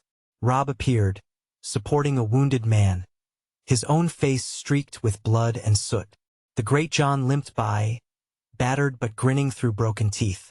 Lady Mormont was carried on a makeshift stretcher, still alive though badly injured. The Dothraki circled outside, raising ululating cries of victory. Unsullied stood stoic by the gates. Daenerys turned to Jon. We've won a great victory, but so many died. We must care for the wounded, bury the dead. And then, we must see what becomes of the realm now that the greatest threat is vanquished. Jon squeezed her hand, a tired smile ghosting across his lips. Aye, the war for the dawn is won. But the dawn must still be shaped. Let's do it together. He leaned heavily on his sword, pain throbbing in his side, but relief and hope filled his chest. She nodded, eyes shining. Together, Jon Snow. Together, Aegon Targaryen. However you choose to name yourself. The realm is yours as well as mine.